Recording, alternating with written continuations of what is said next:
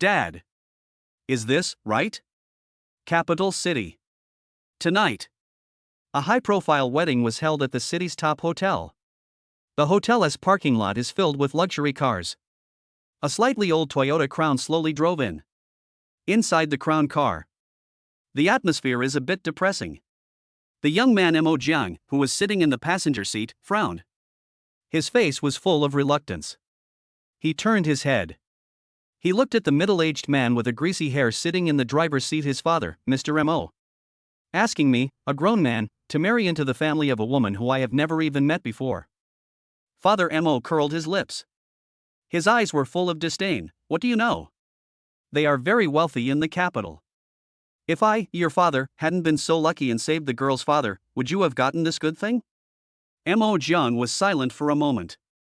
He muttered in a low voice, but this is marrying into the wife's family after all, it would be so embarrassing if it gets out. Father Mo sighed. His tone softened a little. Son, I know you are unhappy. But you know the situation in our family. You failed in your business a few years ago and are in debt. Your family is also in financial difficulty now. You've been a male model for half a year, and you haven't found a rich woman yet. This is a rare opportunity. Not only will the woman give you a 20 million dowry, she will also promise to give you 1% of the company's shares. If you can make their daughter pregnant, there will be a reward of 200 million. Just think about it, with this money, our family can turn things around. You don't have to endure those cold stares and the steel wool thrown at you by rich women anymore. Mo Jiang lowered his head, tapping the car window unconsciously with his fingers. He knew his father was right. It has indeed not been easy for the father and son over the years. But the thought of marrying a woman I've never met. He felt very upset. Dad, Father Mo interrupted him. He took out a pack of Furongwang cigarettes from his pocket, took out two and handed one to his son. Don't think about it, just smoke a cigarette and calm down. Mo Jiang took the cigarette and lit it silently. Take a deep breath. Smoke filled the car. Okay, I'll listen to you. He finally compromised, with a hint of helplessness in his voice. Half an hour later, Mo Jiang stood in front of the mirror wearing a tailor-made suit. The whole person looks refreshed. The straight suit makes his figure more upright and elegant. He looked at himself in the mirror. He smiled bitterly and shook his head. He looks like a dog. The wedding scene was brightly lit and filled with flowers. The guests were dressed in their best clothes and talked in low voices, their words full of curiosity about this marriage. Mo Jiang stood on the stage, waiting for the bride to appear. He waited for a long time. The bride had yet to show up. I did meet the girl's father, Mr. Yun. Yun's father is a kind-looking middle-aged man, with slightly sparse hair on his head and a Mediterranean hairstyle. At this moment, he was chatting with Mo's father arm in arm, with a smile on his face. Old Mo, I think your son is also a handsome man, it would be a good thing for him to marry into our Yun family. Father Yun smiled and took out a cigarette and handed it to Father Mo. Oh, that's not what I'm talking about. My son just looks like that. Father Mo responded modestly, but he could not hide the pride on his face. It's time for the wedding. The host walked onto the stage. He spoke beautiful lines in his magnetic voice. The guests in the audience quieted down and focused their eyes on the stage. However, time passed by, and after an hour, the bride still did not show up. Brother Yun, what happened to your daughter? Why hasn't she seen anyone yet? Father Mo asked anxiously, with a hint of uneasiness in his eyes. Father Yun also looked puzzled and shook his head helplessly. I don't know either. I just called my daughter a few times, but she didn't answer. Sigh, she failed at the critical moment. A long while passed. The host had invited the bride to come in several times, and there was a hint of embarrassment in his voice. Mo Jiang stood on the stage. Looking at the group of bigwigs in the audience who he had only seen on TV, their eyes were all cast on him. Their expressions varied, some were confused, some were curious, and some were even a little sarcastic. Mo Jiang felt a little uncomfortable. I felt inexplicably irritated. At this moment, the wedding door was suddenly opened. Everyone turned their heads to look. I saw a beautiful and cool woman in a white wedding dress walking in slowly. However, what is shocking is, she was holding a man's hand. For a moment, the atmosphere in the venue froze. Everyone was so shocked by this sudden scene that they were speechless. Mo Jian watched the scene. The anger in my heart was instantly ignited. His fists were clenched so tightly that his knuckles turned white from the force. His face turned red. Anyone with a discerning eye can see it. This bride has a special relationship with that man. Fuck. Mo Jian couldn't help but swear in his heart. I was wearing a hat on my wedding day. How could a hot-blooded young man like him tolerate this? At this time, the bride Yunwen looked at Mo Jian on the stage. He said coldly, I don't agree with this marriage. Yunwen, do you know what you are doing? Do you know that your behavior will damage the reputation of the Yun family? Father Yun slammed the table. He shouted loudly, his face full of anger and anxiety. The man next to Yunwen had an inexplicable smile on his face and explained, Uncle Yun, Yunwen and I are just best friends. As soon as these words came out, the whole audience was in an uproar. Everyone knows how far-fetched this explanation is. Whose best friends still hold hands? And she is a male best friend. Yunwen, you have to get married no matter what. Father Yun's voice trembled. She was obviously very angry about her daughter's behavior. Yunwen ignored his father and looked at Mo Jiang again. I'll give you 5 million to cancel the engagement with me. Ma Jiang is about to explode, 30 years on the east side of the river, 30 years on the west side of the river. The words haven't been finished yet. Suddenly I heard a notification from my phone. He took out his cell phone from his trouser pocket. When he opened it, he saw that it was a message from his father. Son, calm down. You have no feelings for her, so just get married. Dowry of 20 million. 20 million. Don't play the game of 30 years in the east and 30 years in the west. You can't make 20 million even if you work for 50 years, so listen to your dad. After getting married, the family tree was torn up. Start writing from your page. Mo Jiang raised his head, looking at his father who was winking at him not far away. He took a deep breath. The anger in my heart gradually subsided. My father is right. He endured the burden of 20 million. As long as you get married. The family tree was torn up and the writing started from his page. Chapter 2, 100 million in Peking University and Tsinghua University, which one do you choose? Just when the big guys below thought that the young man on the stage. I would say, don't bully the young when they are poor.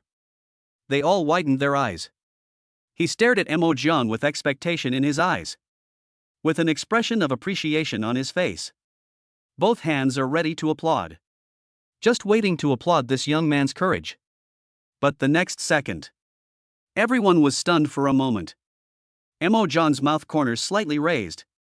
The upward arc became larger and larger. Just thinking about the dowry of up to 20 million. The corners of his mouth seemed to be nailed shut. It can't be suppressed at all. I've decided on this marriage. Mo Jiang said loudly, echoing throughout the wedding scene. Not only for our Mo family, but also for the face of your Yun family. He continued, trying to make your words sound more dignified. Hateful. Yunwen's expression suddenly turned hideous and ferocious. The originally exquisite makeup could not completely conceal her inner anger. She stared at Mo Jiang on the stage. It seemed as if he wanted to use this gaze to cut Mo Jiang into pieces and tear him apart completely. Baby, why don't we elope? Feng Jian, who was standing aside, held Yunwen's hand tightly. He spoke softly, his tone full of temptation and instigation. When Yunwen heard Feng Jian's words, a warm feeling suddenly surged in his heart. Well, baby, after we are together, I will give you half of my company's shares. Yunwen said affectionately, completely ignoring the surprised or contemptuous looks around him. Feng Jian was trying hard to suppress the upturned corners of his mouth. Trying not to laugh too obscenely. Baby, you're objectifying me too much. I want you, not your company shares. Although he said so. But in his mind, he was quickly calculating how much that half of the shares was worth. A hint of greed flashed unconsciously in his eyes. Yunwen heard it. I was so moved that I felt like my head was going to explode.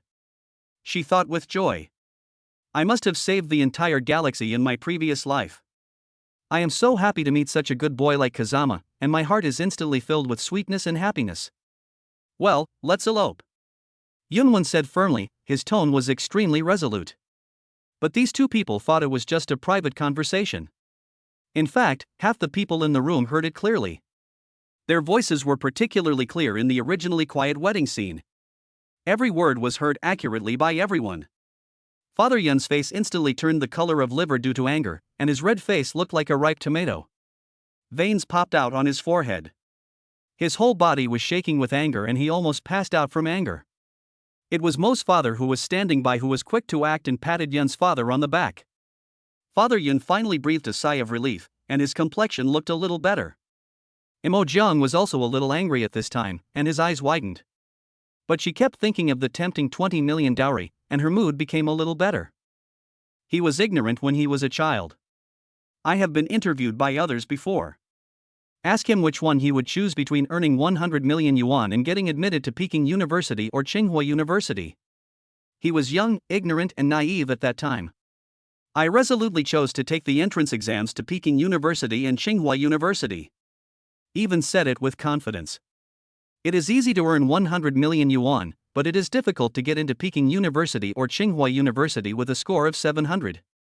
Now thinking back to his past self, he regretted it so much that his intestines turned green. I wish I could go back in time and slap myself a few times.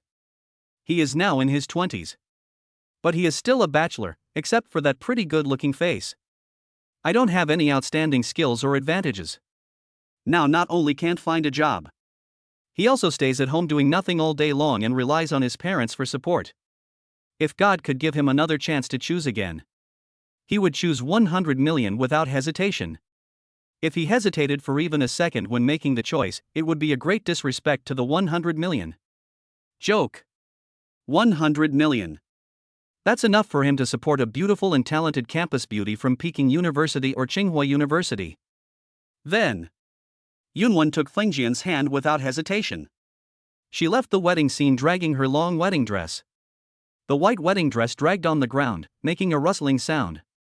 She was extremely disdainful and disgusted with this wedding. For a moment, the entire wedding scene seemed to be in an uproar. Everyone was talking, their voices rising and falling, as loud as boiling water. Many people even mercilessly laughed at Mo Jiang on the stage. Old Mo, your son has suffered so much. I will freeze the bank card of my unfilial daughter later. Father Yun said helplessly, his face full of guilt and his brows tightly furrowed. I didn't expect this to happen. Your son is willing to marry into our Yun family. It's really rare. Father Yun was so angry that he coughed violently a few times, and looked at Mo Jiang on the stage with a look of relief. Father Mo just smiled and said, Brother Yun, I am doing this for the sake of your Yun family's reputation. It's okay for my son to suffer a little injustice, but your Yun family's reputation must not be damaged. Father Yun thought for a moment and said, how about this? Increase the dowry to 40 million, as a little compensation for your son.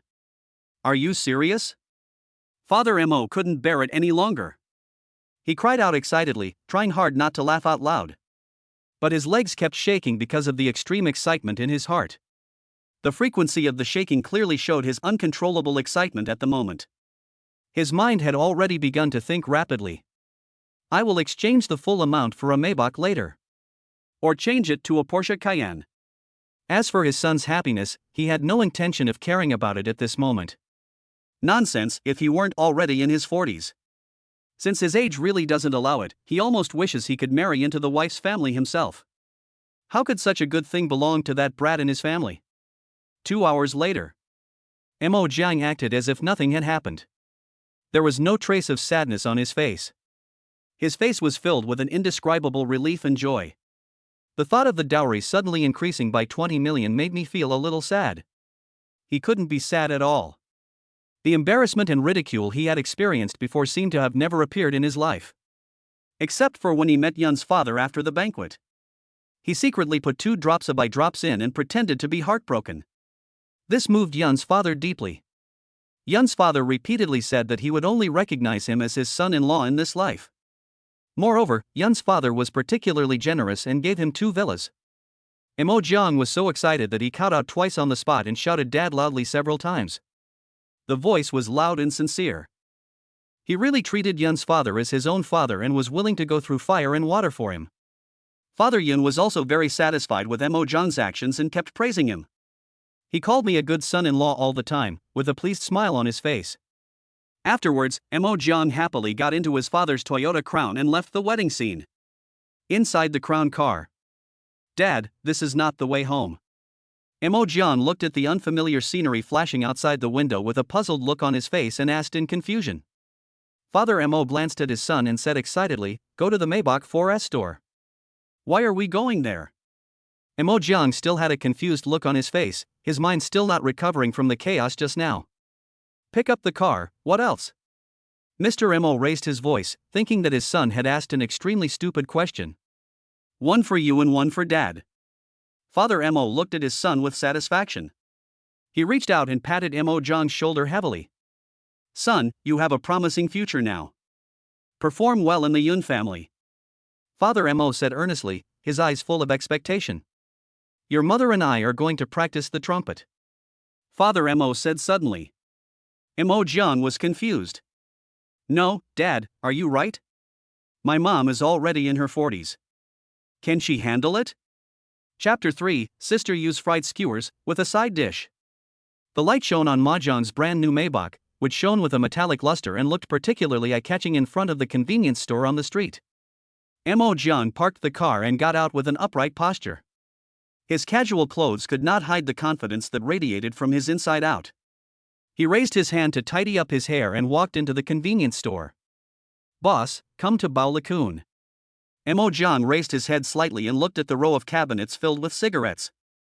The boss was a middle-aged man. Without saying anything, he quickly took out a pack of Lacoon from the cabinet and handed it to the counter, 18 yuan. Mo Jiang took out his phone skillfully, scanned the code and paid, his movements smooth. "It's over."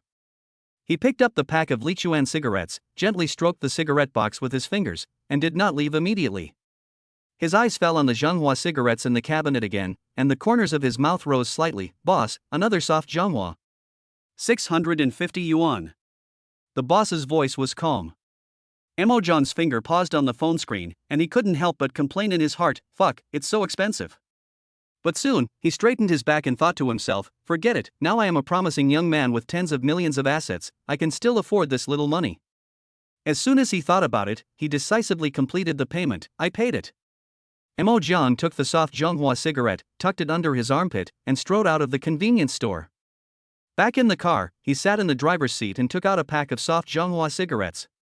He took out a cigarette and put it in his mouth with a graceful movement, then picked up the lighter and fired it with a click. The flame jumped up and lit a small cigarette. He took a deep breath, and white smoke slowly came out of his mouth, swirling and dispersing in the air. Mo Jiang frowned, seemingly not very satisfied with the taste of the cigarette. He took out another Lacoon, lit it again, took another deep puff, and a look of satisfaction instantly appeared on his face. Lacoon is indeed more powerful, and soft Zhonghua is too bland. At this moment, a rapid phone ring came from Mo Jiang's trouser pocket. He took out his cell phone and saw that it was his good friend Aoba. Mo Jiang didn't think much about it. With a flick of his finger, he answered the phone and put it to his ear. "What's up, Qingye?" There was silence on the other end of the phone for a moment, and then Qingye's doubtful voice came. "No, Lao Jiang, why do you sound like you are not sad? You've gotten over it so soon? I thought I wanted your father to accompany you to have a meal and comfort you. You are a talented person. You can stand it even when someone put a hat on you at the wedding. If it were me, I would have turned the table over and quit long ago. Whoever wants to be the live-in son-in-law can do it." Mo Jiang listened to Qingye's series of words, the corners of his mouth slightly raised, revealing a faint smile. "Get lost, I'm your father. By the way, are you free tonight? How about we have a meal together and meet each other, then you will know why I can come out of this situation." "Okay, the old place, Sister Yu's fried skewers." Aoba's voice was filled with excitement. "That's fine too. Their baked sweet potato vermicelli is really good. I love it." Mo Jiang savored the taste of the sweet potato vermicelli and licked his lips unconsciously. Just as Mo Jiang was making the call, two girls with heavy makeup and revealing clothes appeared beside him. They walked over with their waists twisted, one of them bent over, revealing a glimpse of spring light on her chest, and the deliberate posture was very eye-catching. Mo Jiang was somewhat embarrassed by this sudden scene and quickly turned his eyes away. The girl didn't seem to care about Mo Jiang's reaction. She gently knocked on Mo Jiang's car window and seemed to be saying something. However, Mo Jiang's car window was soundproofed, so he couldn't hear what the girl was saying at all. The sound of knocking on the glass reached Aoba's ears through the phone. "Old Jiang, what's going on? Why is someone knocking things? There was a hint of curiosity in Xingye's voice. Oh, it looks like a girl has come to add me on WeChat.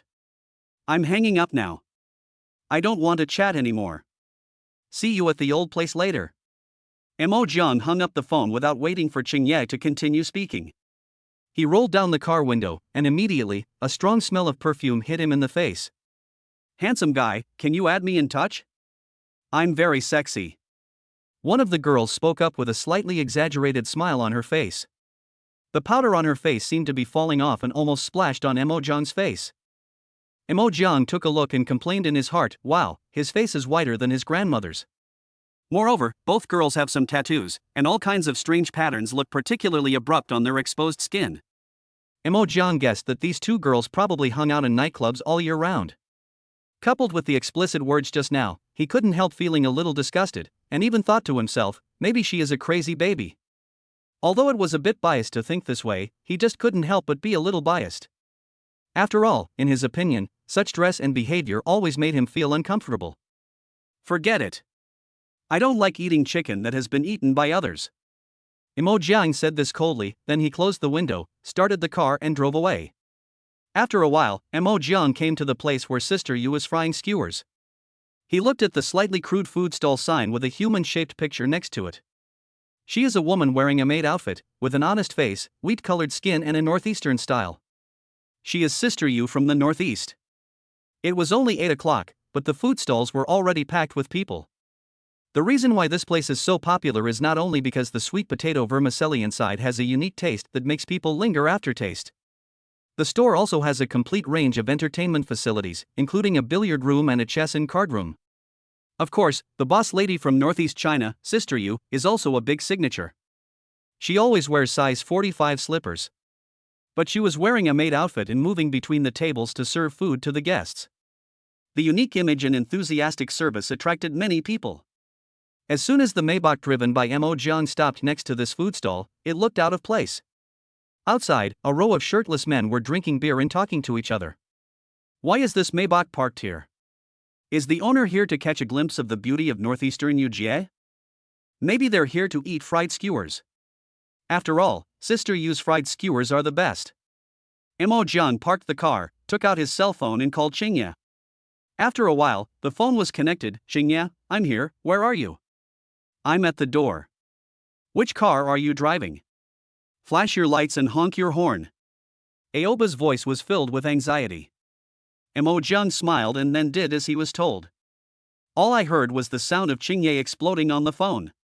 Fuck, why is the Maybach flashing its lights and honking its horn? Chapter 4 I have been wandering for half my life, and I only regret that I have never met a wise master. If you don't abandon me, I am willing to be your adoptive father. Xingye was slightly stunned, his eyes widened as big as copper bells, and his face was full of disbelief. At that moment, the whole person froze in place. The good friend who was very close to me, grew up wearing the same pants, and even compared elephants to each other. Now, such a drastic change has taken place, and he has suddenly become a prominent figure that attracts everyone's attention. Lao Jiang, you don't mean the Maybach. Xingye's voice trembled, and every word seemed to carry an aftershock of disbelief. Mo Jiang's mouth curled up slightly, the arc of the curl was just right, and he coughed lightly. Ahem, what should you call me now, Xiao Yi? There was a hint of mockery in his eyes.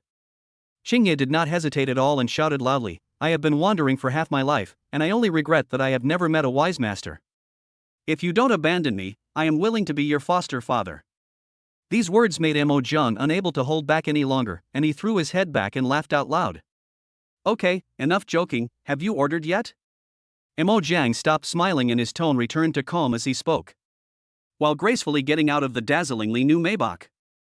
Then he reached out and gently pressed the car lock button to lock the door. Then he saw Xingye at the door of Yujie Fried Skewers waving at him excitedly. The arm was waving with great amplitude, as if he was afraid that Mo Jiang couldn't see him. When Mo Jiang saw this, a warm smile appeared on his face and he nodded slightly in response. Then he walked towards Xingye step by step. Xingye's eyes fell on Mo Jiang's expensive brand name clothing. However, there was no sense of strangeness or distance in his eyes. Without hesitation, he stretched out his arms as usual and put his arms around Mo Jiang's neck with familiarity. It was as if nothing had ever changed between them. Xingye had heard others say before that once good friends become rich, they are likely to gradually become estranged from those they used to be good friends with. After all, each other's life trajectories and circles are no longer the same. Aoba had also had such worries and anxieties in his heart, but when he said that half-joking remark without hesitation, he knew that Mo Jiang was still the same Mo Jiang, and had never changed, and the deep friendship between them was still as solid as a rock. Inside Sister U.S. Fried Skewer's shop. Aoba's image is particularly eye-catching, and his eye-catching yellow hair looks particularly flamboyant under the light. The Peppa Pig chewing gum tattoo sticker on the arm. He wore a pair of black-framed glasses and looked gentle, yet he inadvertently revealed a unique and unruly temperament. At this time, Xingye was holding tightly in one hand a string of roasted gluten carefully made from sweet potato flour. The gluten is baked until it is golden and crispy, with an attractive shiny surface and an aroma that makes people salivate. In the other hand, he firmly grasped a bunch of pickled roasted leeks that had been stepped on with a 45-foot-long scissors. He ate without restraint, with oil dripping from his mouth, and he looked so pissed. Mo Jiang also enjoyed the grilled gluten and the lamb skewers with the unique flavor of Sister Yu's feet with gusto. The lamb skewers were grilled to a crispy outside and tender inside, and the perfect cooking time made every bite full of rich flavor. It stimulates the taste buds and makes people unable to stop. While Mo Jiang was enjoying his meal, a girl named Yu, dressed in a maid outfit, came over. Her face was plain, yet she had a kind of friendliness that made people feel friendly. She was wearing size 45 slippers, and every step she took made a click-click sound. She held a plate of grilled chicken legs steadily in her hands, a warm smile on her face. "Dear guests, these are the grilled chicken wings you ordered. It tastes really good, it's definitely a treat." After saying that, Yu turned around and hurried to another table to serve the dishes. Her busy figure kept moving around in the store. Xingye's eyes could not help but be attracted by Sister Yu's charming figure, and he was stunned for a moment. "Speaking of which, Lao Jiang, how much money did the woman give you when you married into her family?" Aoba asked vaguely while chewing the food in his mouth, his voice full of curiosity. After hearing this, Mo Jiang simply replied, 40 million, I bought my dad a Maybach of the same model. His tone was calm as water, as if he was talking about a trivial matter. 40 million, what? 40 million, fuck. Aoba was so startled that he jumped up from his seat and slammed the table with his hands. The loud noise seemed particularly abrupt in this small shop. This sudden action made the store quiet instantly. Everyone's eyes turned to Xingye's position. Xingye felt so embarrassed that he felt ashamed. His hot cheeks seemed to be burning. He wished he could carve out a 3-bedroom apartment on the ground to avoid everyone's gaze. His face flushed red, and he frantically apologized to the guests in the surrounding seats. I'm sorry. Then he slowly sat down, his eyes still full of disbelief, looking straight at Mo Jiang and said, 40 million for the dowry. This is not even money, damn it. But then again, the woman ran away from the wedding. Would this have an impact on your reputation? It's been a hot topic online recently. They say you are a tortoise man, a phoenix man who only cares about money. I was so angry at the time that I cursed back on your behalf, but I ended up getting blasted online. I almost did that. Aoba frowned and said angrily, his eyes burning with anger, full of concern and injustice for his friend. Mo Jiang just smiled and said nothing. After a moment, he said, wait a minute. I'll get something for you from the car. After saying that, Mo Jiang turned around and ran quickly towards the car. After a while, he came back with the Zhenghua cigarette in the car. Hey, this is for you. Mo Jiang then handed the pack of Zhenghua cigarettes to Xingye in a quick and decisive manner. Xingye's eyes were filled with surprise and hesitation. This one is too expensive for me, right? Just take it. I don't know who you are. Besides, I don't need money right now. If you have any difficulties or need money in the future, tell me. Mo Jiang said generously. When Xingye heard Mo Jiang say this, he was deeply moved and had no choice but to accept it, hugging Zhenghua tightly in his arms. Mo Jiang then picked up the bottle opener and skillfully opened the cap of a bottle of White Bear beer on the table. Then he raised his head and took a big gulp, saying, why should you care about what others think?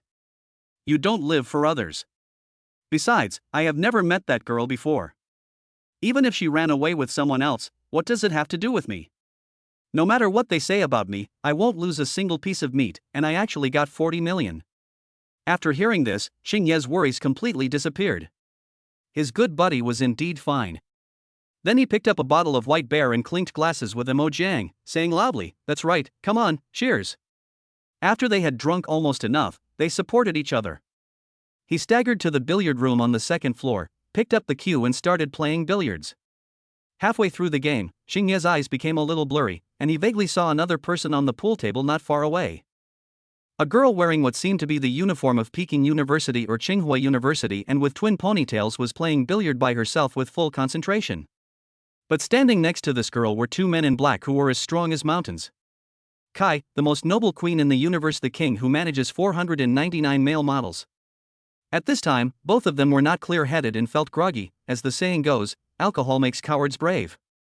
Xingye patted Mo Jiang's arm and said vaguely, "Did you see that girl, Lao Jiang?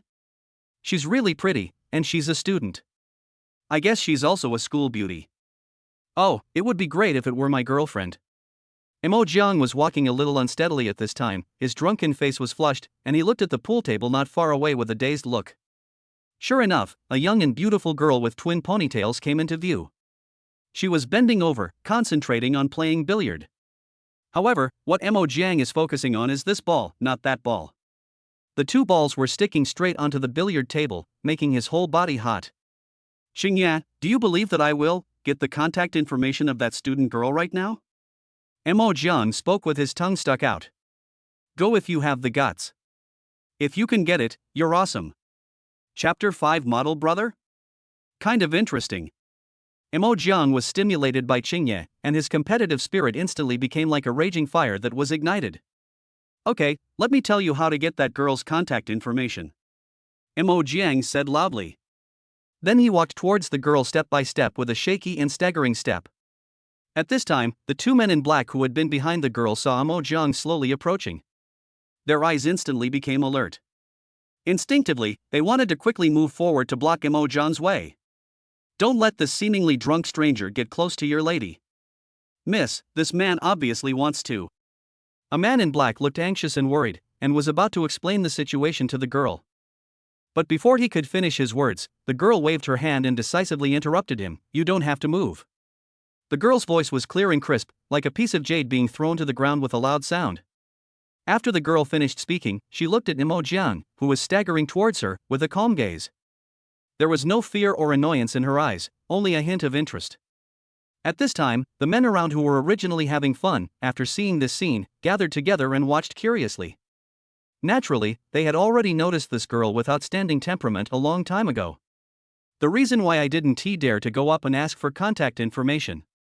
Of course it was because just now there was an ignorant and reckless guy who asked for it. Then, in an instant, the two men in black behind the girl grabbed her cleanly and threw her to the ground. That miserable appearance still scares them to this day. Some people laughed at him openly. "Do you think the dick will be kicked away by that female bodyguard?" "I feel like it." At this moment, Xingye's cell phone suddenly rang urgently. Then he hurriedly greeted Mo Jiang and said, "Mo Jiang, something urgent has happened. I'll leave first." Mo Jiang turned his head and responded with drunken eyes. Then, without hesitation, he turned all his attention back to the girl with twin ponytails in front of him. At this moment, there was a hint of drunkenness and wantonness in his eyes, as if the whole world only had the two of them. "Beauty, are you alone?" Mo Jiang said loudly, his voice full of alcohol and indulgence. The girl just raised her head slightly, and her clear eyes looked at Mo Jiang, who had a dazed look on his face. "What's the matter?" The girl's voice was cold and contained a hint of doubt. Mo Jiang looked at the girl in front of him and thought her voice was very pleasant. Moreover, she looked small and delicate, and seemed easy to bully. Then he rested his wrists on the pool table to support his shaky body. From time to time, he would touch his already messy hair. Then he burped loudly. He opened his mouth slowly. What he originally wanted was to ask for contact information, but under the strong influence of alcohol, it became, "Beautiful lady, will you be my girlfriend? I'll support you. Let you be the co-pilot of my Maybach." As soon as Mo Jiang uttered this series of bold and presumptuous words, the two men in black beside the girl instantly became furious. He rolled up his sleeves angrily, and the muscles in his strong and powerful arms were tense. They thought to themselves that they must give this ignorant boy a good beating. How dare he tease their extremely noble lady like this? The girl just waved her hand gently, signaling the two men in black not to act rashly. Then she looked at Mo Jiang with interest and said in a coquettish tone with a hint of charm. Are you sure? I'm not someone you can support. When Mo Jiang heard this, the pride in his heart instantly surged up. Today, he is a promising young man worth tens of millions, and he also owns 2 villas, which gives him enough confidence. So he quickly took out a bank card from his crotch. He threw the card onto the billiard table with a bold and unrestrained gesture and said, "There is 100,000 in this card. How is it? Is it enough?" At this moment, Mo Jiang exuded the temperament of a nouveau riche. That arrogant look made people both angry and amused. After all, when he was in college, he had a unique temperament and that handsome face. There are always girlfriends around me, one after another.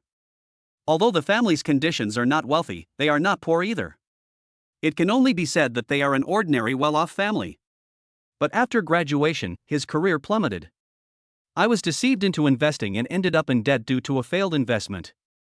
Those once sweet girlfriends also ran away with other rich second generations without hesitation. He fell into extreme decadence and despair, and was bombarded with debt collection calls and text messages every day. Life became dark. Since there is really no other way out, there is no other solution. Otherwise, he would never agree to his father's request to participate in this ridiculous marriage of marrying into the wife's family. The girl looked at the bank card with 100,000 yuan in it that Mo Jiang handed over to her and just smiled indifferently, with a bit of contempt in her smile. For her, 100,000 yuan is only enough for her to have a meal at a high-end restaurant. Not even close to enough. However, the girl did not refuse directly, but looked carefully at the profile of Mo Jiang in front of her. The girl looked at the face and felt it was somewhat familiar. A bit like the male model she ordered when she first went to a nightclub. At the same time, that was also her last time to go to such a place of feasting and revelry. Because she felt that such an environment was not suitable for her. Since he was the first male model I ordered, I was particularly impressed. It seemed that the man in front of him was the same person as before. The man is in pretty good shape, and can provide emotional value. At the beginning, she also proposed to support this man, but he firmly refused. Little did she expect that things would change. This man was drunk and didn't recognize her, and he actually wanted to support her. This kind of role change made her feel a little strange and interesting. The girl looked at Mo Jiang, who was already extremely drunk, and slowly extended her hand. The slender fingers gently stroked Mo Jiang's strong chest. This touch made Mo Jiang feel hot all over, and his inner desire was instantly ignited, just like dry wood meeting fire. The girl had not asked the man's name before, but thinking of this coincidence, she spoke. "What's your name?" "Let me start. My name is Kai Yunjing." Mo Jiang listened to the soft little voice of the girl in front of him. I feel extremely satisfied in my heart. My name is Mo Jiang, and I am a promising young man with tens of millions of assets at the age of 24. That night, under the dual effects of alcohol and excitement, Mo Jiang was in a dazed state. He didn't know what happened afterwards, he only remembered that he talked a lot with Kai Yunjing. The distance between the two seemed to have been shortened unknowingly. The noise around them gradually faded away, and it seemed as if there were only the two of them left in the world. That night, Mo Jiang had no idea how he got through it. All I know is that when I woke up the next day, I found myself lying in an unfamiliar hotel room. My head felt like it was hit by a sledgehammer and was in excruciating pain. It was obvious that I drank too much yesterday.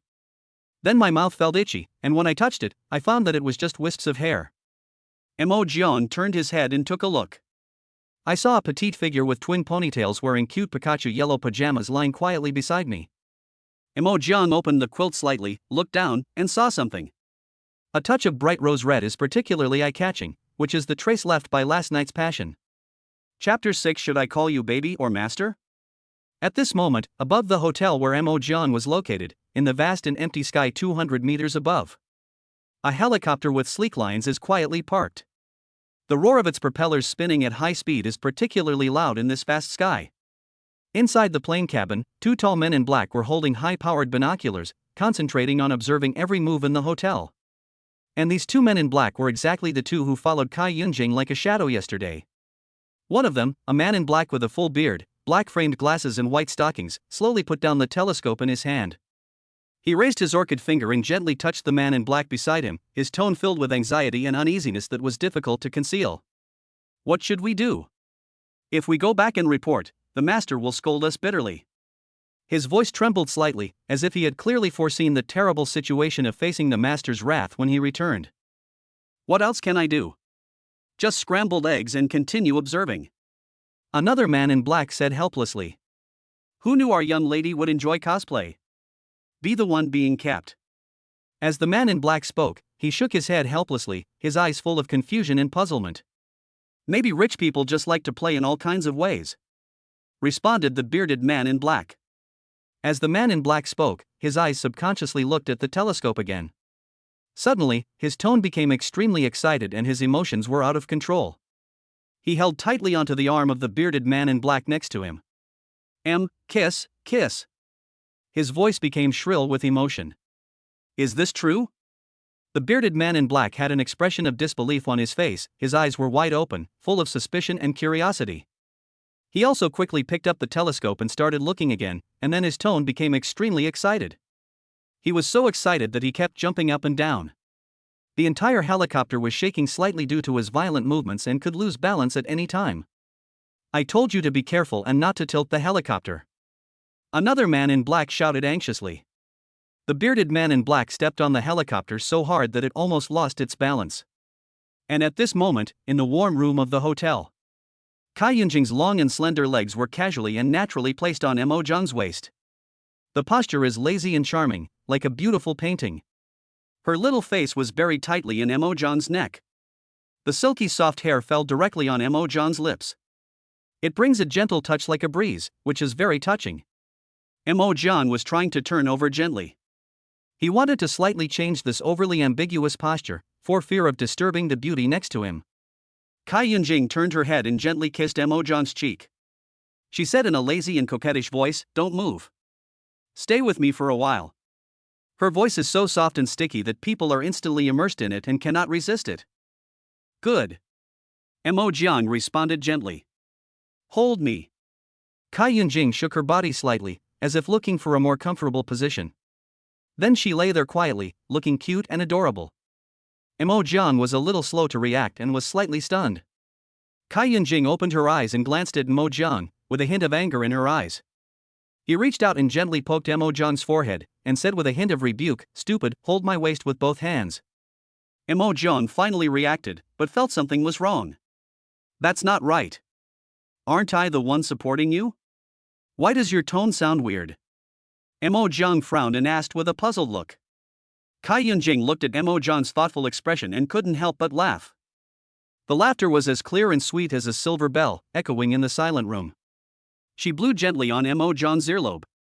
The warm breath made Mo Zhang feel itchy, as if countless small insects were crawling on the tip of his heart. Then, in a coquettish voice, she said softly, "Then what do you want me to call you? Baby? Still? Master?" When Kai Yunjing said the last sentence, her voice had a long tail. The gentle tone seemed to drip water and was full of temptation. Mo Jiang almost couldn't control himself. The old face turned red in an instant. Although he had several girlfriends, they only held hands and kissed each other. I have never experienced such a scene that made my heart beat faster and my face turn red. What's more, he had such close contact with the girl yesterday. Mo Jiang was defeated in an instant. Just call me baby, it always feels weird. Mo Jiang's voice was a little flustered. Then baby, can you hold my waist? I want to sleep for a while. Kai Yunjing's voice is coquettish and full of temptation, as if she is a charming little goblin.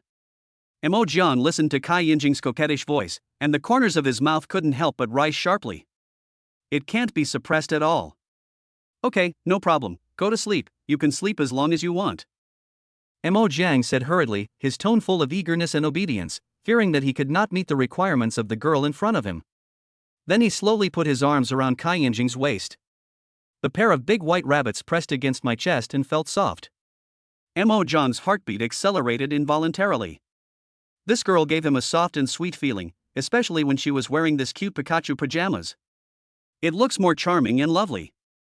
Mo Jiang felt the steady breathing beside his ear and moved his head slightly. Looking at Kai Yunjing, who was lying beside his neck with her eyes closed. Looking at her sleeping peacefully, Mo Jiang couldn't help but reach out and gently touch the tip of her nose. Oh baby, stop making trouble. I'm sleeping. Kai Yunjing muttered, with a hint of dissatisfaction and sleepiness in her voice. Seeing this, Mo Jiang couldn't tease Kai Yunjing anymore. He is now much more sober and has a general memory of yesterday. He had indeed exhausted the girl yesterday. Thinking back to last night's madness, Mo Jiang couldn't help but feel a little guilty. He felt like a bit of a jerk, not knowing how to be gentle with women. Last night the girl was begging for mercy and crying all the time. Mo Jiang just quietly watched Kai Yunjing falling asleep. About half an hour later, Kai Yunjing then woke up slowly. She slowly opened her eyes, with a hint of haziness in them, as if she was still immersed in the beautiful dream just now. Then he sat directly on Mo Jiang's waist and stretched lazily. The movement was lazy and seductive, like a kitten that had just woken up. Mo Jiang couldn't help but laugh at Kai Yunjing's expression and said, "You can get off me now." There was a hint of teasing in his tone. Kai Yunjing lowered her eyes and looked at Mo Jiang. "Well, unless you give me." Kai Yunjing was halfway through her speech when she suddenly felt something was wrong. She immediately shut up and started again, "Unless you carry me down." There was a playful smile on her face. Mo Jiang looked at the girl sitting on his waist. She looked so cute with her pouting face. Without saying anything more, he just bent down. One hand passed through the girl's ankle, and the other hand directly arched the girl's waist. Kai Yunjing suddenly fell down, with a look of panic on his face. "Ah, you idiot, what are you doing?" Chapter 7. After so many years, the young lady finally smiled. Mo Jiang just smiled and said nothing, then he stretched out his long and powerful arms. Kai Yunjing was gently picked up in an extremely elegant princess hug. Because of this sudden change in center of gravity, Kai Yunjing subconsciously closed her eyes tightly. With both hands, he hugged Mo Jiang's neck tightly like a drowning person grabbing a life-saving straw. Her breathing became rapid at this moment. "Is it time to come down?" Mo Jiang looked at Kai Yunjing, who had her eyes closed and looked nervous. I couldn't help but laugh out loud, my eyes full of gentle amusement. Kai Yunjing didn't move. Everything around them became silent, only the sounds of their breathing and heartbeats were clearly audible. After about several seconds, she slowly and carefully opened her eyes.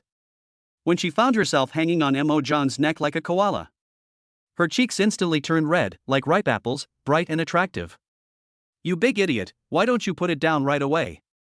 She said it coquettishly, with a barely perceptible hint of shyness in her voice. "Good." Mo Jiang had a smirk on his face. As if deliberately teasing her, he gently threw Kai Yunjing up. "Ah!" Kai Yunjing was frightened by this sudden action and screamed, and she hugged her hands even tighter. Then, Mo Jiang caught her steadily. Then, he gently placed Kai Yunjing on the ground. Kai Yunjing looked angry, and her delicate face looked even more vivid because of her anger. She raised her hand and slapped Mo Jiang's chest hard. "Do you believe that I will bite you to death?" She gritted her teeth and said, "Big bad guy."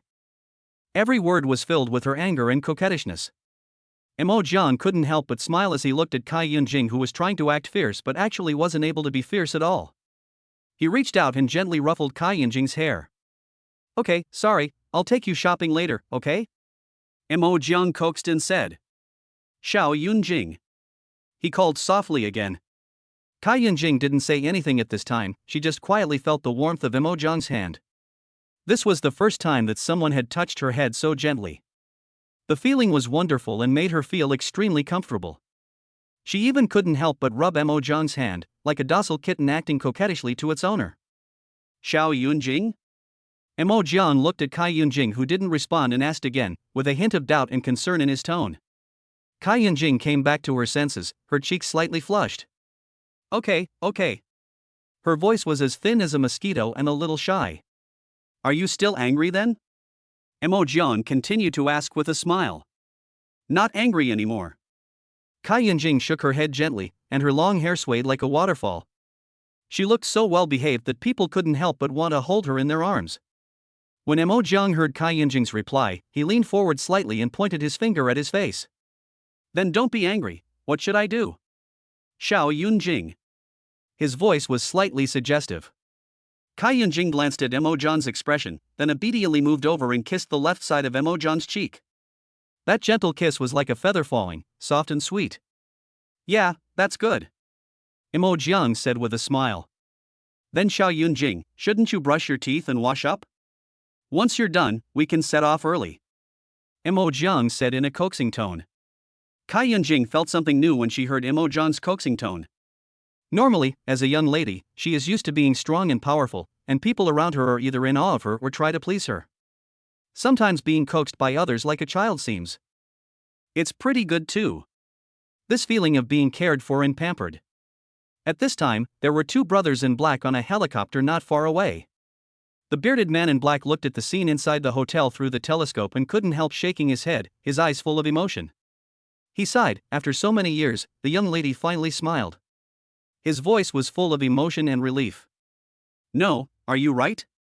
Isn't this the line from the butler in the domineering president's novel? Another man in black said, with a hint of confusion and ridicule on his face. The bearded man in black glanced at his companion beside him, with a hint of dissatisfaction and blame in his eyes. Our eldest lady is the eldest lady of the entire imperial capital circle, the eldest sister of the imperial capital's rich second-generation circle. When those bosses see our eldest lady, they can only kneel down and lick her toes. That's true. The man in black said in agreement. So what do we do next? The man in black asked, a hint of confusion in his voice. The bearded man said speechlessly, follow the young lady and ensure her personal safety. Why do you think the master would hire us and the young lady to do this for 100,000 yuan a month? Inside the hotel, Kai Yunjing stood aside, looking quietly at Mo Jiang, who was washing his face. Then she looked at the 2 wash cups and 2 toothbrushes she bought last night. Then reach out and take it. But she didn't take the pink Pikachu patterned wash cup next to it. Instead, he took the one that Mo Jiang had just used without hesitation. Then he pretended to be doing nothing and picked up the toothbrush that Mo Jiang had used, squeezed toothpaste on it, put it in his mouth and started brushing. Mo Jiang had just washed his face. After drying his face with a face towel, he turned his head to look at Kai Yunjing. It feels a bit weird. Then I tilted my head and took a closer look. Wow. He actually took his toothbrush and toothpaste. Why are you using my toiletries? Mo Jiang asked in surprise, his face full of confusion. Kai Yunjing's mouth was full of bubbles at this time, and he couldn't speak, he could only mumble. It looks funny and cute. Mo Jiang didn't know whether to laugh or what, and looked at Kai Yunjing helplessly. Kai Yunjing took a sip of water, gulped a few times, and then spit out the water. He looked at Mo Jiang. Why? Do you think I'm dirty? Don't let me use your things. There was a hint of dissatisfaction in her tone, and her slightly pouty lips revealed her little temper. Mo Jiang simply took out a tissue, folded it, bent down, picked up the tissue and helped Kai Yunjing wipe the foam from the corner of her mouth. Kai Yunjing was stunned for a moment, and looking at Mo Jiang's serious expression, a warm feeling surged in her heart. Mo Jiang wiped it clean and threw the tissue into the trash can. Why would I think you're dirty? I just feel a little. So do you like me? Kai Yunjing interrupted Mo Jiang and looked at him with her watery eyes wide open.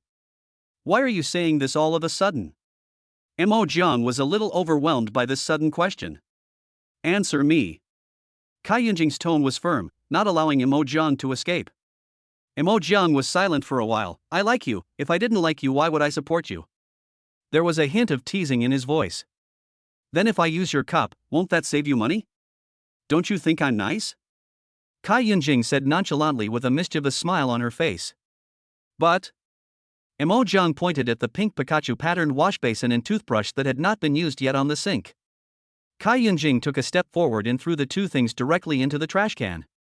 Then he turned his head to look at Mo Jiang. A smile appeared on his face. Well, it's gone now. Mo Jiang. Chapter 8, Good Guy, the supermarket is our own. Mo Jiang finally decided to go to the well-known large supermarket in the area. He drove the black Maybach leisurely. Kai Yunjing was curled up in the passenger seat. From the beginning, she had been fiddling with Mo Jiang's other hand. After a while, she would gently pinch Mo Jiang's fingers with her slender fingers. After a while, she playfully drew irregular circles on the back of Mo Jiang's broad hand with her fingers. Pay attention, I'm driving. Mo Jiang reminded softly while concentrating on the road conditions ahead. The corners of his mouth seemed to be out of control and could not help but rise slightly, outlining a doting arc. However, Kai Yunjing acted as if she didn't hear it. Whenever she stopped at a traffic light, she would stretch out her finger and gently poke Mo Jiang's strong arm. Feeling bored, I picked up my phone and started playing with it. While Mo Jiang was concentrating on driving, his peripheral vision would inadvertently glance at the phone in Kai Yunjing's hand. He had no intention of snooping, but he couldn't help feeling a little curious about what she was browsing. Unfortunately, the phone is equipped with an anti-peeping screen, so you can't see anything when looking from the side. Okay, you even snooped through my phone. Mo Jiang was discovered unexpectedly, and a trace of panic flashed across his face. No, no. Kai Yunjing raised her head and looked at Mo Jiang, who was eager to explain. She couldn't help but burst out laughing. At this time, Mo Jiang also parked the car steadily in the designated parking space in the parking lot. Well, you can take a look if you want. Kai Yunjing tilted her head, a cunning light flashing in her eyes. When Mo Jiang heard this, his eyes, which were originally a little embarrassed, instantly brightened up. Real? Well, you, kiss me. Xiao Yunjing's cheeks flushed slightly, and she shyly moved half of her face towards him. Mo Jiang was delighted when he heard this. He quickly and impatiently moved his face forward. Just when he was about to gently kiss Kai Yunjing's cheek, Kai Yunjing suddenly turned her face playfully, and their lips touched together without any warning. In an instant, Mo Jiang's eyes widened and he was stunned. He could clearly feel the strange touch on his lips, a soft and sweet feeling. It was as if an electric current instantly spread throughout the body.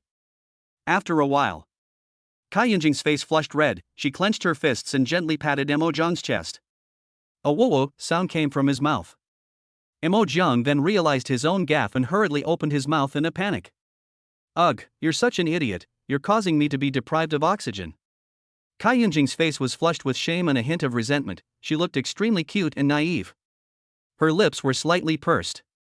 Mo Jiang knew that he couldn't help himself just now, so he quickly apologized again and again with an apologetic look on his face. Okay, I'm an idiot, okay, Xiao Yunjing. Who told you to be so proactive?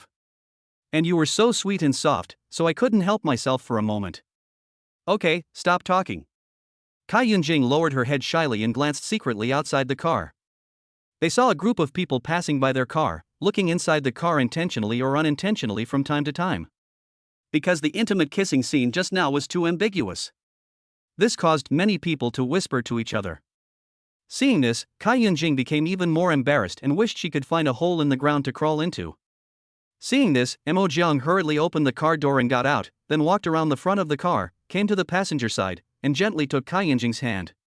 Kai Yunjing's hands were delicate and soft, as warm as mutton fat jade, and Mo Jiang held them tightly. Not far from where they parked the car, a white BMW was slowly approaching. Sitting in the car were the two men in black. Soon, the BMW drove steadily to a parking space. By the way, why did that boy take the young lady to the supermarket? A man in black scratched his head and asked with a puzzled look on his face.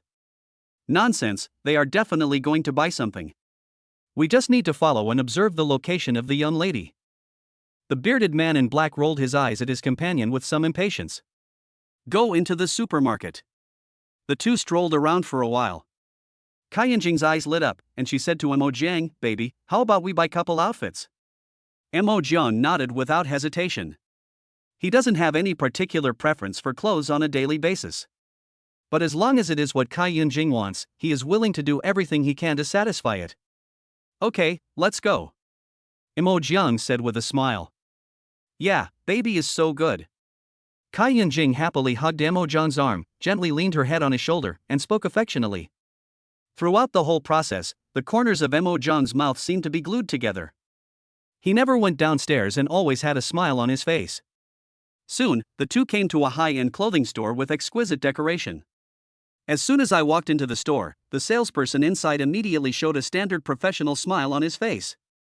He said enthusiastically, "Welcome, two guests, big and small."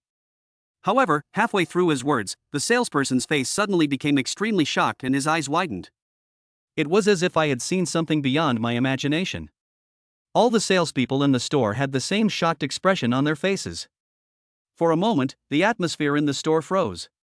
They recognized Kai Yunjing. After all, this supermarket is the Kai family's business, and Kai Yunjing, as the eldest daughter, behaves in a low-key manner. She rarely appears in public, but her identity is well known in this business circle.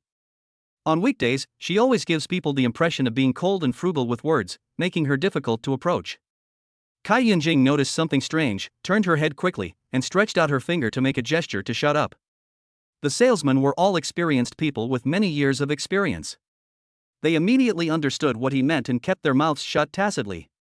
He pretended nothing had happened and continued with the work at hand, only occasionally secretly glancing at these two special guests out of the corner of his eyes. Mo Jiang sensed the strange atmosphere in the store, turned to look at the salesperson in confusion, and asked, "What did you just say?" The salesperson and Kai Yunjing looked at each other, understood what he meant, smiled again, and said calmly, "Nothing, I just feel that your temperament is very compatible with the temperament and appearance of the top lady next to you. The two of you standing together are truly a match made in heaven, and a pleasure to watch."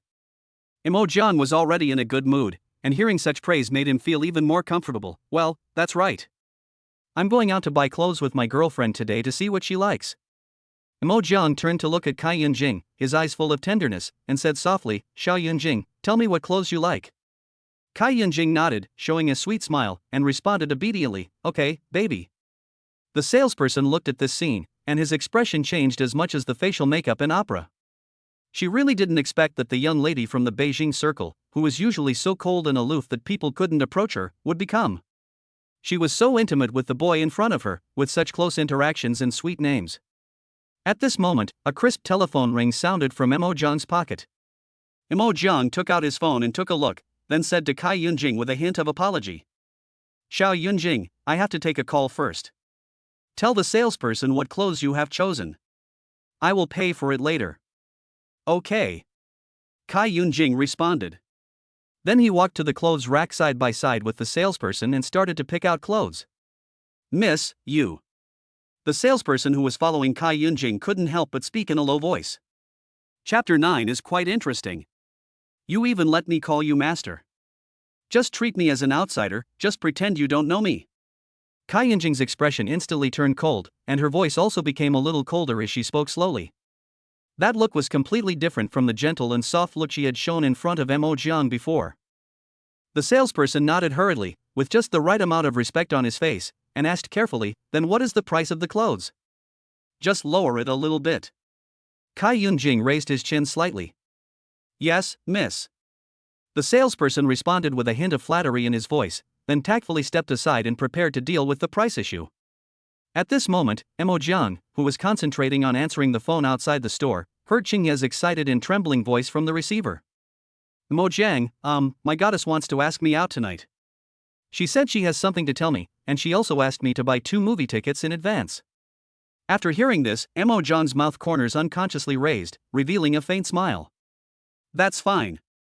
What a great opportunity to watch a movie with your goddess." "No, my goddess said she was bringing a friend with her, so she asked me to buy a movie ticket for her and her friend." There was a hint of helplessness in Qingye's voice. Mo Jiang was speechless for a moment, and his hand holding the phone paused slightly. "I was thinking to myself that this plot development was a bit unexpected." "No, aren't you a dog licker?" Mo Jiang couldn't help but speak out what was on his mind, with a hint of teasing in his tone. "How is that possible? She just said she was going to the movies with her friends. I feel like I've almost got her." Aoba's voice immediately rose an octave, as if he was trying hard to refute it. "And I bought 3 tickets. I'll go with you. Maybe we can get it tonight." Aoba became more and more excited as he spoke. "So I want to borrow your Maybach for a while. When I pick up my goddess, I'll trouble you to be my driver and call me master." Aoba stated his true purpose, his voice full of anticipation. When Mo Jiang heard that he was asked to call him young Master Qingye, the expression on his face froze instantly. For a moment, I didn't know what to say, and secretly complained in my heart, "This kid really dares to think." "No, I'm giving you face, right? You let me call you." Mo Jiang was interrupted by Qingye before he could finish his words. "Dad, my son's happiness for the rest of his life is in your hands. Please help me." Qingye's voice suddenly became pitiful, and he was almost crying. "Just consider it as a small favor for your son, okay, Dad?" Qingye continued to beg, and his tone sounded as if he would not be able to live if Mo Jiang did not agree. When Mo Jiang heard the other party calling him Dad, he felt helpless. He knew that although Qingye was a little unreliable on weekdays, he was very serious about relationships. This matter may indeed be of vital importance to him. After thinking for a while, Mo Jiang finally spoke, with a hint of helplessness in his tone. "Okay, then Dad will call you Master Qingye today." "Thank you, Mo Jiang, you are my adoptive father, my adopted parent. When Xingye heard Mo Jiang agreed, he immediately cheered, his voice full of joy and gratitude. The two chatted for a few more minutes, and after deciding on the meeting place, Mo Jiang hung up the phone. He took a deep breath, sorted out his thoughts, and then walked into the store. Xiao Yunjing, have you made your choice? Mo Jiang walked to Kai Yunjing with a gentle smile on his face and asked softly. When Kai Yunjing heard Mo Jiang's voice, it was like the face-changing performance in Sichuan opera. She immediately put on a sweet smile and said affectionately, I've chosen it, baby. Kai Yunjing chose two couple outfits with Pikachu patterns, which were novel and unique in style. Not only that, she also bought several Pikachu patterned hoodies and pajamas. There are also various clothes for daily wear, each of which is carefully selected, as if you want to bring the entire Pikachu series home. Mo Jiang looked at the clothes that Kai Yunjing took, which seemed to have Pikachu images on them, and couldn't help but smile and teased. I can see that you like Pikachu very much. After hearing this, Kai Yunjing's tuft of black hair on her head bent slightly, looking extremely adorable. She nodded vigorously, her eyes twinkling. Yeah, I like it very much. Let's pay the bill. Mo Jiang took out his bank card and said to the salesperson with a bit of generosity in his tone. Yes, sir. The salesperson typed quickly on the computer for a while, then raised his head, smiled, and said to Mo Jiang. The total is 78,520 yuan. Here's the amount, sir. You can round off the zeros and just take 78,000. When Mo Jiang heard this number, he couldn't help but gasp and secretly exclaimed. My goodness, this money is as much as my previous annual salary. His eyes unconsciously looked at Kai Yunjing, who was smiling beside him, and a hint of hesitation flashed in his eyes. But he quickly adjusted his expression. I thought to myself that since I had already decided to give Kai Yunjing the best, this little money didn't matter. Now that he is considered a promising young man, this little money is really nothing. So he took out his card decisively and said, swipe it. Kai Yunjing naturally knew that Mo Jiang was hesitating, and she had asked the salesperson to lower the price of these clothes. She knew clearly that Mo Jiang was a male model in nightclubs not long ago, and suddenly he became so rich. It's really hard to understand, unless you win the lottery. Of course, she also felt that there was a high probability that Mo Jiang had won the lottery. Otherwise, this brand new Maybach wouldn't make sense at all. It's not something that anyone can afford if they spend over $1 million. After packing, Mo Jiang and Kai Yunjing walked out of the clothing store carrying large and small bags. Afterwards, Mo Jiang took Kai Yunjing to shop around the supermarket. Along the way, the two talked and laughed. Kai Yunjing picked up a product from time to time and asked Mo Jiang for his opinion. Mo Jiang always answered patiently, his eyes full of tenderness. They also bought some cosmetics and other things, and before they knew it, their hands were full of various shopping bags. After buying everything, the two walked to the parking lot and Mo Jiang put the things in the trunk. So he took Kai Yunjing to a restaurant nearby that looked pretty good. This restaurant has elegant decoration and quiet environment. The waiter greeted them warmly and took them to a seat by the window. At this time, two men in black were standing in front of the restaurant that Mo Jiang and others entered.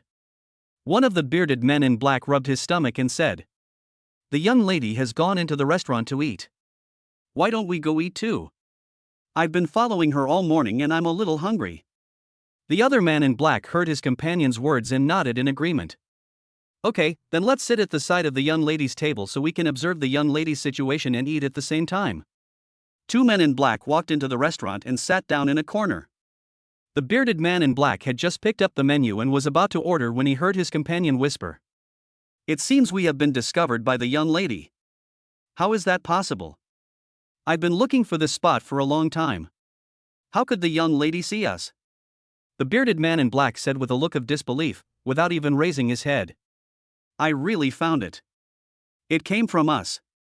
There was a hint of nervousness in my companion's voice. Already here. Chapter 10 What to Do? Too good at teasing.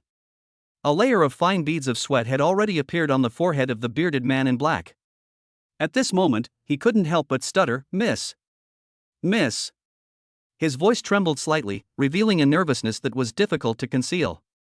Who told you to follow me? Kai Yunjing's face was as if covered with frost, and he spat out these words coldly from between his teeth.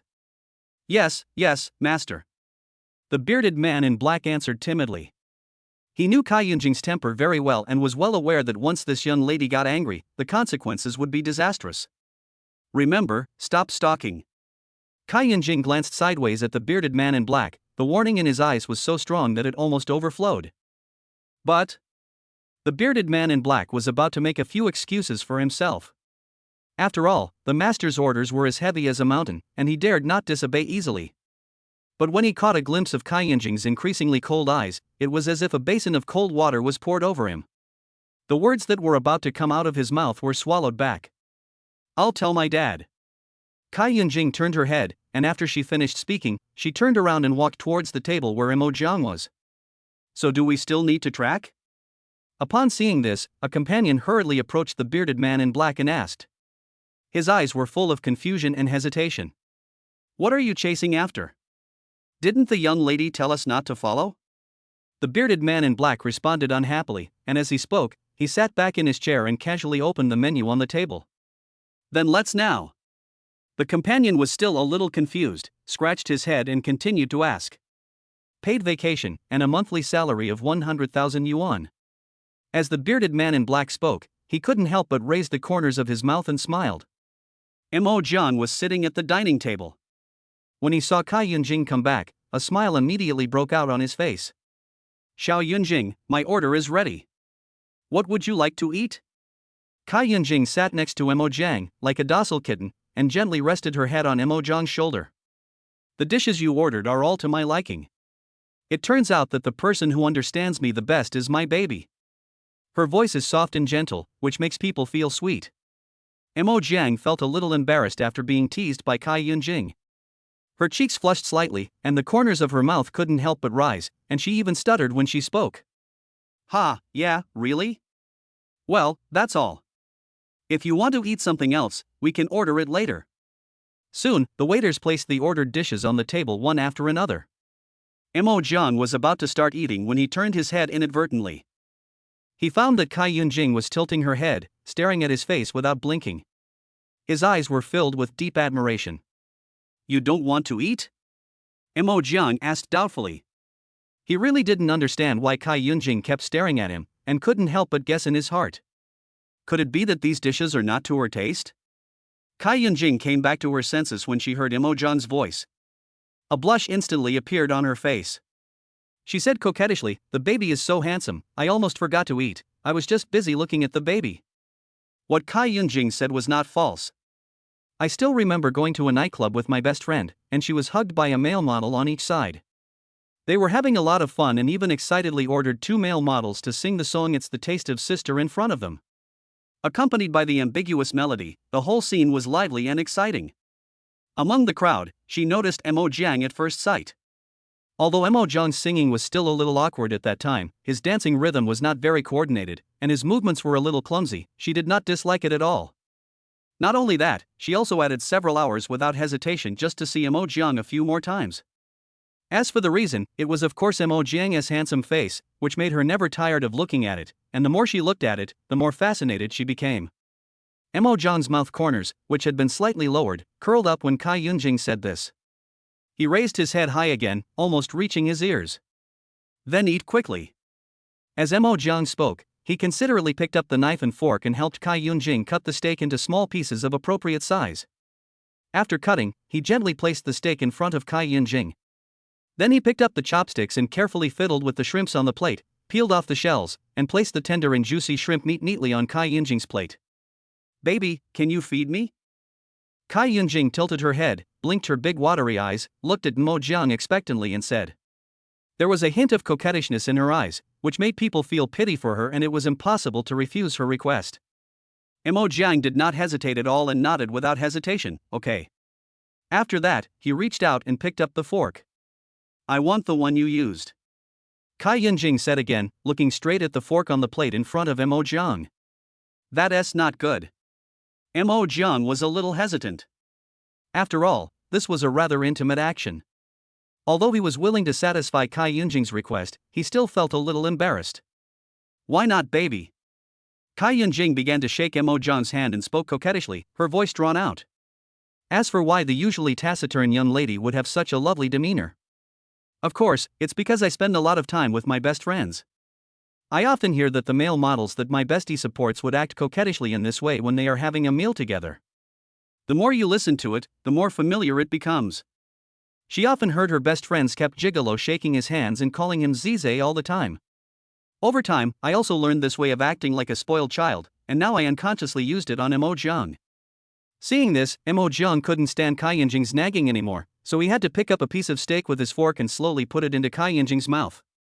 As soon as the steak enters your mouth, the fresh gravy bursts out instantly, and the rich and mellow aroma spreads in your mouth.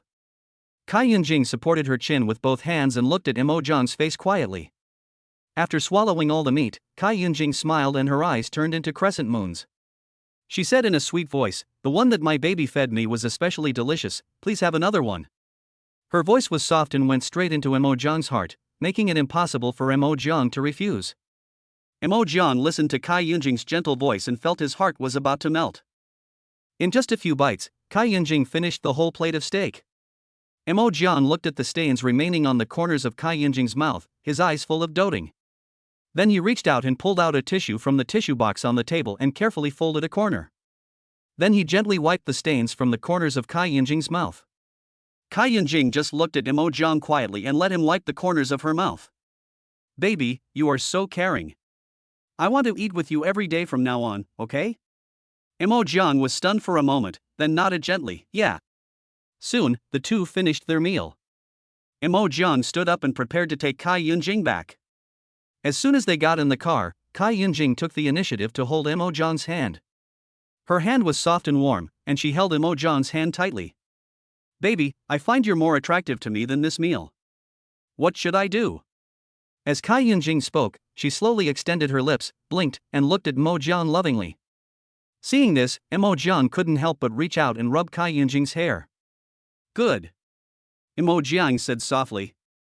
Then he slowly leaned over and kissed her gently. After a while, Mo Jiang released his lips and was about to explain to Kai Yinjing how he would send her back. At this moment, the cell phone suddenly rang, breaking the warm atmosphere.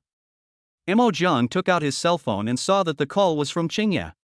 As soon as he picked up the phone, he heard Qingye's painful voice, "Woo-woo." Aoba's voice was tearful and sounded very depressed, as if he had suffered a great blow. Mo Jiang could tell something was wrong and asked with concern, "What's wrong?" His tone was filled with worry, wondering what had happened to Aoba to make him so upset. "A grown man is crying." Mo Jiang couldn't help but tease him.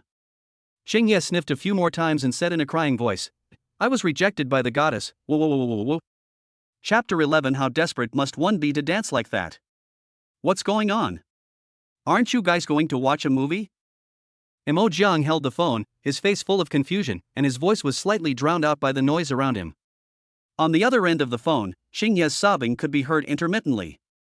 Mo Jiang couldn't help but frown. Qingye cried for a long time on the phone before speaking with sobs. My goddess brought her best male friend with her. She kissed and hugged her best male friend and asked me to book a hotel room for her. She wanted to sleep in the same room with her best male friend, and she wanted to sleep on the same bed. As he spoke, his voice choked up again. Then I said I didn't want to, and she refused to act, saying directly that we were not suitable and that I was a good person. Mo Jiang was speechless for a moment, as if something was choking his throat. He wanted to laugh, but he knew very well that he must not laugh out loud at this moment, as it would hurt Qingye's heart. He coughed lightly, calmed down, and asked, "Okay, do you want me to pick you up? Let's go out for a drink, buddies?" "Well, the same as always, sister, use fried skewers." Qingye's voice was heavily nasal. Mo Jiang glanced at Kai Yinjing, who was holding his arm next to him, and said gently, "Then I'll bring someone over." "Who?" There was a hint of surprise in Qingye's voice. "The girl you mentioned yesterday is now sitting in my passenger seat." Mo Jiang's mouth curled up slightly. When Qingye heard this, he instantly became alert and said with a hint of surprise, "Ah, you got that Peking University and Tsinghua University student girl? Amazing, is this the strength of Maybach? Go away, do you know how to talk? What do you mean by not being able to eat? That's called mutual affection." Mo Jiang scolded with a smile. "Okay, we both like each other, so I'll hang up first."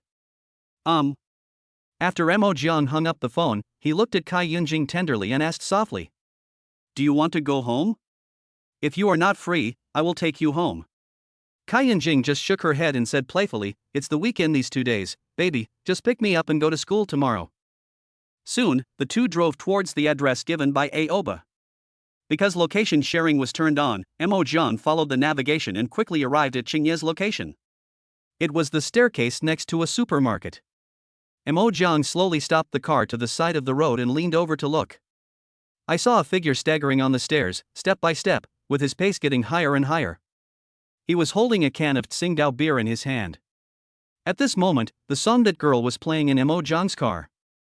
Mo Jiang quietly looked at the figure on the stairwell, shook his head secretly, and couldn't help sighing in his heart. How desperate must one be to dance like that? Baby, what is he doing? Kai Yunjing blinked her big eyes and looked curiously at Qingye, who was swaying his body at the stairs in a trance. He's probably imagining himself as a clown. Mo Jiang silently took out his cell phone and took a picture of Qingye's scene. Combined with the music in the car, the scene looks like an absurd movie clip. Mo Jiang saw that Qingye seemed to have not noticed that he had arrived, so he called Qingye. Qingye was a little drunk this time, his steps were unsteady and he took big strides. As soon as he turned sideways and picked up the phone, he fell down like a puppet with its strings cut. Mo Jiang looked at the green leaves rolling on the ground, and his heart skipped a beat. Feeling something was wrong, he quickly unbuckled his seatbelt, pushed open the car door and rushed out. Fortunately, the person was only a few meters from the ground at that time, so the fall was not painful. Qingye, are you okay? Mo Jiang helped Qingye, who had fallen to the ground, up and asked with concern. Mo Jiang, what do you think is the meaning of life? Qingye looked lost, his eyes were empty, as if his soul had been taken away. I feel that the character of the Joker is too relatable to me now. This feeling of being betrayed by the goddess. Mo Jiang tried hard not to laugh. He bit his lips tightly and his shoulders trembled slightly. He is a professional, unless he really can't help it. Goose, goose, goose. What are you laughing at? Don't you know I'm very sad now? Qingye looked at Mo Jiang, angry and annoyed. No, nothing, just continue. Mo Jiang waved his hands, trying to calm himself down. Qingye's emotions, which had been brewing for a long time, were destroyed by Mo Jiang's actions, and he lost all feeling in an instant. He dusted off his body and straightened his messy clothes. But when he looked at the beautiful twin-tailed figure in the passenger seat, he straightened his back instantly, trying to save what little face he had left. Fuck, why didn't you tell me that girl was watching from the passenger seat? That girl just now really humiliated me. Stop doing that, let's go to Sister Yu's fried skewers. Chapter 12, the female CEO returns, with a breakup fee of 5.2 million and a villa. 2.5 years passed in a flash. Inside Renji Technology Company, Limited.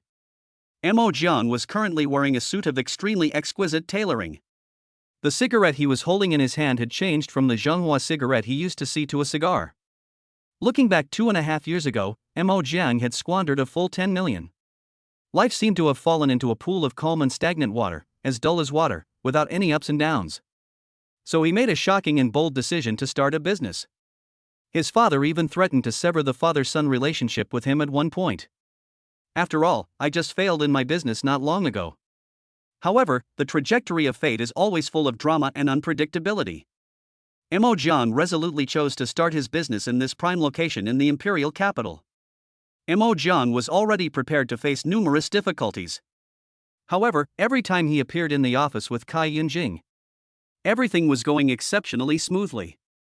Those department leaders who are like difficult thorns in daily life always make things difficult and picky for entrepreneurs in the past. When they saw Mo Jiang at this moment, it seemed as if they had changed their faces, with a flattering smile all over their faces. He kept praising him, complimenting him on his promising young age, and even praising his amazing skills.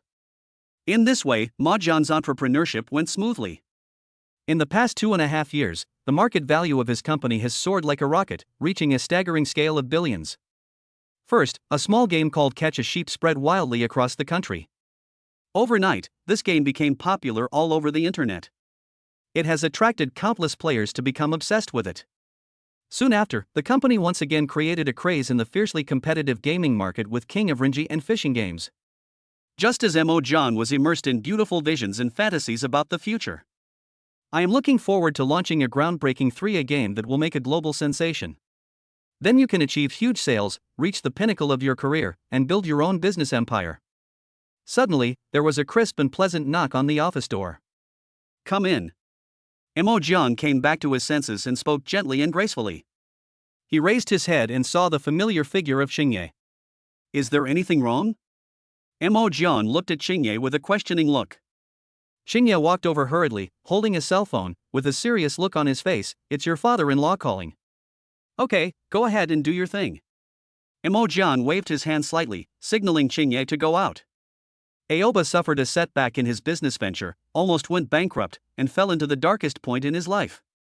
Aoba extended a helping hand without hesitation and lent him a vital sum of money to help him successfully overcome the difficulties. Mo Jian will always remember this timely friendship. Now that I have achieved success in my career, I will naturally not forget this kindness and will definitely bring my good friend along with me. In fact, even if Mo Jiang's business fails, he is not without a way out. 2.5 years ago, he casually posted a video of Aoba's desperate and slightly funny dance as she walked down the stairs. No one expected that this video would unexpectedly become popular. With this sudden traffic that seems to have fallen from the sky, Mo Jiang took advantage of the opportunity to enter the field of short videos and has now become a small internet celebrity with millions of fans. You can easily earn hundreds of thousands of yuan a month just by taking advertisements, so making a living is not a problem. Mo Jiang picked up the phone, and a warm smile instantly appeared on his face. Dad. Soon, Father Yun's steady voice came from the other end of the phone. Well, Mo Jiang, how have you been recently? It's okay. Mo Jiang replied respectfully. Well, by the way, let me tell you something, Mo Jiang. Tomorrow is the day when my daughter Yunwen returns home. I suspended her bank card for 2.5 years, and she finally couldn't hold on any longer. I didn't expect her male best friend had been supporting her for so long in the past 2.5 years. Thank you for your hard work.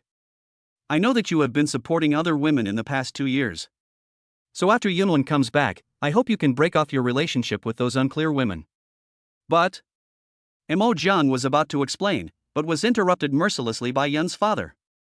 Father Yun continued. Don't worry, I had someone check Yunwen abroad. In the past 2.5 years, that male best friend has not done anything to her. She is still a virgin. Of course, Dad has promised you that you are the only son-in-law in the Yun family. To be honest, the Yun family has another daughter, Yunwen's sister. She is studying for a master's degree abroad and will probably be back soon. After hearing this, Mo Jiang couldn't help but feel a little relieved. After all, you have to live with a woman who is suspected of cheating on your husband on the first day of marriage. Any man would find it hard to accept this. Okay, Dad, I got it. Mo Jiang said helplessly, with a hint of bitterness and helplessness in his tone. Mo Jiang chatted with Yun's father for a few more words and then hung up the phone. He slowly picked up his mobile phone and his eyes fell on the photo of him and Kai Yunjing on the screen. In the photo, Kai Yunjing was smiling brightly, and I was standing next to her. After spending more than 2 years together, he developed an indescribable and complicated feeling for Kai Yunjing. Every time he picked up Kai Yunjing from school, he could always notice that people around them were particularly respectful to her. The level of respect was so respectful that it seemed as if Kai Yunjing was not an ordinary girl, but someone with an extraordinary identity and background. Due to the failed experiences in his previous relationships, he dared not invest too much in relationships easily. It was clear from the beginning that the relationship between him and Kai Yunjing was one of maintenance. He provides money, while Kai Yunjing provides him with emotional value and meets his physical needs. I take her out on weekdays because Kai Yunjing is very beautiful. Whether attending business occasions or daily social activities, he can feel very proud. On the other hand, deep down he always felt that with Kai Yunjing by his side, no matter what difficult problems he encountered, he could solve them easily. But no matter what, this feeling makes him nostalgic. He always knew in his heart that the relationship between them was only based on interests. Now, Yunwen is about to return to China. After careful consideration, Mo Jiang decided to give Kai Yunjing a luxury house and a breakup fee of 5.2 million. It can be regarded as a result of my companionship with her for the past 2 years, and I can have a clear conscience. Just as Mo Jiang was immersed in thought, the cell phone suddenly rang, breaking the brief silence. He picked it up and saw a call from Xiao Yunjing clearly displayed on the screen. He subconsciously answered the phone, and immediately heard Kai Yunjing's sweet and soft voice. Baby, I personally prepared a table full of dishes for you tonight. Remember to come back and eat after work. And Kai Yunjing deliberately prolonged the ending tone.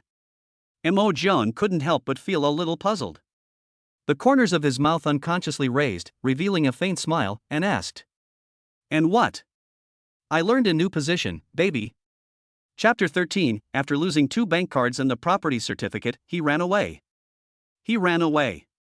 In the villa area, Mo Jiang leisurely enjoyed the pork trotter rice, spicy pork trotters and braised pork belly made by Kai Yunjing for dinner. Go into the bathroom and take a shower. Soon, he walked out of the bathroom slowly with his strong upper body naked. He held a soft towel in his hand and was gently wiping his hair, which was not yet dry. He lowered his head slightly, and his well-defined abdominal muscles could be vaguely seen. Mo Jiang sat down on the sofa in the living room, picked up the hairdryer beside him, and started blowing his hair. Just then, he heard the bedroom door behind him creak softly and slowly open. He didn't pay much attention to it at first, thinking it was just an ordinary noise in the house. However, when his eyes inadvertently swept towards the reflection of the black screen TV in front of him, he froze in place for a moment. Kai Yunjing, wearing twin ponytails and a succubus bodysuit, appeared in his sight. The black leather tights fit her body curves perfectly, showing off her graceful figure without reservation. The chest of the tights was cleverly designed with a micro opening, which formed a strong visual impact with her clear and pure light blue eyes. It makes her look both innocent and seductive, presenting a unique temperament that is both pure and sexy. At this moment, Kai Yunjing, wearing black high heels, quietly walked behind Mo Jiang. She stretched out her slender hands and gently embraced Mo Jiang's arms. She gently placed her head against Mo Jiang's ear, and her warm breath gently brushed past Mo Jiang's ear, with a hint of sweetness. "Baby, do you like my outfit tonight?" As she spoke, she deliberately blew gently into Mo Jiang's ear. The orchid-like scent instantly penetrated Mo Jiang's ears, causing his heart to beat violently and his whole body to feel hot as if it was ignited. Like. Mo Jiang's usually calm voice couldn't help but tremble slightly at this moment. He nodded subconsciously, his eyes always fixed on Kai Yunjing's charming figure. "Since you like it so much, baby, you have to reward me well tonight," Kai Yunjing said coquettishly, her eyes full of expectation and playfulness. "I learned a lot, you should like it." As she spoke, she gently bit Mo Jiang's earlobe, and the slight tingling and numbness instantly spread throughout Mo Jiang's body. "I will," Mo Jiang responded in a low voice. Then he slowly turned around, looked at Kai Yunjing, and gently kissed her beautiful lips. Then he stood up and held Kai Yunjing firmly in his arms like a princess. Kai Yunjing subconsciously closed her eyes for a moment due to the sudden feeling of weightlessness. He held Mo Jiang's arms tightly with both hands. However, when she slowly opened her eyes and looked at Mo Jiang's strong profile, a blush instantly crept up her cheeks. Even though they have been together for such a long time, every time she sees Mo Jiang, she still feels deeply fond of him. "I love being held by my baby. I wish time would stop at this moment," Kai Yunjing whispered softly, her voice full of happiness and intoxication. After listening to this, Mo Jiang raised the corners of his mouth slightly, revealing a doting smile. He lowered his head again and kissed Kai Yunjing gently for a while. This kiss made Kai Yunjing's eyes gradually become blurred and her body began to weaken. Afterwards, Mo Jiang held Kai Yunjing and strode into the bedroom. He turned slightly sideways and kicked the bedroom door closed with a muffled bang. Then he gently placed Kai Yunjing on the soft big bed. He slowly walked to the window again and gently pulled the curtains. The originally bright light instantly became soft and ambiguous. The whole room seemed to be covered with a layer of romantic veil. Under the warm yellow light, the shadows of the two people snuggled up to each other on the wall, like a beautiful painting. Her heart was beating like a drum, and in the silent room, they could clearly hear their breathing blending together. It was as if at this moment, there were only the two of them left in the whole world, immersed in this loving atmosphere. The next day, Mo Jiang woke up slowly from his sleep. He propped himself up slightly and looked at the mess on the bed with sleepy eyes. Men's and women's underwear were piled together in a mess, with a lone high-heeled shoe rolling nearby, as if telling of the madness of last night.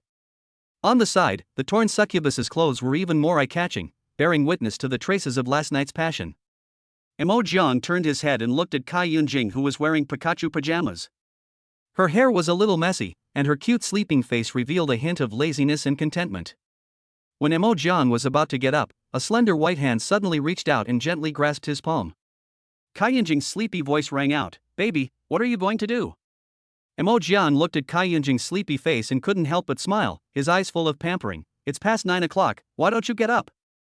As he spoke, he picked up the phone on the bedside table and shook it to indicate the time. Kai Yunjing just pouted her pink lips, like a coquettish kitten, and moved her body towards Mo Jiang, getting closer to him. She changed the position of her hands and hugged Mo Jiang's waist. The plush Pikachu pajamas rubbed Mo Jong's arm gently along with her hair, and she said in a tender voice, "No, I want to sleep a little longer. The bed and you are too warm. I can't move."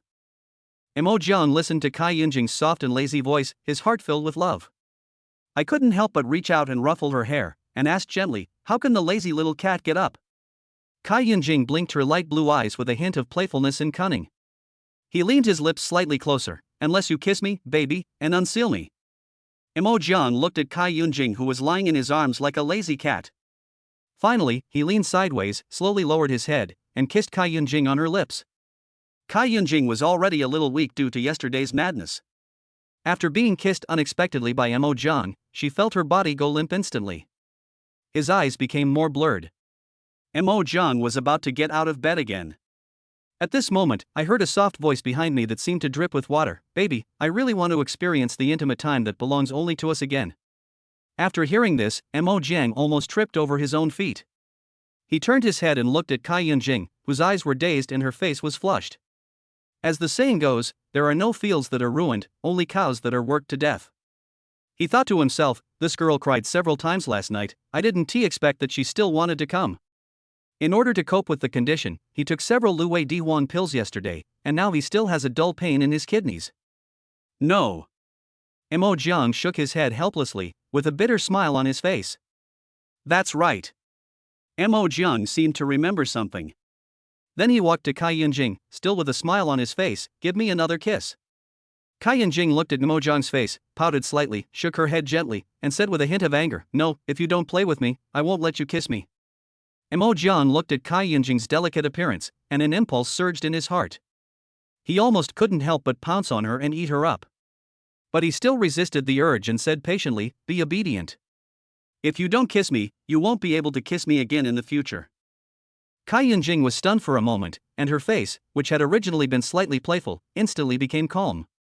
She looked straight at Mo Jiang, not even using the usual affectionate baby address, and asked coldly, "What do you mean?" Mo Jiang didn't say anything, but just put on his pants silently and put on his clothes one by one. Then he walked to the closet, opened the door, and took out 2 bank cards. He slowly walked to the bedside, gently placed 2 bank cards on the bed, and said in a low voice, "The total amount of these 2 cards is 5.2 million. The password is your birthday." He paused, then continued. "In a few days, your name will be written on the property certificate for this villa. It will be regarded as your dedication to my company over the past 2.5 years. Chapter 14, 5.2 million breakup fee. The young lady of Beijing Circle was ruthlessly abandoned? Kai Yunjing stared quietly at the 2 bank cards placed beside the bed. The amount of 5.2 million did not bring her any joy. After all, as a wealthy lady in Beijing, 5.2 million is just her daily pocket money. She slowly raised her eyes and looked at Mo Jiang. There was already a hint of scarlet in her eyes, as if she was suppressing her anger. She said coldly, "Mo Jiang, are you planning to dump me?" The voice came out from between teeth, with a hint of coldness. Mo Jiang looked at Kai Yunjing's appearance at the moment and naturally understood. This sudden breakup was undoubtedly a heavy blow to the young girl in front of him. It is understandable that it is unbearable for a while. However, now that things have come to this, he really has no other choice. At this time, Mo Jiang was already dressed neatly. He said softly, "Xiao Yunjing, I will not be by your side from now on, you must take good care of yourself." "Why did you break up with me?" Kai Yunjing asked, her voice trembling slightly. "Did I not do well enough? Did I make you not enjoy yourself yesterday?" As she spoke, a hint of determination flashed in her eyes, and she gently pulled her collar down. A large area of snow-white skin was instantly exposed, revealing a spring scene. Seeing this, Mo Jiang's heart was shocked, and an irresistible evil thought surged into his mind. But he still held back, took a deep breath, and took a few steps forward. He slowly stretched out his hand, his movements were somewhat hesitant, but he eventually helped Kai Yunjing pull up her collar, and said softly, "My wife is back from abroad. It's really inconvenient for us to go out and play in the future. Sorry." After hearing this, Kai Yunjing's eyes became even redder and tears welled up in her eyes. "Our relationship ends here. If you have any difficulties in the future, you can call me and I will try my best to help you." After Mo Jiang finished speaking, he felt a sharp pain in his heart, and finally kissed Kai Yunjing gently on the lips. The kiss had a hint of farewell. Then he turned decisively and walked towards the door. He didn't dare stay for even a second longer, because he was afraid that if he hesitated, he would no longer be able to hold on. Mo Jiang had just taken a few steps when he heard the sound of something being smashed behind him. The crisp sound of broken porcelain was particularly harsh in the silent room. He paused, turned his head, and silently looked at the messy room and Cai Yunjing, who was standing beside the bed and glaring at him, feeling mixed emotions. But in the end, he gritted his teeth and left. He knew that Cai Yunjing would need some time to face and accept this kind of devastating breakup. Mo Jiang walked quickly to the basement, where his newly delivered rice cart was parked. This car has a very high cost effectiveness. For just over 500,000 yuan, it can have more than 1,500 horsepower. In his eyes, this is an ideal car that combines performance and economy. As for his Maybach, he had lent it to someone else before. The other party said that they wanted to use the device for testing purposes for car companies, so he agreed without giving it much thought. Because the flight Yunwan was on was scheduled to land at noon. Mo Jiang drove the car to the side of the road and stopped, then took out his cell phone and called Qingye. After the call was connected, a voice came from Qingye's end after a while. "What's wrong?" "Lao Jiang."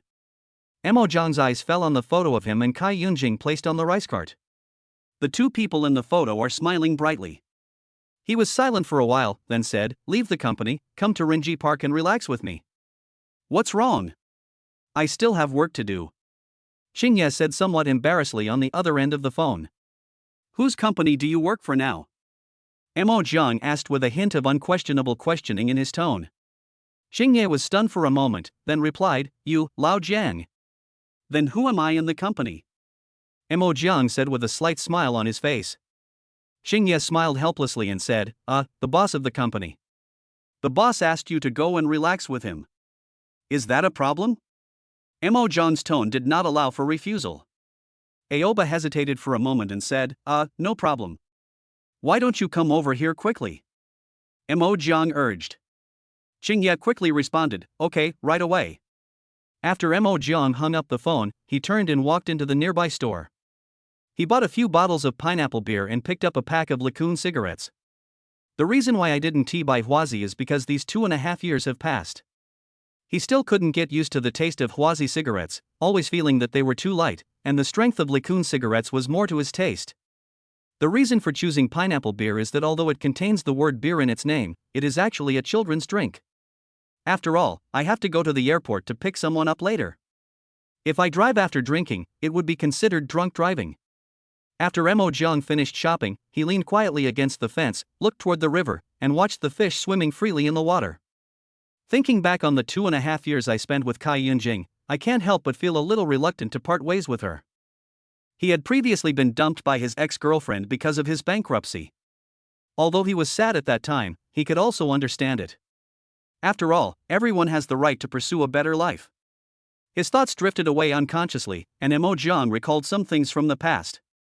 Speaking of secret love, I believe everyone will encounter that person who is like the white moonlight when they are young.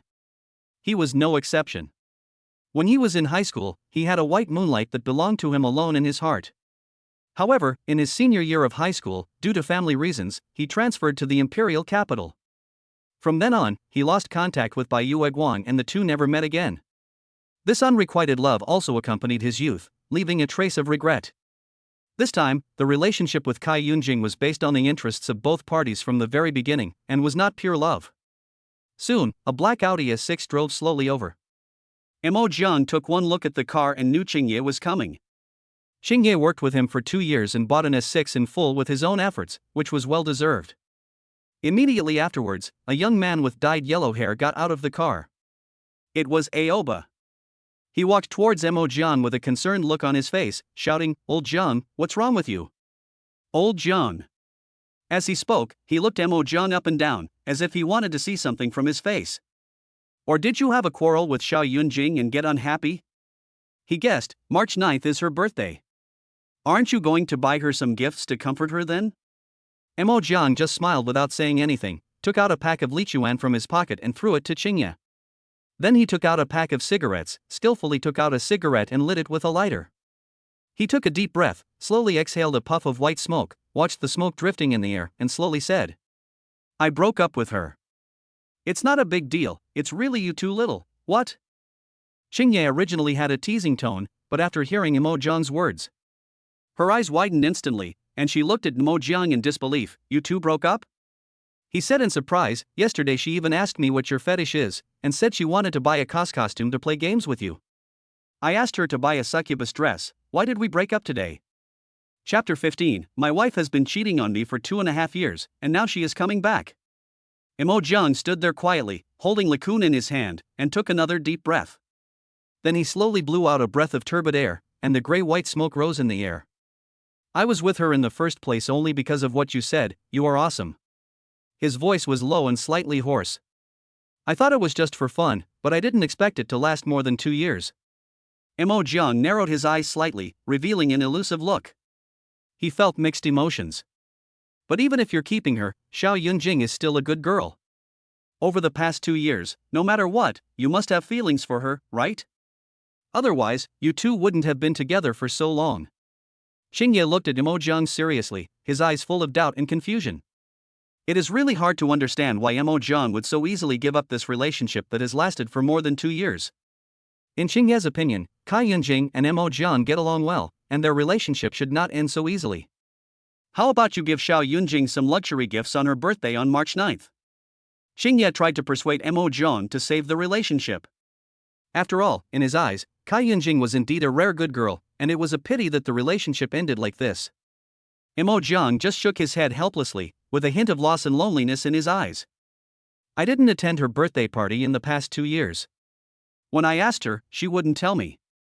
He paused slightly, as if trying to collect his thoughts, thinking about how to explain the reason to Aoba.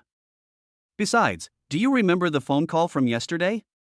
Xingye frowned slightly and fell into a brief contemplation. After a while, he slowly said, Remember, what's wrong? Mo Jiang's expression became serious. My father-in-law called. Xingye was stunned when he heard this, and opened his mouth in surprise. Did he find out that you have a mistress outside? Mo Jiang smiled bitterly, with a hint of self-mockery and bitterness in his smile. I knew about it a long time ago, but her daughter went abroad to study with her male best friend, and I was alone in the country with a hat on my head, so he didn't say anything. Mo Jiang's tone was full of helplessness. Then you broke up with Xiao Yunjing because... Xingye was interrupted by Mo Jiang before he could finish his words. Mo Jiang slowly turned around, leaned his back against the railing, and looked with somewhat empty eyes at a young couple holding hands and looking very happy on the side of the road. She's back home, her flight is around 12 noon. Who? Xingye was unable to react for a moment, his face full of confusion. Isn't it the wife who cheated on you on the first day of your marriage? Aoba asked in disbelief, his eyes widened. Mo Jiang didn't say anything, but just nodded silently, agreeing with Xingye's guess. No, I remember that the rich families all played extravagantly, didn't they? Each played his own game. Xingye said with a puzzled look on his face, full of confusion about Mo Jiang's decision. She's with her best male friend, and you're with Xiao Yunjing, isn't that great? And... Mo Jiang interrupted Xingye again, she has a sister who will probably come back on my father-in-law's birthday.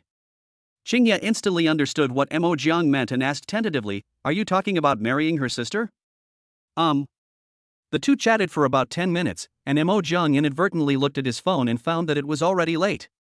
He took a last deep puff of his cigarette, extinguished the cigarette butt on the trash can, and threw a few empty cans of pineapple beer into the trash can. Let's go back. Mo Jiang patted Xingye's shoulder gently, with a hint of fatigue in his tone. Okay, have a safe journey. Xingye nodded, then turned and walked towards the black Audi S6 on the side of the road. Mo Jiang also got on his brand new rice truck. He looked at the time again and estimated that it was almost time to go to the airport to pick someone up. Then he started the car and drove slowly towards the airport. Mo Jiang was waiting quietly on the roadside at the airport. After a while, a figure in a white dress was seen slowly walking towards me. Her steps were hurried and seemed a little anxious, and there was a man following her. Mo Jiang took a look from a distance, and based on his memory, he guessed that the man should be the male best friend Feng Jin that Yunwen mentioned.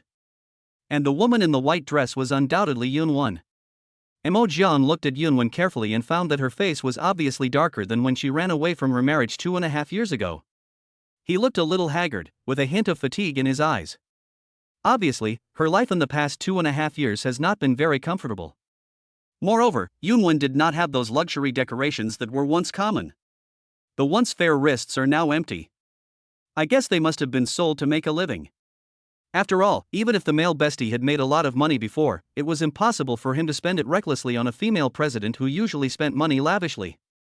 Yunwen didn't have any luggage in his hands, and Feng Jian beside him was dragging a large suitcase with difficulty.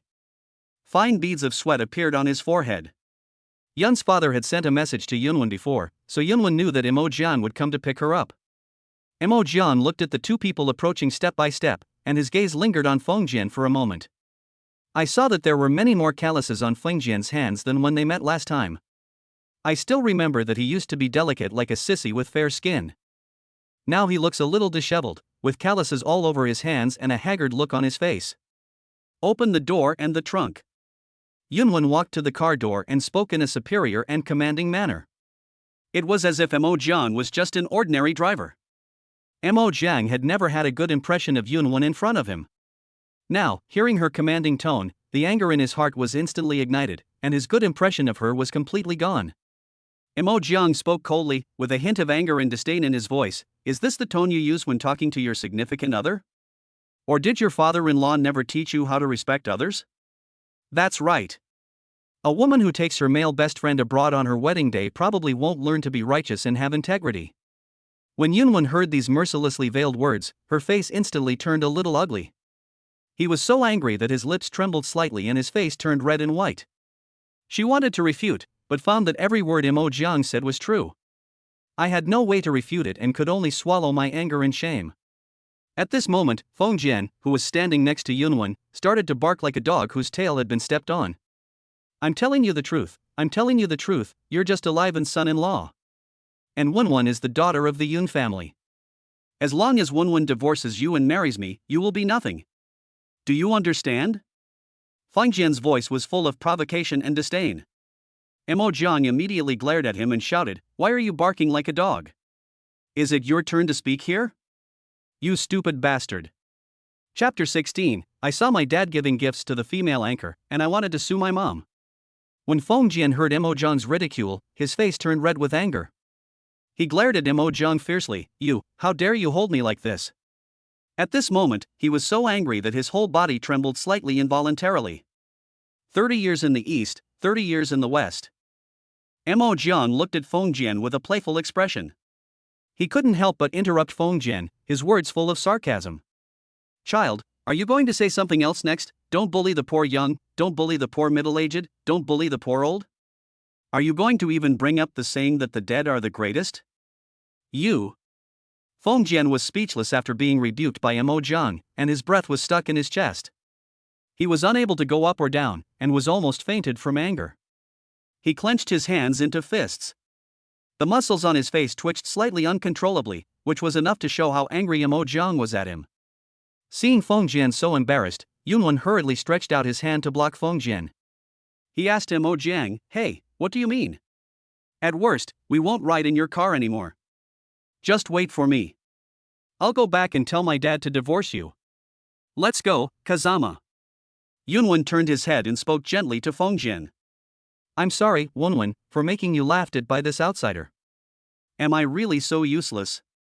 Feng Jian pretended to be heartbroken and hung his head. And he even deliberately included the word outsider. No, Kazama, in my heart you are the best man I have ever met in my life. Yunwen comforted Feng Jian tenderly and affectionately, his eyes full of love. I'll take you to the hotel in a taxi later. I'll go back to the Yun family and ask my dad to unfreeze my bank card. But can I go back to the Yun family with you? Feng Jian continued to pretend to be heartbroken. He raised his head slightly and looked at Yunwen pitifully. If you go back, my dad will have someone beat you to death. Yunwen said this in a serious tone, and judging from her expression, she didn't seem to be joking. Feng Jian looked at Yunwen's expression, which couldn't be more serious, and hesitated for a long time. After weighing the pros and cons in his mind, he finally sighed helplessly and said, Okay. Imo Jiang couldn't help but chuckle. Then, Imo Jiang quietly picked up his phone and turned on the screen recording function. I recorded the scene in front of me completely and clearly, sent it to Yun's father, and quickly typed on my phone. Dad, Yunwen went back to the hotel with her male bestie when she returned to China, and she didn't want to take my car at all. Father Yun responded almost instantly, exclamation point. Then another piece of news came quickly. you said that damn girl Yun when checked into a hotel with that male bestie. After a while, Father Yun sent another message, sorry, you have suffered, Mo Jiang. Our Yun family has treated you badly in the past few years. Dad will send someone to the hotel to catch the adulterer later. It was obvious that Yun's father was very angry about his daughter's behavior and had decided to take strong action. Mo Jiang said nothing, but just kept typing on his phone, Dad, the Yun family is very good to me. Dad, you are also very good to me. When I started my business, you invested 15 million without hesitation. By the way, may I ask, Dad, your eldest daughter? Mo Jiang was halfway through the fight when he suddenly realized that it was inappropriate to ask this question. I quickly withdrew it, thought about it for a while, and edited it again, what does my future daughter-in-law like? Mo Jiang turned off his cell phone, started the car, and prepared to drive back to his father's place. After all, he owns 2 villas, which he bought out of filial piety to his parents. One was given to his father, his biological parents, to live in so that they could enjoy their old age. He gave the other building to Kai Yunjing. After more than 10 minutes, Mo Jiang arrived at a high-end villa area. He skillfully controlled the steering wheel, drove the car steadily to the door of a luxuriously decorated and imposing villa, and slowly stopped. After the car was turned off, he gently pushed open the door and reached out to open the door of the villa. As soon as I entered the door, I heard a few coquettish female voices coming from the sofa in front of the door. The voice was so sweet that it made me sick. Thank you, Brother Mo, for the carnival. Thank you. I love you, Brother Mo. I can give you the contact information after the broadcast. Mo Jiang had a helpless and speechless expression on his face and walked in the direction of the voice. I saw his father slumped on the sofa with a silly smile on his face, holding a trifold mobile phone tightly in his hand, his eyes staring at the screen. There were 3 female anchors' live broadcast rooms open on the screen at the same time. It doesn't take much thought to know that his father must be the top brother in the live broadcast rooms of these 3 female anchors. Mo Jiang took a closer look and saw that his father's profile picture was the front of a Maybach, with a close-up photo of his father on it. One of the live broadcast rooms is called A Smile That Conquers the City. Mo Jiang is in the short video industry and has heard of this name. This female anchor also has millions of fans, but her target audience is mainly middle-aged and elderly people. She relies on sweet words and cute acts to attract the audience to give her gifts willingly. Mo Jiang glanced at his father's prodigal look, and then looked at his ridiculously high note level. I immediately understood that my father had given a lot of gifts to those female anchors. Mo Jiang couldn't help but complain, no, do you believe me? I'll tell my mom. I, your son, work hard outside every day to make money, working myself to death, but you sit here comfortably and give tips to the female anchor. If I have this free time, I might as well take my mom on a trip, take a good look around the beautiful mountains and rivers of our motherland, and let my mom enjoy life too. When Mo's father heard what Mo Jiang said, he immediately became unhappy. He raised his head, looked at Mo Jiang with dissatisfaction, and said confidently, I, your father, have worked so hard for so many years, and finally I have a child like you. Besides, I'm old now. I just want to lie down for a while, give the female anchor some gifts, and relax. Is there anything wrong with that? I'll tell my mom. Mo Jiang didn't waste any more time. He just took out his cell phone, clicked on his mother's name, and acted as if he was about to complain. When Father Mo heard this, he panicked and the smile on his face disappeared instantly. He quickly said, No, don't tell your mom. You are your dad's eldest son, so don't tell your mom. As long as you don't tell her, we are still a good pair of father and son. The father knew very well that his wife would be furious if she knew that he was addicted to giving gifts to the female anchor. He would be in big trouble then, so he quickly begged Mo Jiang for mercy. Mo Jiang just looked at his father helplessly and sighed in his heart. Who made me have to deal with such an unreliable father? Then, he quietly sat down on the side of the sofa and asked, Where's my mother? I took your brother to get vaccinated. Father Mo replied. Mo Jiang was silent for a while. He thought his father was just joking. Unexpectedly, his parents gave him a younger brother that night when he returned home. However, Mo Jiang did not react too much. In fact, he was quite worried about his mother's health at the beginning. After all, the mother is already in her 40s, and there are still certain risks in giving birth at this age. But the couple insisted on having a baby, and he had no choice but to respect his parents' decision. Bean, my wife is back. Chapter 17. My wife cheated on me and was slapped by my father-in-law. My mother-in-law turned around and pulled me into the house. This move was amazing. Have you broken up with your girlfriend? Father Mo's eyes were glued to the phone screen. The female anchor on the show was saying sweet words in a coquettish voice. While he was listening, he asked Mo Jiang casually. His attention was obviously still focused on the live broadcast on his mobile phone. Mo Jiang naturally understood that the girlfriend his father was talking about was Kai Yunjing. Thinking back to the past with Kai Yunjing, he couldn't help but sigh slightly, with a look of helplessness and loss. Then he nodded slightly and said in a somewhat lonely tone, "We broke up." That's fine. The old man in the Yun family is a reasonable man. His daughter has done that, but you still insist on not getting a divorce. Father Mo then lowered his phone slightly, finally moving his eyes away from the screen and looking at Mo Jiang seriously. He paused, touched his chin, and continued, "The Yun family feels guilty about you. I guess her daughter should have given you some remedial measures after she came back, right?" Having said this, Father Mo seemed to be lost in thought. Then he added, "I remember the Yun family has another daughter." After hearing what his father said, Mo Jiang subconsciously reached into his pocket and took out 2 cigarettes. He skillfully handed one to his father and took one himself. He picked up the lighter and lit it with a click. He took a deep breath, exhaled a puff of smoke slowly, and then said slowly, "Indeed, he wants the eldest daughter to marry me. Indeed, the workability you have demonstrated over the past 2 years has probably been recognized by their family. Besides, the Yun family only has 2 daughters. If you perform well, maybe." Father Mo paused deliberately in the middle of his words, but the meaning behind his words was obvious. He was hinting to Mo Jiang that if he could marry the eldest daughter of the Yun family, with the influence of the Yun family, he would have a future in the Yun family and even in the entire circle. Mo Jiang's status will be greatly improved, and he may even take over some of the Yun family's industries, thus rising to prominence. Mo Jiang lowered his head and thought for a while. After a long while, he slowly raised his head, looked at Father Mo, and slowly said, "I understand. By the way, it seems their family is going to hold a dinner party for Yunwan tonight. Are you going?" Father Mo picked up his phone again and began to glance at the screen again, replying absent-mindedly while looking at it. "Just go. After all, you are her husband now." Father Mo paused, a look of disdain appeared on his face, and he curled his lips and said, "Besides, that woman looks unlucky." After saying that, he concentrated all his attention on the live broadcast of the female anchor on his phone and no longer paid attention to Mo Jiang. Mo Jiang smiled helplessly, thinking that his dad was obsessed with the female anchor. His mom would definitely be furious if she knew. So, he finally stood up and tiptoed quietly behind Mo's father. He pulled out his phone and quickly took a picture of Mr. Mo concentrating on watching the female anchor. Then I sent it directly to my mom, thinking to myself, let me see how she is going to deal with me. "Son, have you eaten yet? How about eating before you leave?" Mo Jiang was just about to open the door and leave when he heard his father's voice, which seemed caring but was actually a bit perfunctory. From the tone of his voice, one could tell that he was just asking casually and wasn't really thinking about it. As soon as he opened the door, he saw a delivery boy standing at the door holding a takeaway bag of spicy crayfish and pork trotter rice. The takeaway bag exuded an enticing aroma, but Mo Jiang felt guilty at the moment.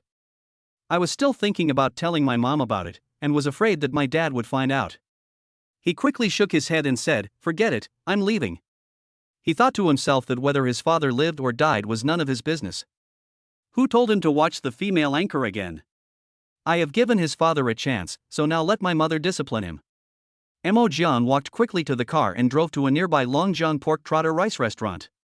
He ordered some food casually, and after eating simply, he started the car and drove towards the Yun family's courtyard. I have to say that the Yun family is quite powerful. In the imperial capital where every inch of land is valuable and housing prices are ridiculously high, it is a great honor to own such a large courtyard house. This is enough to prove that the Yun family's financial resources and power are extraordinary. This was also the important reason why his father refused to let him get a divorce no matter what. In the imperial capital, having money can allow you to live a good life. But the most important thing is to have power. Only with power can you gain a foothold in this circle and have a say. Mo Jiang did not come empty-handed. He parked the car steadily outside the Yun family courtyard, opened the trunk, and took out 2 bottles of treasured Mauzi. He had carefully selected these 2 bottles of wine, thinking that he must not be impolite when meeting the Yun family. As soon as Mo Jiang walked into the Yun family's gate, he heard a crisp pop sound, and the sound of a huge slap came into his ears. Mo Jiang was suddenly startled and quickened his pace involuntarily, and hurried over to take a look. Then I saw Yunwen being slapped by her father and taking several steps back. Yunwen staggered and almost fell to the ground. "Dad, how dare you hit me?" Yunwen covered his face and screamed in shock and anger. Her eyes widened and her face was full of disbelief. The originally delicate makeup became a little messy because of the sudden slap. "I'm going to hit you, the unfilial daughter." Father Yun's face turned red with anger. His eyes widened with anger, and he shouted at Yunwen, "If outsiders knew that my Yun family's daughter had been fooling around with a wild man abroad for 2.5 years, what face would our Yun family have left?" Father Yun was so angry that he was shaking all over and his hands were clenched into fists. He's just my male best friend." Yunwen was still trying to argue. Her voice sounded a little tearful and tears welled up in her eyes. Her lips trembled slightly as she tried to find a reasonable explanation for her behavior. When Mr. Yun heard what Yunwen said, he became even more angry. His face turned redder and almost burst a blood vessel. "You slept with your male best friend. I'm your dad, and I'm a man too. How could I not know what that wild man was thinking?" Father Yun was so angry that he paced back and forth, shouting as he walked, "If I hadn't arranged for someone abroad to warn that kid in advance, your child would probably be over 1 year old now." Father Yun was so angry that he pointed his finger at Yunwen tremblingly. "What a disgrace. Kazama is not what you think." Yunwen still stubbornly favors Fongjin. Even though she knew her explanation seemed so pale and powerless in front of her father, she couldn't help but defend Kazama. Mo Jiang was speechless for a moment, and complained inwardly, "No, your father said so, and you still favor that sissy. It's outrageous that he doesn't even want to act anymore." He stood aside, watching the farce of the father and daughter, and couldn't help feeling a sense of helplessness and ridicule in his heart. While Mo Jiang was still watching, he heard a gentle and kind voice behind him, "Hey, isn't this Mo Jiang? Why are you standing here? Come in and sit down." Mo Jiang turned his head and saw a middle-aged woman with a kind and wealthy face. Although she has entered middle age, her figure is still well maintained, with curves in all the right places, thin where it should be thin, and plump where it should be plump.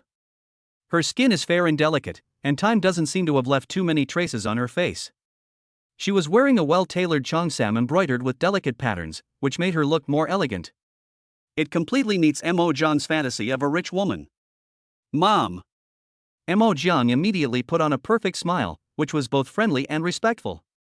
The middle-aged woman in front of him was his mother-in-law. "Yunwen came back today, so I just brought some wine with me." After saying that, Mo Jiang raised the 2 bottles of Mauzi in his hand and gestured to his mother-in-law. Micah smiled. She gently reached out her hand, held Mo Jiang's hand, and said, "We are all family, why do we need to bring gifts? Old Yun, stop lecturing me. Your precious son-in-law is here." After listening to this, Father Yun looked up at Mo Jiang and the other man, then glared at Yunwen fiercely. Then a smile immediately appeared on his face, which became particularly warm, and he walked to Mo Jiang's side. "Hey, Mo Jiang, come on, follow Dad into the house."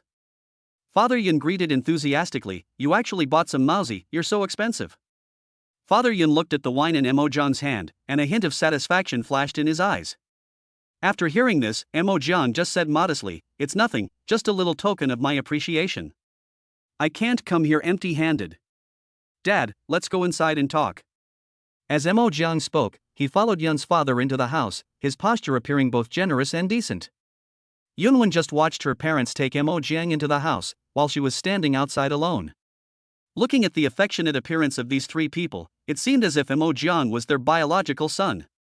She stamped her feet in anger, clenched her fists, and said with gritted teeth, "Damn it. It must be this man who bewitched my parents. I am obviously their biological daughter." Chapter 18, Son-in-law becomes the successor of the Yun family's business, the female president cries anxiously. Inside the courtyard, Mo Jiang sat steadily at the table. His eye slowly fell on the dazzling array of rich dishes on the table. Mo Jiang reached out and gently opened the 2 bottles of wine he had brought. Then he took out 2 exquisite white wine glasses. Mo Jiang slowly filled the cup with wine. The clear and transparent wine swayed slightly in the cup, exuding a mellow and rich aroma. Mo Jiang picked up one of the glasses filled with wine and handed it to Yun's father with both hands steadily. With a respectful look on his face, he said, "Dad, Here's a toast to you. He bowed slightly, his attitude humble. Father Yun responded with a smile on his face. The smile overflowed from his eyes, and his eyes did not hide his admiration and love for Mo Jiang. He gladly took the glass, tilted his head back and drank the liquor in one gulp, his movements bold and decisive. Then, his gaze rested on Mo Jiang's humble and polite appearance, and the more he looked, the more satisfied he became. It's great to be able to grow a small company to that size in just a few years.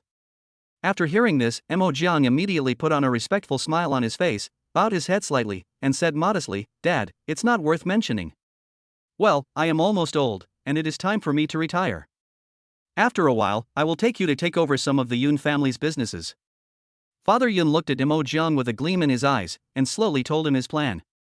When Mo Jiang heard what Father Yun said, a hint of surprise flashed in his eyes. But then, the smile became even wider. "That's right, old man. It will be easier for you to let Mo Jiang manage your family business." Yunmu smiled and said, "You are already old, don't ruin your health." She knew that her old man had worked hard for the family business for most of his life, and now it was time for him to take a good rest and enjoy family life. At this moment, a sharp voice suddenly rang out. "Dad, how can you give our family property to outsiders?" Yunwen's face was full of dissatisfaction and shock, and he asked in disbelief. "Didn't you say you would give me the property? Are you going back on your word now?" There was a hint of willfulness and arrogance in her tone. When Father Yun heard Yunwen's voice, he became so angry that his face instantly turned red and he almost passed out. "You dead girl, what do you mean by outsider?" he shouted loudly. "Mo Jiang is the son-in-law of our Yun family. He comes to visit us every holiday. It's not an exaggeration to say that he is our biological son. What about you?" Father Yun was so angry that he was shaking all over. He pointed his finger at Yunwen, his body trembling slightly with anger, and his tone became increasingly harsh. "Not only did you not say you wouldn't come back to see me and your mom, but you at least didn't even call me via video. You've been fooling around with that wild man of yours abroad for 2.5 years. Your sister is doing a serious job after all. She went abroad to study for a doctorate. She would video chat with your mom and me during every holiday. Giving birth to you is worse than giving birth to a sausage." Father Yun became angrier and angrier as he spoke, and his emotions became more and more agitated, and finally he coughed violently a few times in anger. Seeing this, Mo Jiang quickly walked to Yun's father's side. He poured another glass of water and handed it to Yun's father. Yunmu also hurried to Yun's father's side and asked with a worried look on her face, "Old man, are you okay?" Then, she raised her head, looked at Yunwen with a reproachful expression, and said seriously, "Yunwen, apologize to your father quickly. Look how angry you made him. Do you still want to unfreeze your bank card?" Yunwen originally wanted to continue to be angry, with his mouth slightly pouted and a look of dissatisfaction. "But when I heard my mother talking about the bank card, I felt like a deflated ball." She hesitated for a moment, struggling fiercely in her heart. Finally, she lowered her head and whispered, I'm sorry, Dad." There was a hint of reluctance in his voice. "You?" Father Yun looked at Yunwen, the anger in his heart had not yet completely dissipated. "You and Mo Jiang sleep in the same room tonight, and I'll have someone unlock your bank card tomorrow." Father Yun took the water handed to him by Mo Jiang, drank a few sips, recovered himself, looked at Yunwen, and said in an unquestionable tone. When Yunwen heard this, his face turned pale instantly, and his eyes were full of fear and resistance. "Dad, aren't you making things difficult for me? You're asking me to sleep with a stranger. I've never slept with Feng Jian before."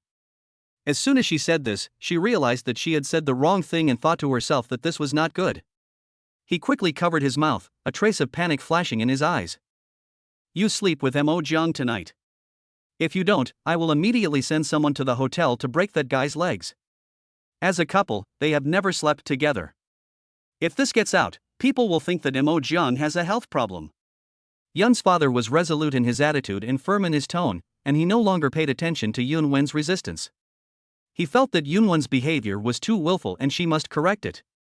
Yunwen clenched his fists, his knuckles turned white from the force, his eyes were red and tears were welling up in them.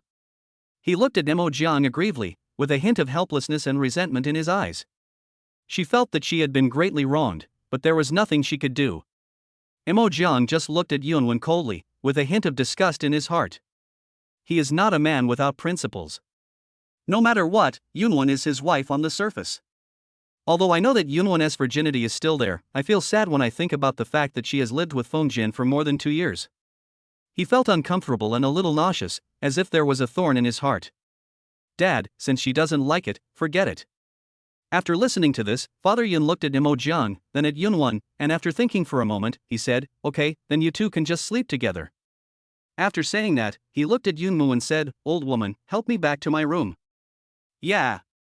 After hearing what Yun's father said, Yunmu nodded, carefully helped him up, and the two of them slowly walked towards the room. At this time, Imo Jiang and Yunwon were the only two people left in the huge restaurant, along with a nanny who was quietly cleaning nearby.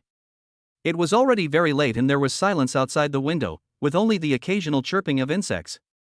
Imo Jiang looked at Yunwon in front of him, was silent for a while, and said in a calm tone, don't worry, I won't touch you. And I'm not interested in you either. After hearing this, Yunwon subconsciously took a few steps back, his eyes still full of vigilance, as if he still didn't quite believe what Imo Jiang said. Well, then you're not interested in me, so why don't you get a divorce? There was a hint of doubt and confusion in her eyes. Imo Jiang. He was speechless for a moment, and his lips moved slightly. You can't say he did it for money and power, that's a hard reason to explain. Imo Jiang glanced at Yunwon, then turned and walked towards the room, saying, don't bother with this. After a while, Imo Jiang finished his shower, his upper body naked, wearing only a pair of shorts, and came out wiping his hair with a bath towel in his hand. He has a well-proportioned figure with clear muscle lines. The water drops slide down his hair and drip onto his strong chest, adding a bit of sexiness. Yunwon was sitting on the bed and was still browsing her phone. When she looked up inadvertently, she saw Imo Jiang with his upper body naked. His face suddenly turned red. She kicked off her slippers and crawled to the head of the bed, covering her face with her hands, and shouted in a trembling voice. You, what are you doing? You pervert. Chapter 19, on the night of cohabitation, he ignored me and only had eyes for the female anchor. Imo Jiang. He stared at Yunwon quietly, curled up into a small ball, covering his face with his hands, looking very nervous. It was as if Ma Jiang was some kind of monster. However, she couldn't suppress her curiosity and secretly opened a small gap. The dark eyes were staring at her intently. If you think I'm a pervert, you shouldn't open that little slit and peek. Imo Jiang said with a hint of sarcasm, rolling his eyes. After hearing what Imo Jiang said, Yunwon's cheeks instantly turned red, as if she was a kitten whose tail was stepped on. She quickly closed her hands, as if eager to distance herself from the matter, and stammered. No. No, how could I possibly peek at your abdominal muscles? That panicked look not only failed to successfully conceal her little movements. Instead, it seems like he is trying hard to cover up something. Imo Jiang looked at Yunwon's flustered appearance, shook his head slightly, and said, you still say you haven't seen it. I have adjusted the water temperature, just go in and take a shower. Imo Jiang glanced at Yunwon, then walked to the bed, picked up the hairdryer and started blowing his hair. The warm yellow light shone on him, reflecting his tall figure and slightly wet hair. There is a different kind of laziness and casualness. Yunwon was slightly stunned and a little surprised when he heard what Imo Jiang said. Subconsciously, he raised his head and looked at Imo Jiang, his eyes full of confusion, and asked, why did you help me adjust the water temperature? In her heart, after all, she had done that kind of thing, and Imo Jiang had always been cold to her, so such a move made her feel very surprised. Imo Jiang rolled his eyes and said unhappily, I just finished taking a shower and adjusted the water temperature. Did I deliberately adjust the water temperature back? He felt that Yunwon's question was a bit puzzling, and his tone unconsciously carried a hint of impatience. After hearing this, Yunwon was suddenly speechless. He opened his mouth, not knowing how to refute. She hesitated for a moment, her eyes flickering, and then she carefully walked around Imo Jiang, deliberately leaving a large space behind. She then put on her slippers, walked slowly towards the closet and took out clothes. Before entering the bathroom, Yunwon seemed to be possessed and turned his head to take a look at Imo Jiang's abdominal muscles. At that moment, she felt as if an electric current hit her, and her little face turned red. She turned around suddenly, ran into the bathroom in a panic, and slammed the door shut. Yunwon leaned against the door with his whole body pressed tightly against it, his heart still pounding as if it was about to jump out of his throat. She murmured to herself, this man knows I'm a girl, but he still seduced me with his upper body naked. He must have done it on purpose. As she spoke, she wiped the corner of her mouth subconsciously. Damn it, I almost fell for this man. I won't betray Kazama. As Yunwen spoke, he placed his hand lightly on his chest, and Feng Jian's image involuntarily appeared in his mind. Although Kazama looks effeminate, he has a thin body and only a pitiful abdominal muscle. But in Yunwen's heart, Feng Jian has a unique charm and is better than Ma Jiang. Yunwen slowly took off her clothes, turned on the shower, and let the warm water sprinkle on her body as gently as silk. The warm water sliding over the skin should bring a comfortable and relaxing feeling. But for some reason, Yunwen's face became redder and redder, as if it was stained with a layer of bright red. Damn it, this man is really haunting. At this moment, Yunwen's mind was filled with Mo Jiang's image. No matter how hard she tried, she couldn't get rid of him. After a long half hour, Yunwen finally came out of the bathroom. Mo Jiang heard the noise and subconsciously raised his head. A figure wearing yellow Pikachu pajamas slowly walked out. The Pikachu in the pajamas looked cute, with 2 pink dimples on its cheeks, right at the position of Yunwen's chest. Mo Jiang was stunned for a moment, and couldn't help looking Yunwen up and down, with a flash of surprise in his eyes, and couldn't help but ask, "Why are you wearing these pajamas?" "What? Can't you wear it?" Yunwen blushed and shyly tried to push her clothes out, trying to hide her inner embarrassment. She lowered her head slightly, not daring to look directly into Mo Jiang's eyes, and her voice unconsciously became smaller. Mo Jiang looked at Yunwen and said nothing. He thought to himself that Yunwen did have a great figure, probably about D cup, similar to Kai Yinjing's. What's more, he is very disgusted with Yunwen now. Even if she is naked in front of him, it's hard to say. Mo Jiang returned his gaze to his phone, continued watching the female anchor dancing, and said calmly, "It's nothing, wear whatever you want." He deliberately acted as if he didn't care, not wanting Yunwen to notice the slightest ripple in his heart. "Well, we'll go to bed later. Draw a line, a line. You can't cross that line." Yunwen said this, walked to the dressing table, picked up the hairdryer and started blowing her hair. The hum of the hairdryer filled the room, masking her slightly trembling voice. "Don't worry, I won't touch you." Mo Jiang glanced at Yunwen and said indifferently. Yunwen glanced at Mo Jiang's stern face and felt a little unhappy. She feels that no matter what, her looks are still better than those of celebrities. But the man in front of her had no interest in her at all, which made her feel inexplicably frustrated. Yunwen simply ignored Mo Jiang and continued to blow her hair quietly. The warm breeze blew through her hair, and her thoughts gradually drifted away. After blowing the flute, she looked at her cell phone and saw that it was already 10 o'clock. Yunwen let her hair down, and the soft hair fell on her shoulders, adding a touch of gentleness to her. She sat gently on the other side of the bed, about half a meter away from Mo Jiang, as if there was a chasm between them. Do you want to turn off the lights?" Yunwen tilted his head and asked cautiously. Her voice was soft and tentative. Mo Jiang, no need. His answer was brief and straightforward, without any hesitation. Yunwen couldn't help pouting when she heard Mo Jiang's cold voice, and muttered softly, "Why are you making such a stinky face?" "Really?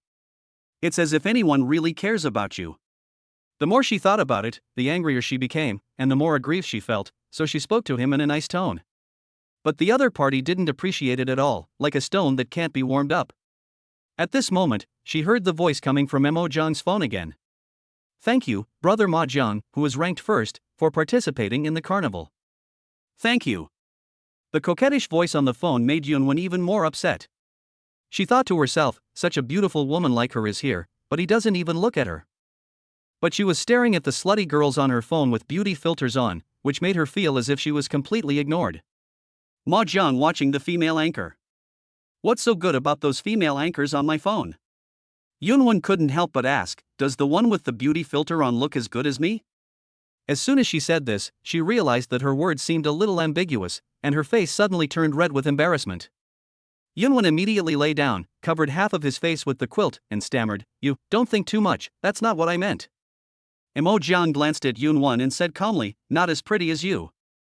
When Yunwen heard Mo Jiang's voice, he felt better for some reason. She secretly said to herself, "This stinky man is sensible." But at least she thanked me and danced for me, and she had a positive outlook on life, unlike some people who run away with other men on their wedding day. Mo Jiang then added, with a hint of sarcasm in his tone. Chapter 20. The first time I slept with my husband, I suffered from insomnia, but my father misunderstood. Yunwen heard Mo Jiang's sarcastic words. A hint of anger flashed across his eyes. Staring straight at Mo Jiang, his tone was clearly questioning. "What do you mean?" I. Yunwen just opened his mouth to say the following words but couldn't come out. She tried to save some face for herself. In the end, he could only stand there with a red face, looking frustrated. Oh. Mo Jiang sneered. Then, he simply ignored Yunwen. At this time, Yunwen was also holding a mobile phone in his hand. But my mind wasn't on the screen at all. Her eyes occasionally strayed away from the phone screen. The corner of his eyes involuntarily turned towards Mo Jiang. She secretly looked at the man with whom she was nominally married. She herself was also very confused. I don't understand why I can't help but want to pay attention to Mo Jiang. Mo Jiang naturally noticed Yunwen's vague gaze that drifted over from time to time. But he didn't care. Probably around 11 o'clock. Mo Jiang felt a little sleepy, and he slowly bent over. His movements were a little slow, and he slowly moved towards Yunwen's position. Yunwen watched Mo Jiang approaching him. In an instant, she felt her face turn red. The nervousness made her voice tremble uncontrollably. What do you want to do? She stared at Mo Jiang, watching him getting closer and closer to her. In panic, she quickly closed her eyes and her mind went blank. However, time passed minute by minute, and a long while passed. The surroundings were still quiet. There was no invasive physical contact as she had imagined. Her clothes were still intact. Mo Jiang was not moved at all. She had originally thought that Mo Jiang, her nominal husband, would become as beastly as she had feared. I thought I had done something that was out of line with her, but the reality was not like that. When she finally plucked up the courage. When I slowly opened my eyes. Only then did I realize that the surroundings were shrouded in darkness. It was obvious that Mo Jiang had just gotten up to turn off the lights. I don't know why. Yunwen suddenly felt a sense of loss in his heart. It was as if she had been expecting something. But in the end, it was all in vain. She tilted her head and looked at Mo Jiang, who had turned around and was motionless. A different feeling quietly grew in her heart. And so, a long night passed. Yunwen lay in bed, tossing and turning, unable to fall asleep. Whenever she thought of a man sleeping next to her, she felt itchy inside. This feeling made her feel uncomfortable and unable to sleep. Mo Jiang's figure kept appearing in her mind, and then there was Mo Jiang's cold expression. Then she thought of the way Mo Jiang looked when he approached her just now. Various thoughts intertwined together, making her feel upset. She spent the whole night in this torment. As a result, the next day, my eyes were filled with dark circles and I looked exhausted. When Yunwen woke up, it was already noon. She opened her eyes dazedly and saw that Mo Jiang was no longer beside her. The empty bed was just like her somewhat lost mood at the moment, as if something was missing. Yunwen dragged his sleepy body, his steps a little unsteady, and walked out of the room in a daze. At a glance, she saw her parents sitting in the living room. Dad, Mom, where is Mo Jiang? Yunwen yawned, his voice still full of sleepiness. He rubbed his sleepy eyes and asked. When Mr. and Mrs. Yun heard their daughter's voice, they raised their heads at the same time. Father Yun looked at Yunwen, who had heavy dark circles under his eyes. Still supporting his body weakly. He looked exhausted, and some thoughts flashed through his mind. A meaningful smile appeared involuntarily on his face. How did it go yesterday? Father Yun teased, with a hint of joking in his tone. You say no with your mouth, but your body is quite honest, girl. Yunwen instantly understood what his father said, and his little face turned red. She waved her hands hurriedly and explained in a panic, Dad, what are you talking about? I didn't do that kind of thing with him. Her eyes were evasive and she didn't dare look directly into her father's eyes. She felt ashamed and anxious. Father Yun glanced at his daughter. He sighed softly, his expression became serious, and he said slowly. Did you go in then? You are already an adult. It would be great if you could give my Yun family a child. Even if you don't have time to look after the child, we two old people can still look after the child and enjoy the happiness of family life. Dad, please stop talking. Nothing really happened between us last night. Yunwen said anxiously, with a look of helplessness and shyness on his face. She twisted her hands together unconsciously. Nothing really happened? Father Yun raised his eyebrows and looked at Yunwen with suspicion. Then what's going on with your face and body? He looked Yunwen up and down, looking at the dark circles under her eyes. And the way he supported himself weakly, with a look of suspicion on his face, it was obvious that he didn't quite believe Yunwen's words. It's my first time sleeping with another man. I'm not used to it. Last night. I didn't sleep all night. Yunwon lowered his head, blushed, and explained in a voice as soft as a mosquito. Her head was almost buried in her chest, and she wished she could find a crack in the ground to crawl into. After hearing this, Father Yun said unhappily, Mo Jiang is a very good man, and he has good conditions in all aspects. If you don't know how to seize the opportunity, then forget it. You two can get a divorce after a while and let him marry your sister. In an unknown hotel.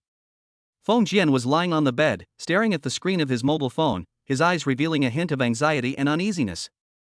The screen showed the message he sent to Yunwon at 11 o'clock yesterday.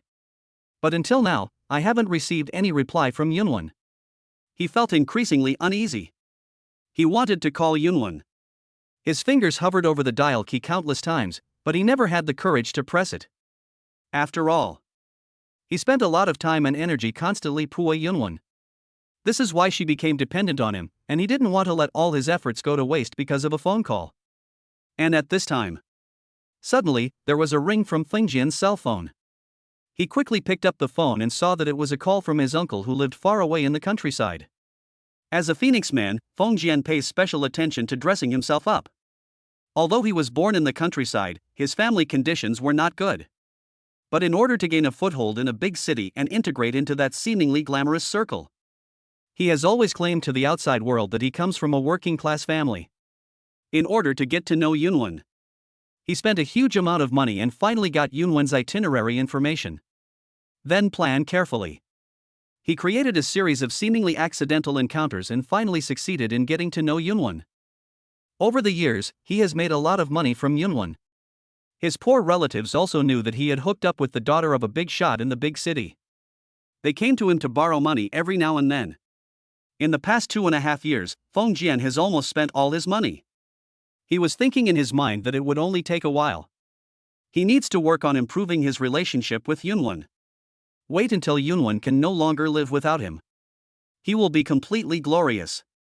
When the time comes, he will become a CEO that everyone envies. Reach the pinnacle of life. Marry a beautiful, rich, and white girl. Chapter 21. The relative failed to borrow money and planned to kidnap the rich woman. Feng Jian was immersed in the beautiful dream that he was about to reach the peak of his life. He picked up the phone impatiently, and just as the call was connected, the slightly shrill and harsh voice in the receiver made him frown slightly. Hello, Kazama, I'm your uncle. Long time no see. How have you been lately? A bad premonition quickly enveloped my heart, and I thought to myself, is he coming to borrow money from me again like he did before? Feng Jian felt annoyed. After all, these relatives had been asking him to borrow money again and again for various reasons, which had already annoyed him a lot. But due to their relationship as relatives, he still managed to force a polite smile from the corner of his mouth. Although the other party couldn't see it at all, he then said, "It's okay." "What's wrong, second uncle?" "Ah, it's like this. Recently, as you know, your second uncle's son, your cousin, is getting old enough to get married, but he still hasn't found a house or a car." The second uncle's tone on the other end of the phone was full of helplessness, but also a sense of rightness. "Besides, you are the only one in our village who has a rich woman by your side, so I was thinking of borrowing some money from you to help your cousin." "How much?" As soon as Feng Jian heard the other party mention borrowing money, his face, which had been pretending to be polite, suddenly turned cold. The relative on the phone didn't seem to notice anything strange in Feng Jian's tone and continued to smile. That smile seemed to overflow from the phone, and he continued, just 2 million. This 2 million is mainly used to buy a house and a car." Having said this, he paused for a moment, as if he was carefully considering something in his mind. There was a flash of calculation in his eyes, and then he continued, "Then if we hold a wedding, 100,000 yuan, and the betrothal gift is 368,000 yuan. Let's not be so calculative. How about rounding off the amount and calling it 2.46 million? Look, I'm your second uncle, am I good to you?" The second uncle's calculations were clacking. In his opinion, since Feng Jian was hooking up with a rich woman, this money was just a drop in the bucket. "Oh, second uncle, why don't you just say 2.5 million? That would be better." Feng Jian couldn't help but sneer, and his laugh was full of resentment. He felt like a fat sheep that was being targeted. This group of relatives simply wanted to squeeze the blood out of him, leaving nothing behind. Oh, Feng Jian, you've made your uncle so embarrassed. The extra 40,000 yuan can be used as a wedding gift for your cousin. That's very appropriate. When will you transfer the money to your second uncle? The second uncle still refused to give up and continued to persuade her. He seemed to be certain that Kazama would lend him the money, completely unaware that Kazama was extremely disgusted. Transfer money? When did I say I would transfer money to you? Uncle, it's only broad daylight, not even night yet, and you're already daydreaming here. Feng Jian sneered rudely. At this moment, he no longer wanted to hide his inner dissatisfaction. The second uncle on the phone finally realized that he had been fooled. Suddenly, like a cat whose tail was stepped on, he became furious and said, "What do you mean? Now that you've become rich and have found a rich woman, you don't recognize the villagers anymore, right? You ungrateful bastard. Your second uncle held you in his arms when you were a child." He began to bring up old issues, his words filled with anger and accusations. How could your parents give birth to such a shameless thing like you? The second uncle was so angry that he completely disregarded their past friendship and started cursing. It's just 2.5 million. You can't even afford it. That rich woman can easily make millions with just a little bit of money. Second uncle continued to yell relentlessly, and his tone made it seem as if Feng Jian had committed an unforgivable sin if he didn't lend the money. In his opinion, since Kazama is married to a rich woman, he should help his relatives unconditionally. I remember you are my relative, and I call you my second uncle. 2.5 million? Just 2.5 million? Feng Jian repeated these words again, his tone full of disdain. You have been busy for most of your life, have you ever seen 1 million? You asked me for 2.5 million right away. So, tell me, when will you pay it back? Kazama retorted mercilessly. We are relatives, can't I help you? Why should I pay it back? Besides, you will be with a rich woman in the future. Can't I just give you 2.5 million as a favor to your cousin? The second uncle responded confidently, not thinking that there was anything unreasonable about his request. Fuck! Feng Jian shouted angrily, get out! Then he hung up the phone without hesitation. The movement was as quick as shooing away a disgusting fly. Then he quickly blocked his second uncle's cell phone number. He really didn't want to have anything to do with such unreasonable relatives anymore. Over the years, ever since his poor relatives found out that he had hooked up with a rich woman, they swarmed around him and often asked him to borrow money. This second uncle had already borrowed more than 100,000 yuan and had not paid back a single cent. Now he is asking him to borrow 2.5 million yuan. It is simply wishful thinking. Feng Jian couldn't help but curse in his heart, go eat shit. On the other end of the phone was a remote rural area. Under the dim light, a middle-aged woman looked anxiously at the middle-aged man in front of her. I couldn't wait to ask, how is it, did you borrow it? Her hands were unconsciously twisted together, showing her inner tension. No, that bastard turned his back on me. He refused to lend me 2.5 million. What a jerk. The middle-aged man was so angry that his face turned red and he cursed loudly. He kicked over the stool next to him to vent his anger. Back then, all the relatives in our village chipped in to support him to go to college. So what if he contributes a little now? The middle-aged man became angrier as he spoke, pacing back and forth in the small room. Now he won't even pay what he's asked to pay, you ungrateful bastard. He felt that Feng Jian was ungrateful and completely disregarded everyone's help to him in the past. What should we do? We can't let our precious son remain single forever, right? He's already over 30. The woman asked worriedly, the wrinkles on her face deepening with anxiety. Then there is only one way. The middle-aged man was silent for a moment, with a hint of viciousness flashing in his eyes. He spoke slowly, his voice low and cold. What method? The woman came closer curiously. Kidnap the rich woman that damn kid is hanging out with, and then extort a few million from him. The middle-aged man lowered his voice and said. A sinister smile appeared on his face. Maybe we can even get that rich woman to give birth to a child for our son. I heard that those rich families attach great importance to children. As long as that rich woman gets pregnant with our son, maybe we can achieve success and bring prosperity to the whole family. Wow, you are so smart, boss, but what if you offend that rich man? When the middle-aged man heard the woman's worried tone, he waved his hand nonchalantly and said, What are you afraid of? Let's tie up his daughter. Her daughter is in our hands. How dare she touch us? Well, besides, with the connections of that bastard Fengjian, it shouldn't be a problem. Since that bastard is unwilling to lend us the money, we can just find a way ourselves. After saying this, a smug sneer appeared on his face. Chapter 22, Lubu is a dog that wins without doing anything. In a quiet corner of a cafe. Soft music flows in the air, and sunlight shines onto the table through the mottled glass. Yunwen, how were you yesterday? Fengjian sat opposite Yunwen, looking anxious, his eyes full of worry and eagerness. He didn't do anything to you? Kazama's voice trembled slightly, and his hands clenched unconsciously, his knuckles turning white from the force. This subtle movement revealed his extreme inner tension. Yunwen gently lifted her hair and looked at Fengjian, who was looking anxious in front of her, with a slightly lazy look. She had just gotten used to seeing Imojan's chiseled, heroic face last night. Looking at Fengjian's slightly feminine and effeminate face at this moment, a strange feeling inexplicably welled up in my heart. Yunwen? Fengjian saw that Yunwen had not responded for a long time, and the anxiety in his eyes became more and more intense. Yunwen heard Fengjian's call and came back to his senses from his brief trance. What's wrong? She tilted her head slightly, with a trace of confusion on her face, and her eyes still showed some traces of her wandering thoughts. You guys last night? Fengjian seemed to want to say something but stopped, his lips trembling slightly. Oh, last night, we slept together. Yunwen said nonchalantly. After saying that, she reached out and picked up the iced American coffee beside her. The condensed water droplets on the cup slowly slid down the wall of the cup. She took a sip, and the ice cubes hitting the glass made a crisp and pleasant sound, which was particularly clear in this quiet corner of the cafe. What? They slept together. When Fengjian heard this, his eyes widened immediately, and the sharp voice attracted the attention of people around him. The whole person seemed a little out of control. He subconsciously stretched out his hands, tightly grasped Yunwen's shoulders, and began to shake violently. Didn't you say you wouldn't betray me?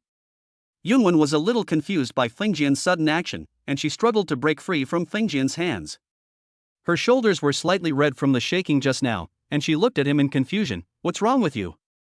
He is my nominal husband. What's wrong with us sleeping together? Yunwen frowned slightly, and said with a matter-of-fact tone, Is there a problem? She tilted her head and looked at Fengjian in some confusion. Fengjian was speechless for a moment, choked by Yunwen's words. Yes, no matter how good that son-in-law is, he is still Yunwen Ming's husband in name only. They slept together, and from a certain perspective, it seemed like I was the unnecessary third party. Fengjian couldn't help feeling annoyed when he thought of this.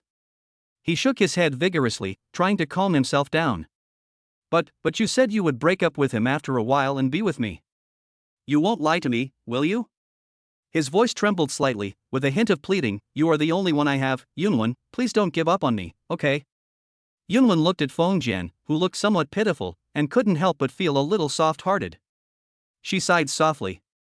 Don't worry, my dad said that he would let me divorce him after a while, and we will be together. And yesterday, he didn't touch me, we just slept together. Yunwen patted Fengjian's shoulder gently. Be good, don't worry. Yunwen seemed to suddenly think of something, his eyes flashed slightly. He took out his mobile phone and operated it a few times, his slender fingers sliding quickly across the screen. After a while, 50,000 yuan was transferred to Fengjian's account. My bank card has been unlocked. I will transfer 50,000 yuan to you in the near future. You can find a place to live. We don't need to meet for the time being. Yunwen looked at Fengjian. Fengjian's face suddenly became a little panicked. Why? Why can't we meet? His eyes were filled with fear and confusion, and his hands unconsciously grasped the armrests of the chair. Yunwen looked at Fengjian at this moment. For some reason, she felt that the filter she had for Fengjian was shrinking little by little. Just like snow in the sun, it gradually melts under the warm rays. My dad's birthday is coming up soon. As my husband in public, I have to accompany him to attend my dad's birthday party. There will also be some people paying attention to him. In order to prevent any scandals, I have to stay with him. Yunwen explained patiently. But Fengjian wanted to say something, but he keenly noticed that a hint of impatience seemed to flash across Yunwen's face. This is not a good sign, and Fengjian's heart skipped a beat. It felt like Yunwen was somewhat out of his control. In order to prevent the situation from getting worse, he had no choice but to nod helplessly. Then he subconsciously reached out to light a cigarette, trying to relieve the tense and irritable mood at the moment. His hands trembled slightly and he finally took out a cigarette. I thought you said you didn't like smoking? Yunwen looked at Fengjian's actions and frowned slightly. You lied to me? In the spacious and bright office of Yinji Company, Ltd. Would you like one? Mo Jian looked at Qingye, who was concentrating on reporting the project, with a relaxed expression, and handed the lacune cigarette box to Qingye. This is not good. This is still being broadcast live. Qingye was a little hesitant and pushed his glasses on his nose. He looked at the number of people in the live broadcast room in front of the computer screen, which showed over 100,000, and then looked at the game screen they were showing. Mo Jiang's account itself has millions of fans, and as a company boss, he often boosts popularity by live streaming his own games. With Mo Jiang's outstanding appearance, he has indeed attracted many female players to join the game. The live broadcast room was extremely lively at this moment, with all kinds of messages rolling in like a tide. Mo Jiang looked indifferent as he took out 2 cigarettes from the cigarette box. He handed one of them to Qingye and said, "Why don't we just turn off the face projection function on the live broadcast screen later?" As he spoke, Mo Jiang lit a cigarette with skillful movements, the flame of the lighter dancing on his fingertips. He took a deep breath, then slowly blew out the foul air. The wisp of smoke rose up and gradually dissipated in the air. He looked at the constantly refreshing messages in the live broadcast room, many of which were discussing the balance of game characters. Eating coriander, host, salted fish lubu is too rubbish. I suggest strengthening salted fish lubu dongjua is too supermodel. Don't eat coriander, that's right, every time I give a rating, it's 3.0, Dongjua's rating is 13.0. Hello, host, can you ask Qingye to strengthen lubu? Mo Jiang had almost finished his cigarette at this time. He flicked the ash and turned on the camera again. Then he looked at Qingye, who was standing beside him. Hey, I'm asking you a question, do you want to strengthen it? Qingye glanced at Mo Jiang and nodded helplessly. The look behind the glasses was somewhat helpless and tangled. Okay, I'll talk to them. After listening to this, Mo Jiang moved his chair to the side and said to the live broadcast room, all the die-hard fans in the live broadcast room can ask Qingye Planner, and he will answer you. Qingye also sat in front of the stool, his eyes fixed on the comments in the live broadcast room. As he watched, an indescribable abstract expression gradually appeared on his face. He was especially angry when he saw someone leaving a message asking him to resign and go back to carrying manure. Why do you think so highly of this rating system? Qingye couldn't help but start to explain. He stood up and waved his hands in the air. It will alienate Rinji's efforts, understand? Do you know what alienation and concretization are? He paused, as if he was organizing his words, and said, give me an analogy. Qingye cleared his throat. Dongjua uses large group damage, Lubu uses single target damage. As he spoke, he gestured with his hands, his movements exaggerated and vivid. Then we'll settle the accounts at the end of the month. Qingye frowned. Oh, Dongjua got the MVP. He shook his head. I see that Lubu's single target damage is extremely low every day. He is either slacking off or paddling. He wins without doing anything. Winning dog. Qingye raised his voice a little excitedly, his emotions getting more and more intense. Lubu is just a dog who wins by doing nothing. He emphasized again, Lubu, this round's score is 3.0. Qingye pointed at the screen. Dongjua, the group damage in this round is very strong, right? 13.0 carry rounds, can this be counted? Tell me, is Lubu a dog that wins by doing nothing? Don't eat coriander, yes. Love is a rat vibrator, yes plus 10,086. Qingye. Chapter 23 Returning as Model Brother. Okay, stop nagging me. Just strengthen what needs to be strengthened. Mo Jian looked with interest at Qingye, who was sitting in front of the computer screen, his face red with anger and almost going crazy. The corners of his mouth unconsciously raised and he couldn't help but chuckle. There was a hint of mockery in that smile. Okay. Seeing that Mo Jiang had expressed his opinion like this, Qingye couldn't say anything more even though he felt as if there was a stone blocking his heart. He could only respond helplessly. Mo Jiang turned around and prepared to sit back in his seat, and inadvertently, his eyes swept across the live broadcast room. A strange ID name, 108-year-old sexy female cockroach, comes into view. This name is so absurd and weird that people can't help but take a few more glances. Mo Jiang muttered to himself, what kind of boring netizen must be to come up with such a name? However, he didn't take it too seriously, thinking it was just one of the many strange names in the online world. Afterwards, he threw himself into the activity with great enthusiasm as usual. Immersed in the game King of Rinji developed by myself. But in the next second, a golden light suddenly flashed in the live broadcast room, and a carnival gift streaked across the screen like a meteor. The gorgeous special effects instantly attracted everyone's attention. Mo Jong's attention was attracted by this sudden scene, and he looked at the new account, which was originally only level 1. With the help of this carnival, my level instantly soared to level 27 like a rocket. This sudden change made Mo Jong slightly stunned, and a look of surprise appeared on his face. Mo Jong quickly came to his senses, and his years of live broadcasting experience allowed him to quickly adjust his state. With a warm smile on his face, he sincerely and loudly thanked the camera. "Thank you for the carnival of the 108-year-old sexy female cockroach." However, no one expected that as soon as Mo Jong finished speaking, it was like a crazy feast was opened, and dozens of carnivals came down like a downpour. The live broadcast room was instantly filled with golden light, and the screen was full of the carnival's dazzling special effects, which was dazzling. That mysterious account skyrocketed all the way and directly reached level 44. The speed at which the levels soared was astonishing, as if riding a roller coaster. Mo Jong was completely confused now. He quickly calculated in his mind that according to the profit-sharing ratio with the platform, he could get at least hundreds of thousands of dollars after this operation. In other words, a wealthy woman opened a new account and spent more than 200,000 yuan in one go in his live broadcast room. However, Mo Jong has been in the business world for many years after all, and he can be considered a promising young man who has seen many ups and downs. Not to be easily frightened by such a scene. After a brief moment of shock, he quickly adjusted his mood and a smile appeared on his face again. Facing the camera, she said in a steady and grateful voice, "Thank you for the carnival of the 108-year-old sexy female cockroach. Thank you for your support." At this moment, a message popped up on the golden bullet screen. 108-year-old sexy female cockroach, dance the dance you learned 3 years ago. When Mo Jong saw this message, he couldn't help but look puzzled. He frowned slightly and quickly began to search his memory. 3 years ago. He murmured softly, trying to recall the past, and then tentatively asked the camera, "Do you know me? Female cockroach? 108-year-old sexy female cockroach, yes." This brief and affirmative reply quickly popped up on the screen, instantly igniting the atmosphere in the live broadcast room. All of a sudden, the comments in the live broadcast room came flooding in like a tide, and it instantly became boiling. Various comments flooded the screen, and many people gave advice in the comments, urging Mo Jong to cling to the rich woman's thighs. The words were full of teasing and jokes, and the whole live broadcast room was as lively as a boiling pot. Mo Jong was silent for a while, and his thoughts involuntarily drifted back to 3 years ago. At that time, his life was in a state of poverty. In order to make a living, he could only work as a model in nightclubs, dancing seductively. Although his dancing skills were not very good at that time, he had that handsome face. He managed to attract the attention of many wealthy women in the nightclub and won their favor.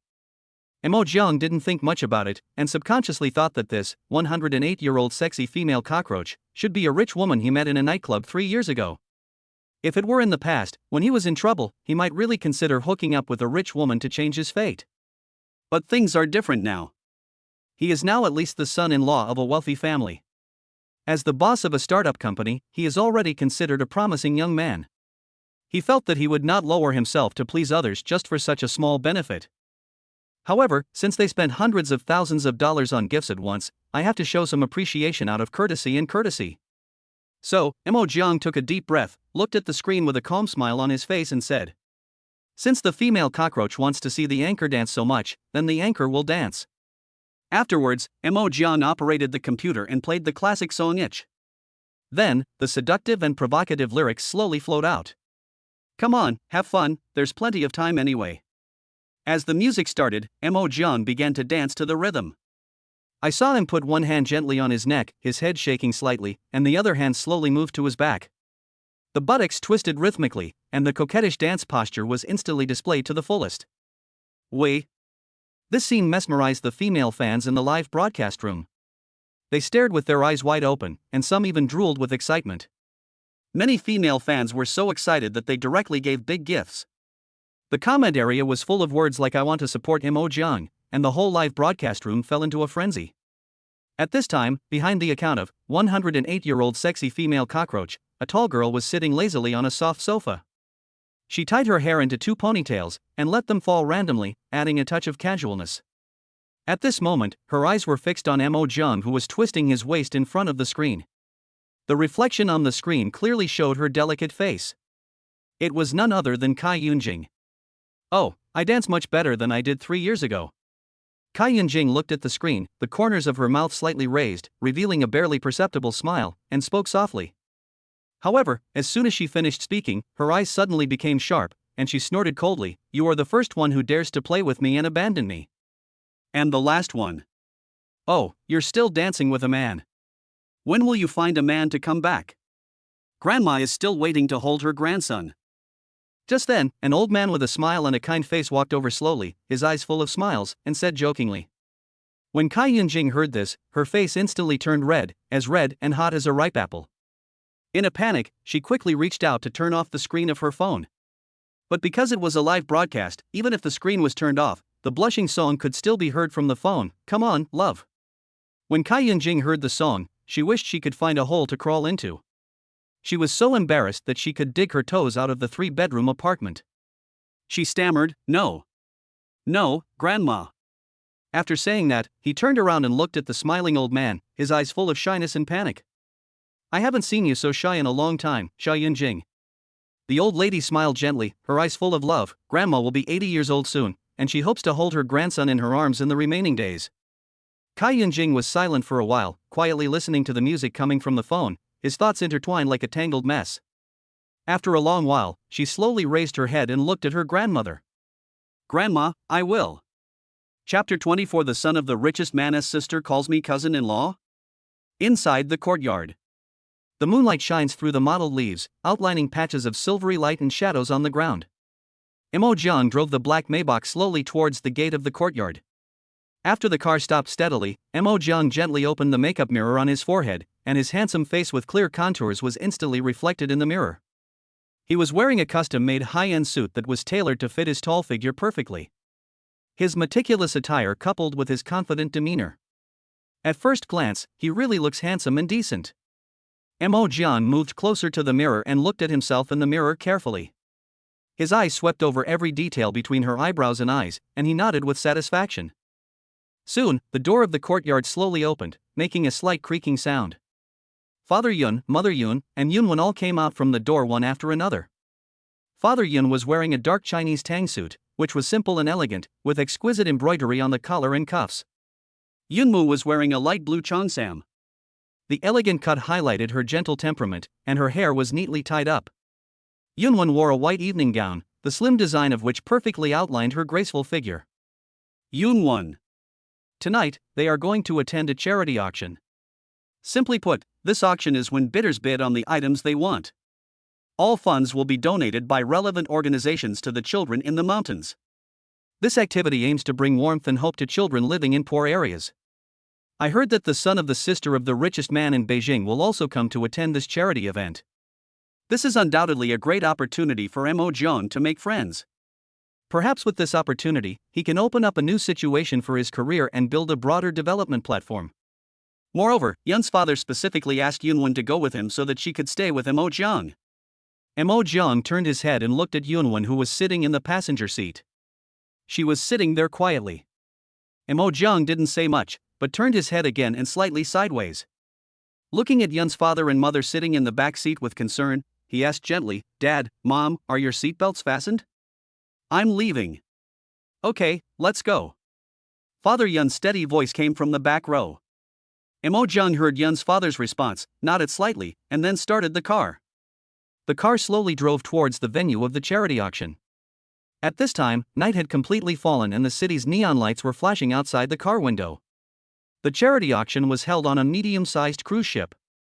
The cruise ship was quietly docked at the shore, its hull decorated with dazzling lights, complementing the surrounding night view.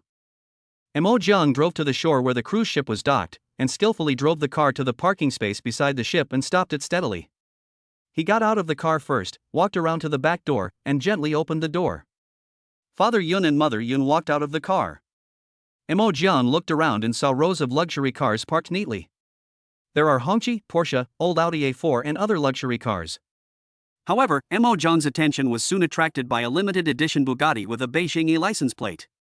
It seems that the people who came this time are not simple. Mo Jiang pondered secretly in his heart.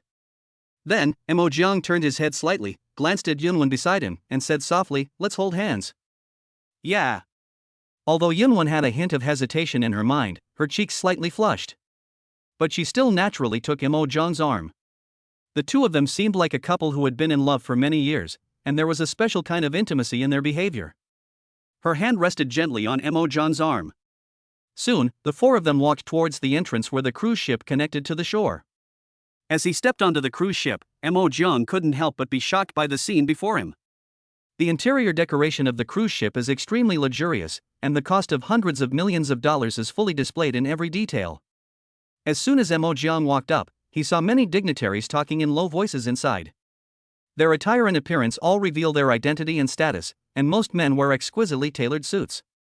The women wore gorgeous evening gowns and sparkling jewelry. These people can usually only be seen on TV news, but now they are right in front of us. Mo Jong secretly estimated that this seemingly ordinary charity auction was actually more like a social gathering of the older generation. Although there were many young people at the scene, the older generation clearly dominated.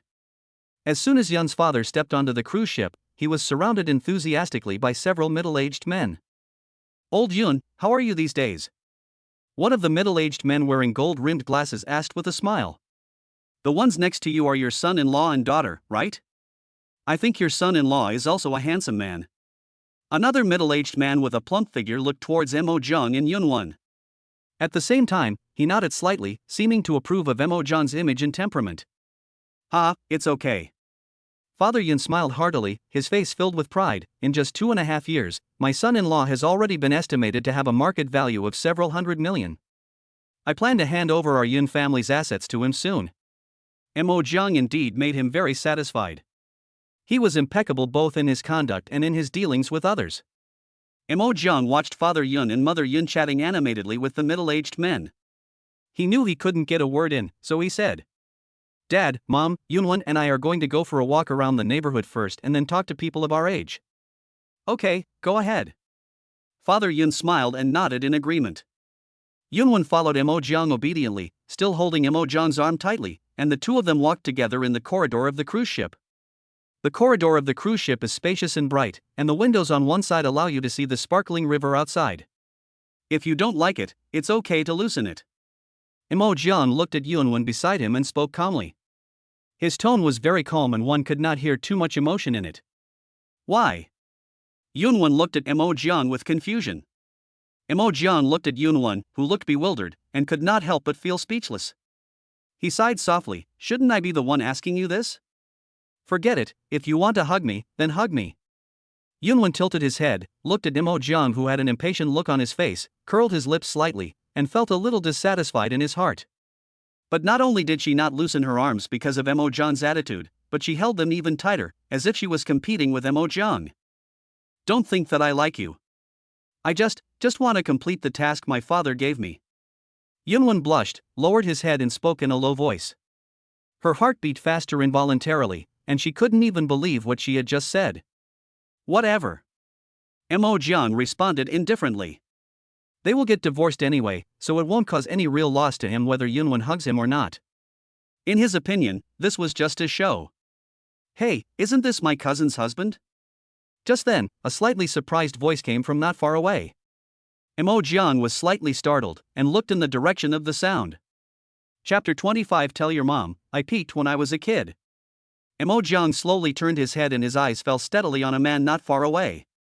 The man had an exquisite 3:7 hairstyle, and his left hand gently embraced a popular female star. The female star was wearing an extremely gorgeous evening gown, the cut of which was just right, outlining her graceful figure perfectly. At this moment, the man was looking at him with a look of surprise. Mo Jong had heard of this man before. Yes, he was the son of the richest man's sister Gu Qingbei. Mo Jong couldn't help but feel doubts in his heart because of the word cousin-in-law just now. If he heard it carefully, it was indeed what came from Gu Qingbei's mouth. This name was so abrupt that Mo Jong was confused. Mo Jong subconsciously raised his hand and pointed at himself, his face full of surprise. With obvious confusion in his tone, he asked, "Me?" No suitable picture found. Gu Qingbei instantly realized his gaffe, his expression became a little flustered, and a hint of nervousness flashed in his eyes. He shook his head vigorously and said very quickly, nothing, I just recognized the wrong person." Gu Qingbei knew it very well, as his cousin had given him many warnings and instructions before. She repeatedly emphasized that she must not reveal her identity in front of Mo Jiang. Moreover, he had no idea that Mo Jiang had broken up with his cousin. Facing this sudden situation at this moment, I just feel extremely difficult. With a strange look on his face, he cast his gaze towards Yunwen, who was holding Mo Jiang's arm tightly. In order to ease the sudden awkward atmosphere as quickly as possible, Gu Qingbei pretended to be calm. He tried hard to put on a seemingly enthusiastic smile, took the initiative to walk towards Mo Jiang and the others, and said, "Hello, I'm Gu Qingbei." Seeing this, Mo Jiang smiled back out of politeness and said gently, "Hello, I'm Mo Jiang." "Oh, Mo Jiang, who is the person next to you?" As Gu Qingbei spoke, he gracefully extended his hand and made a gesture to invite him to take a seat. He motioned Mo Jiang to sit on the luxurious sofa next to him. Afterwards, his hands were still naturally around the waist of the popular female star next to him. His eyes never left Yunwen in front of him, with a thoughtful look on his face, thinking secretly in his heart. Mo Jiang is really bold. He actually walks hand in hand with another woman so blatantly. If my cousin knew about this, with her hot temper, she would probably give Mo Jiang a hard beating. "Oh, my wife, her name is Yunwen," Mo Jiang introduced in a calm tone. While speaking, his eyes just glanced slightly in Yunwen's direction. At first, his body seemed to inadvertently move a little closer to Yunwen. But then he glanced slightly to the side, which could be clearly felt from his body movements. He had an instinctive resistance to Yunwen. Yunwen subconsciously lowered his eyes and looked at Mo Jiang's body that deliberately turned away. It felt like something suddenly stabbed my heart, and a sense of loss spread throughout my heart. She bit her lip, a trace of loneliness flashed in her eyes, but she quickly pretended to be calm. "Ah, your wife. Hello, Ms. Yunwen." "Hello." Yunwen also forced a smile and stretched out his hand to shake hands with Gu Qingbei. Gu Qingbei observed Mo Jiang's expression. From the somewhat awkward interaction between Mo Jiang and Yunwen, he realized that the relationship between the two did not seem to be harmonious. However, Mo Jiang just made it clear that Yunwen was his wife. In the circle they are in, the relationships between men and women are complex and changeable, and all kinds of romantic affairs are common. A thought suddenly flashed through Gu Qingbei's mind: could it be that his cousin is the third party? But as soon as this idea came up, he quickly rejected it. That's not right. His cousin is a strong person to the core. How could she be willing to be a subordinate? No matter what, you have to be the dominant party. Thinking of this, Gu Qingbei seemed to be possessed. He quietly picked up his phone and pretended nothing had happened. I quickly took a photo of Mo Jiang and Yunwen. After the photo was taken, he quickly opened the chat interface with Kai Yunjing, typed the text quickly and sent it. "Cousin, I think I saw your little lover." Not long after, Kai Yunjing's message came back quickly. "Who is the woman next to him?" Gu Qingbei quickly replied, it seems to be his wife." Then, Kai Yunjing replied concisely, "Okay, you don't have to worry about him." Gu Qingbei looked at the phone screen and hesitated for a while. In the end, he couldn't help but send another message and asked, "Cousin, if Mo Jiang knew that you were a young lady in the Beijing circle, what kind of expression would he have?" Unexpectedly, Kai Yunjing replied mercilessly, "If you keep talking nonsense, I will tell your mother about the time you peeped at your female classmates taking baths when you were a child." When Gu Qingbei saw the message, he was so frightened that his whole body tensed up, his hands shook uncontrollably, and he almost dropped the phone. "Qingbei, I remember your father's company seemed to be in the gaming industry as well." At this moment, Mo Jiang suddenly spoke to break the brief silence, and took out a box of yellow crane tower gold bricks from his pocket. Mo Jiang always had 2 boxes of cigarettes in his pocket, one of which was the 18 yuan liqueur that he usually smoked. The other box contains the yellow crane tower gold bricks, each worth 30,000 yuan. It is specially reserved for receiving distinguished guests like Gu Qingbei, in case of emergency. Would you like one? Mo Jiang smiled and handed the cigarette to Gu Qingbei, with just the right amount of enthusiasm in his smile. Gu Qingbei was not polite and reached out to take the cigarette handed to him by Mo Jiang. He held it in his mouth skillfully, then took out a lighter and lit it with a click. After taking a deep breath, he exhaled a beautiful smoke ring, and the movement was natural and smooth. "Indeed, what's the matter?" As he spoke, he looked at Mo Jiang in confusion. "I've long heard that the Gu family's game company is at the top in terms of scale and industry status." As Mo Jiang spoke, he lit a cigarette for himself, took a light puff, and slowly exhaled the smoke. "It just so happens that our company is also involved in the gaming field, so I thought about sending someone over there to learn from them." "No problem. I'm the president of my dad's company now, and you're a good friend that Gu Qingbei, just met. Gu Qingbei patted his chest and said generously, forget about studying.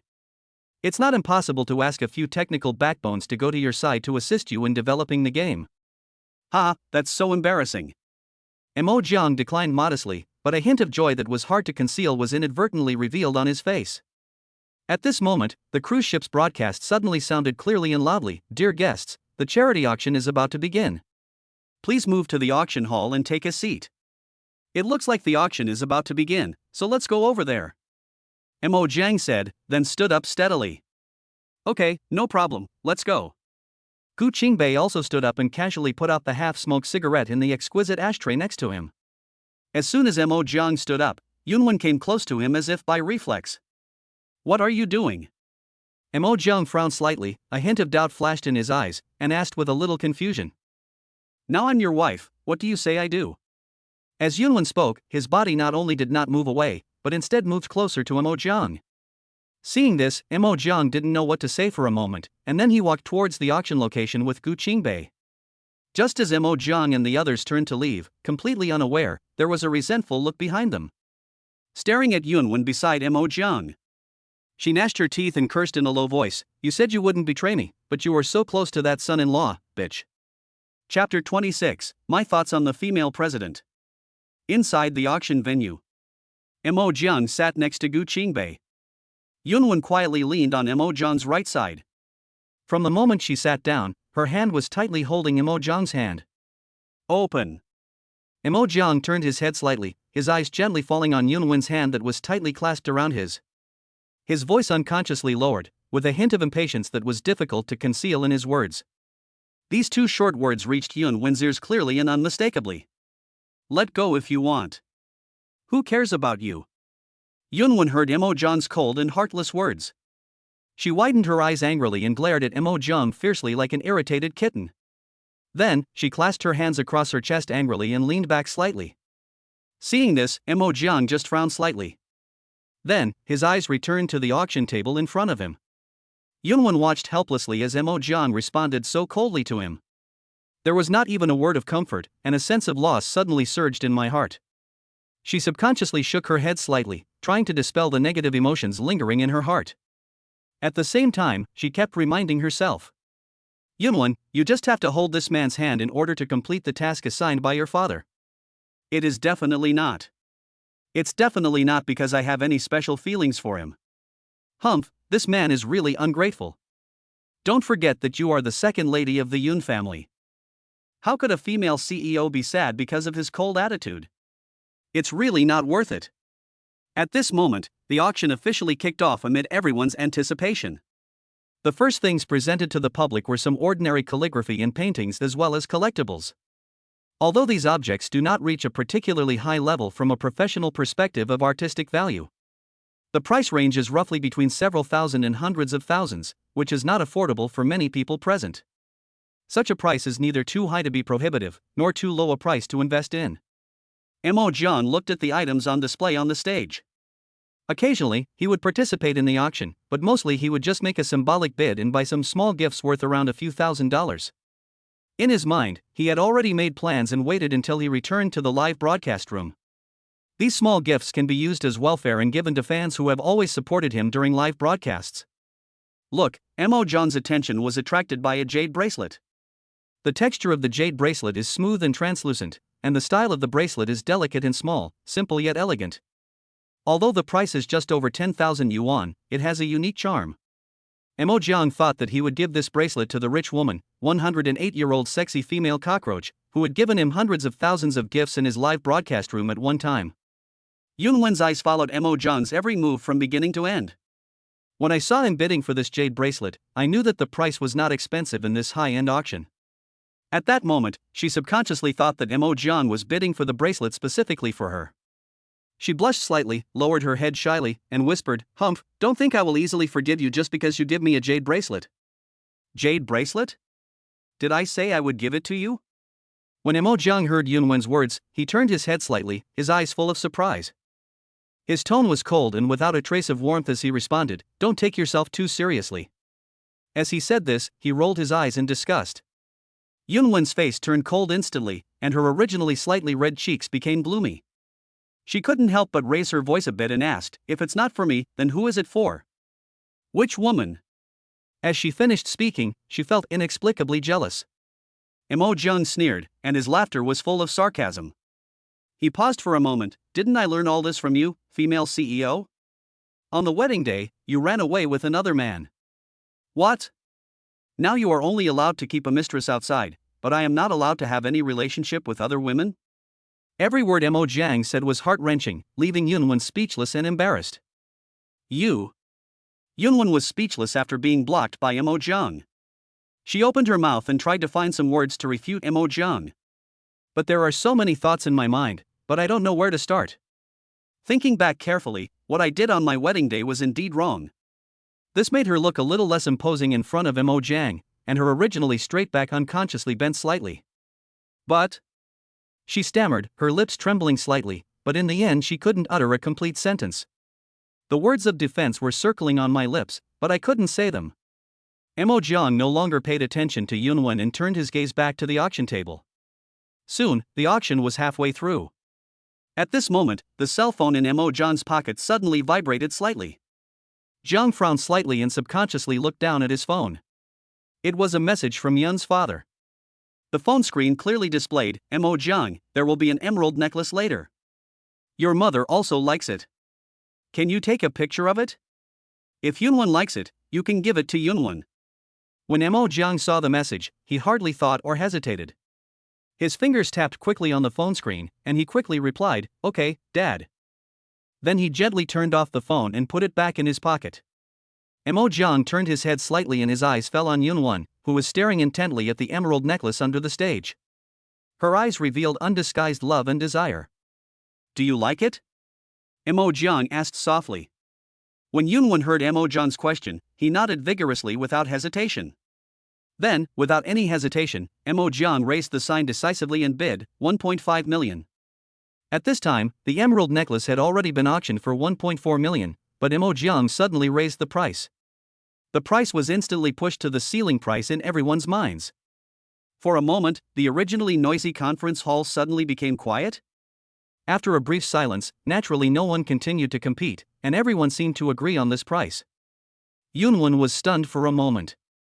She never expected that Mo Jiang would do this for her. He paid a high price of 1.5 million without hesitation to buy the emerald necklace. All kinds of complicated thoughts emerged in her mind. Is he a tsundere? He kept saying he was ignoring me and acted like he didn't care about me at all. But in fact, he still cares about me, he just can't bring himself to express it. This is not good. Yunwen's face turned red, and there was a hint of shyness and helplessness in her words. Her heart beat faster involuntarily, as if she had a little rabbit in her arms, beating thump-thump. Mo Jiang just glanced at Yunwen indifferently, his tone still maintaining his usual coldness. "Do you want it or not? If not, I'll give it away." "Yes, it's rare for you to give me something." Yunwen spoke immediately, fearing that Mo Jiang would really give the necklace to someone else. Looking at Mo Jiang's seemingly indifferent appearance, she became more certain that he was a tsundere.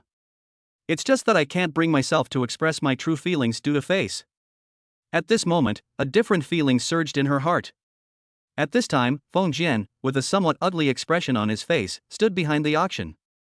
His eyes were fixed on Yunwen, who was blushing and leaning intimately against Mo Jiang. Just now, he also clearly saw the whole process of Mo Jiang spending 1.5 million to buy the emerald necklace. For Feng Jian, Mo Jiang is the son-in-law of the Yun family in his opinion. The money that was spent was naturally the Yun family's money, and the Yun family's money was equivalent to Yunwen's money. So in his opinion, this man spent 1.5 million to buy a necklace for Yunwen, which was equivalent to taking more than several million from Yunwen. After all, in his memory, when he was with Yunwen, the money he got from Yunwen was at least tens of thousands or even hundreds of thousands. But what about now? Yunwen actually only gave him 50,000 yuan. Only $50,000. Thinking of this, the jealousy and resentment in Feng Jian's heart were like a raging fire. And Feng Jian seemed to have completely forgotten that when he first entered society, his monthly salary was only 2,500 yuan. At this moment, he was filled with jealousy towards Mo Jiang and dissatisfaction towards Yunwen. Kazama clenched his fists. He gritted his teeth and planned in his heart that he must find another opportunity to be alone with Yunwon after some time. Perform PUA on her. Chapter 27. A young woman was kidnapped. Soon, this carefully prepared grand auction, which brought together many celebrities and precious items, was launched. The curtain slowly fell. During the auction, Mo Jiang and Gu Qingbei had a pleasant conversation. Mo Jiang had a very good impression of Gu Qingbei, the son of the richest man's sister. Gu Qingbei is not only generous and magnanimous, but also has a free and unrestrained manner in his words and deeds. He also has unique and profound business insights. However, there was a strange feeling lingering in Mo Jiang's heart. For some reason, Mo Jiang always felt that Gu Qingbei seemed to have known him for a long time. But he knew absolutely nothing about Gu Qingbei. Moreover, when the two first met, Gu Qingbei seemed to have called him cousin-in-law out of the blue. Mo Jiang tried hard to search his memory. He vaguely remembered that Cai Yunjing seemed to have a cousin. But as soon as this thought came to his mind, he quickly shook his head and decisively rejected the idea. I thought to myself, no, this shouldn't be such a coincidence. After all, if she really was the rumored young lady from Beijing, how was it possible that he had behaved so well and docilely over the past 2 years?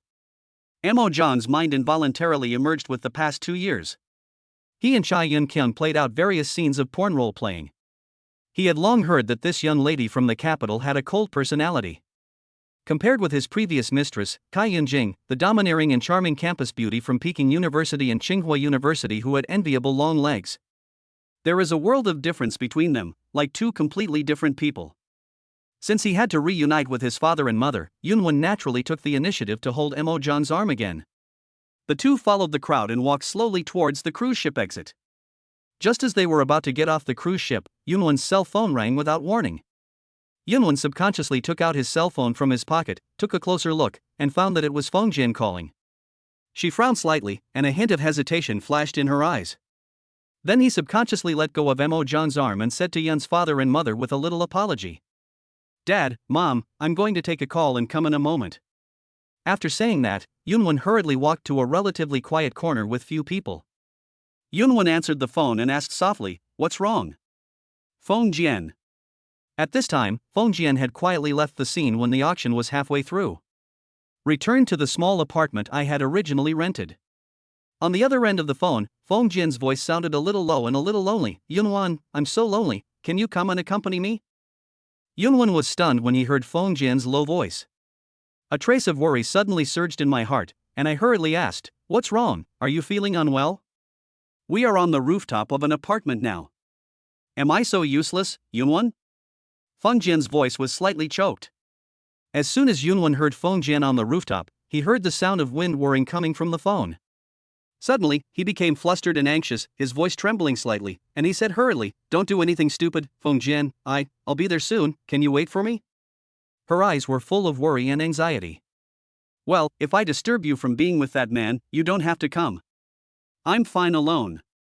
There was a hint of helplessness in Feng Jian's tone, an attitude of wanting to refuse but also to accept. Instead, it made Yunwon feel even more guilty. Stop talking, I'll be there soon, be good and wait for me. When Yunwon heard Feng Jian's voice, the guilt in his heart became stronger. She chatted with Feng Jian for a few more words, trying to comfort him. After ending the call, Yunwon didn't delay at all and immediately prepared to take a taxi. She called her father first, with a hint of anxiety in her tone. "Dad, I have something to do, you go back first." "What is it, at night?" Father Yun's slightly serious voice came from the phone, with a hint of doubt and dissatisfaction. "Can't we do it tomorrow?"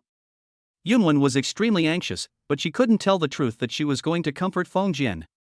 All he could say hesitantly was, It's very important." "Dad, I'm hanging up now." "You?" Before Mr. Yun could finish his words, Yunwon hung up the phone in a hurry. In that luxurious Maybach. Father Yun complained helplessly, "This girl is really something. She didn't go home at night and stayed at home, saying that she had something important to do." He frowned, his face full of confusion and worry. "Okay, head of the family, maybe it's because she really has something to do, and she is an adult now, not that little girl anymore." Yunmu patted Yun's father's back gently and comforted him softly. Mo Jiang just looked quietly at Yun's father and Yun's mother in the back seat through the rearview mirror without saying anything. He started the car and asked the back seat, "Dad, Mom, are your seatbelts fastened? I'm leaving." It's tied. Yun's father and mother answered in unison. After hearing the reply, Mo Jiang drove steadily towards the courtyard.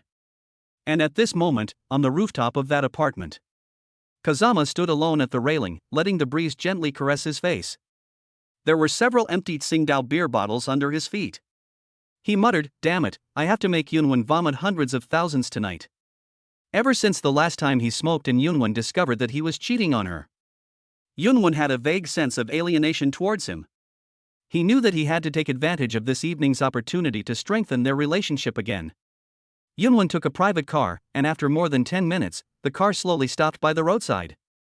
Yunwen hurried out of the car and walked quickly towards the apartment. She was so filled with worry about Kazama that she didn't notice it at all. Not far away, a group of people in a van were staring at her direction with eager eyes. "Old man, the woman in front of you should be the rich lady that damn kid Fengjin mentioned." The middle-aged woman in the passenger seat of the van said to the middle-aged man in the main driver's seat with shining eyes. The middle-aged man stared at Yunwen intently and said, "Damn it, we've been waiting here for a week and finally got here. I don't believe it if I don't make him 1,000,000 or 800,000 this time. Don't mention this rich woman, she has a really good figure. I'll catch her and touch her hands first." There was a malicious look in the middle-aged man's eyes, and his gaze wandered freely over Yunwen's body. "What are you talking about, old man? This rich woman is the daughter-in-law prepared for my son. Do you want to take her away?" The middle-aged woman glared at the middle-aged man and angrily cursed, "Do you still have any shame? I'm just saying that." Although the middle-aged man said this, his eyes were fixed on Yunwen's figure, with no intention of moving away. It was almost 12 o'clock and the streets were deserted with almost no one around. Just as Yunwen walked to the door of the apartment, suddenly, a van drove over without warning. Before Yunwen could react, the side door of the van suddenly opened with a whoosh. Then a middle-aged woman ran out of the car at a very fast speed. He grabbed Yunwen's waist at once, then swung her hard and threw her directly into the car. Before Yunwen could call for help, a black bandage was quickly stretched out and covered her mouth tightly. Woo woo. Chapter 28. Young woman, is she only worth 7 million? Mo Jiang came to the company as usual. After a little tidying up, Mo Jiang prepared to start a day of live streaming. Although he is the boss of a company, he is not like those bosses in novels who are tied up in numerous businesses and are busy all day long. After all, he is in charge of a gaming company, and daily affairs are relatively easy. The main task every day is to carefully review and solemnly sign some contracts that are crucial to the development of the company. Ensure that the company's operations can proceed in an orderly and smooth manner. In addition, he will also increase the popularity of his own games through live broadcasts. Expand the influence and popularity of the game among the player community. Mo Jiang sat leisurely in the comfortable office chair. His eyes inadvertently fell on the private message prompt of the note app on his phone. He gently opened the chat box of 108-year-old sexy female cockroach. This is a wealthy woman who has been giving out hundreds of thousands of tips every time in the live broadcast room these days. Mo Jiang posted a picture of the jade bracelet he had bought at an auction for 10,000 yuan. And attached a sincere text, "Sister, this is a small gift I specially prepared for you. I sincerely thank you for your strong support in the past few days. Give me the address later and I will send it to you by SF Express." Not long after, a reply message quickly popped up on the phone screen, "Sent to me? Thank you." Mo Jiang looked at the reply and felt something in his heart. He asked tentatively, "By the way, sister, can you add me on VX? We can communicate more in the future." He noticed that the IP address of this female cockroach also showed the capital. He wanted to see which rich woman this female cockroach was he who met in the nightclub before. However, the other party quickly replied, "It's not convenient." Seeing this, Mo Jiang didn't say anything more. After all, everyone has their own privacy. So he adjusted his mood, and as usual, skillfully turned on the live broadcast equipment and started the live broadcast. Mo Jiang is not only the boss of his own game company, but also the undisputed #1 anchor of his own game. After all, the boss personally played his own game and broadcast it live. This is undoubtedly an extremely attractive selling point for the platform, and it will naturally provide a lot of traffic support. Otherwise, it would be equivalent to openly going against the boss, and everyone understands the interests involved. But Mo Jiang hadn't been live streaming for long when the phone rang suddenly. He subconsciously picked up the phone and saw that the screen clearly showed that it was Yun's father calling. Imo Jiang frowned slightly, a hint of doubt rising in his heart. He looked up at the computer screen, an apologetic look immediately appeared on his face, and said to the audience in the live broadcast room.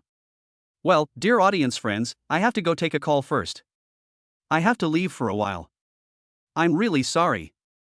After saying that, he quickly stood up, walked hurriedly to the other side of the computer, and answered the phone. Dad, what's wrong? Soon, Yun's father's voice came from the phone, slightly anxious and with obvious anxiety. Imo Jiang, have you seen Yunwan? Imo Jiang was a little confused and answered truthfully, No, Dad, why do you ask this suddenly? What happened to Yunwan? Yunwan is missing. She hasn't come home since last night. I called her many times, but she didn't answer. Dad, have you called the police? Imo Jiang said after hearing this. Yes. Yun's father replied. Okay, I'll come to you right away. Imo Jiang didn't hesitate at all. Afterwards, Imo Jiang quickly turned to face the live broadcast room and anxiously apologized to the audience inside. He quickly closed the live broadcast room without hesitation. He walked to his desk, grabbed his car keys, and walked out of the office in a hurry. The black Maybach was parked quietly downstairs of the company. Imo Jiang got into the car and started the engine. Rushed towards the location that Father Yun mentioned. As soon as Imo Jiang arrived at the police station, he saw Yun's father sitting on a chair. Compared to the excitement he heard on the phone before, Father Yun seemed to have calmed down a little at this moment. However, Imo Jiang noticed that Yun's father seemed to be answering the phone. Then walked over.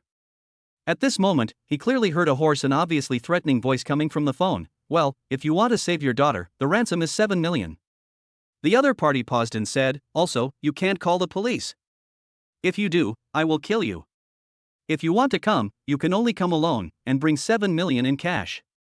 Then the man you brought will go to the entrance of Guba village and hand over the person with one hand and the money with the other. Do you understand? Father Yun wanted to say something, trying to negotiate with the kidnappers to gain more information and time. But the other party didn't give me any chance at all. He hung up the phone mercilessly with a click. Dad, what's going on? Imo Jiang hurriedly walked up to Yun's father and said with a little concern.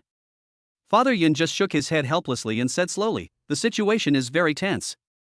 Yunwan has been kidnapped. Who? Who did it? Imo Jiang asked. Father Yun walked to the front of the stage, picked up a document from the table and handed it to Imo Jiang, saying, I just used some connections and some means to get Yunwan's taxi record last night. We found that the car was parked in front of a certain apartment, and then we checked the camera footage of that apartment that night and found that she was forcibly towed away by a van. And you heard the phone call just now. The location was in Guba village. I seriously suspect that this was a premeditated kidnapping. Premeditated. Imo Jiang thought for a moment, and a figure quickly flashed through his mind. He frowned and asked, Dad, are you talking about that Kazama? That's right, Feng Jian's hometown is in Guba village. Yun's father answered affirmatively, his eyes revealing suspicion and anger towards Feng Jian. At this time, a man in a hat came over and said to Father Yun in a serious tone. President Yun, regarding your daughter's kidnapping, we have already contacted the police station in Guba village and communicated the relevant situation. Do you want to proceed to the next step? Father Yun shook his head and interrupted Uncle Hat's words. The kidnapper said that only one person can go, otherwise he will kill the hostage. What should I do? This is indeed a tricky situation. Why don't we have our people disguised as plainclothes officers to secretly protect and assist? Uncle Hat makes a suggestion to try to ensure Yunwan's safety while meeting the kidnapper's demands. At this time, Imo Jiang, who had been silent for a long time, spoke. Dad, let me go. There is an employee in my company who is from Guba village. Maybe he can learn more about the situation and provide some help in rescuing Yunwan. Are you sure? Father Yun looked at Imo Jiang. Imo Jiang nodded and said, Yes.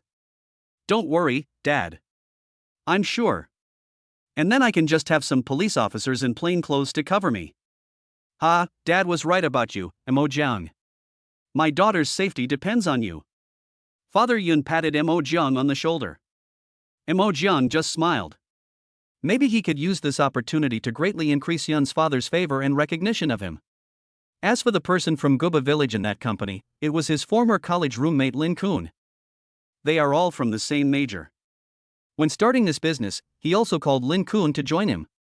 He still trusts Lin Kun. After all, Lin Kun had been his godfather for 4 years.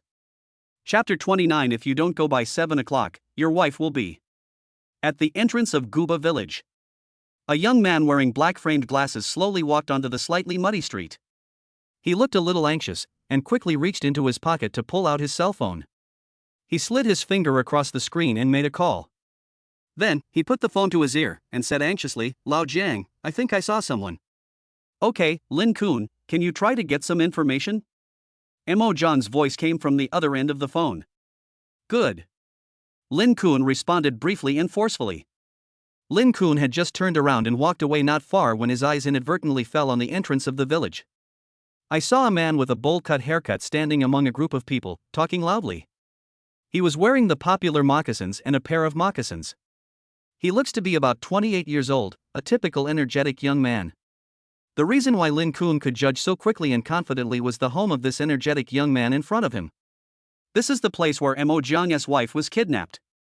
It was also thanks to the key information he had obtained from the aunt in the village intelligence department in exchange for 6 baskets of eggs. At this moment, the young man was enthusiastically discussing something with a group of young men around him who were also dressed in a very spirited style. The smugness on his face was radiating without any concealment. A friendly smile immediately appeared on Lin Kun's face, and he walked towards them calmly. Those people shut their mouths instantly, their eyes revealed vigilance, and they all looked at Lin Kun. "Brother Feng, what are you talking about?" Lin Kun took the initiative to greet them, his voice deliberately filled with kindness and familiarity. "Who are you?" The energetic young man with the pot-cut hair, Feng Deng, had a puzzled look on his face and frowned slightly. Looking up and down at Lin Kun. "I'm Lin Kun. Have you forgotten? I was the only college student in our village back then." Lin Kun explained with a smile. "Oh, I remember. Why, come back when you have time." Feng Deng suddenly realized, and there was a hint of surprise in his tone unconsciously. "I have good news for you. I, your brother Feng, have been single for so many years, but I'm going to get married soon, and to a rich woman," Feng Deng announced proudly, with a show-off look on his face. As he spoke, he puffed out his chest proudly. "That's right, as long as brother Feng marries that rich woman, we can also get to enjoy the benefits together." This group of younger and spirited young men followed suit, their eyes full of envy. Lin Kun just smiled and continued to speak along with Feng Deng's words. "Brother Feng, is your rich woman pretty? She won't be old, will she?" He guided the topic, trying to get more key information from Feng Deng. "How is that possible? My dad found her for me. She's so pretty, with a nice butt and nice breasts." Feng Deng described it excitedly. "She's prettier than those big stars on TV. I have a photo here. Let me show you." As he said that, he couldn't wait to reach into his pocket to take out his cell phone. Lin Kun looked at Feng Deng in front of him, and an expression of just the right amount of envy immediately appeared on his face. He said with an envious tone, "Wow, brother Feng is so lucky. I've known for a long time that brother Feng is the kind of man who is not as lucky as he is. Today, I see that his reputation is well deserved. Congratulations to brother Feng." College students are college students, they just speak nicely." Lin Kun's words made Feng Deng feel even happier. While smiling, he quickly took out the slightly old Oppo A5 mobile phone. He opened the photo album and then put the phone in front of Lin Kun. Lin Kun had a small and exquisite sports camera hanging around his neck, which clearly captured the contents on the mobile phone. In the photo, there is a beautiful woman wearing a gorgeous evening dress. He was unconscious in a corner that looked like a woodshed. The woodshed was filled with all kinds of debris, broken farm tools, scattered firewood, and the environment looked particularly simple and messy. Lin Kun hadn't even glanced at it for a few seconds when Feng Deng quickly withdrew his hand, raised his chin proudly and asked, "How is it? It looks good, right?" Lin Kun nodded, still smiling on the surface. "It's beautiful, but how come your future wife, Feng Gu, is sleeping in the woodshed?" "Well, he probably got tired after arriving at our house that night, so he fell asleep in the woodshed," Feng Deng explained casually, but there was a hint of unnaturalness in his eyes, as if he was deliberately hiding something. "When the woman wakes up around 6 or 7 tonight, my dad told me to go with him." He paused deliberately, with a malicious smile on his face. That smile looked particularly vulgar under the sunlight. "See if you can get that woman pregnant." Feng Deng lowered his voice and said with a lewd look on his face. "Ah, your dad is with you?" Lin Kun showed an expression of shock and confusion, his eyes slightly widened. Lin Kun's expression at this time. My dad said that my things are his things. Feng Deng said as a matter of course, without any shame on his face. Besides, the woman looks like a hottie. My dad said she needs to be trained and tempered before she can be my wife. His tone was full of vulgarity and shamelessness. Lin Kun just smiled awkwardly, feeling deeply disgusted with Feng Deng's behavior. But in order to obtain more crucial information, he still suppressed his inner anger and disgust. After saying a few more words, he made an excuse and left in a hurry. As soon as he left the group, Lin Kun immediately called Mo Jiang and said in a serious and anxious tone, Old Jiang, you'd better follow the police to rescue them around 6 o'clock tonight. The location is in the firewood shed at the end of the village, in room 2 in the north area of the village. Didn't it say that the hostage exchange would take place at 9 o'clock tonight? Mo Jiang asked on the phone. It's still 9 o'clock. Around 6 or 7 o'clock, your wife will be forced to have sex with those scumbags. Lin Kun explained anxiously. Okay, I understand. Inside the police station. Mo Jiang hung up the phone with a serious expression. How's it going? Any news about your people? When Father Yun saw Mo Jiang's expression, his heart suddenly tightened and he asked anxiously. Mo Jiang nodded, there is news, but I suggest we surround the end of the village directly at 6 o'clock.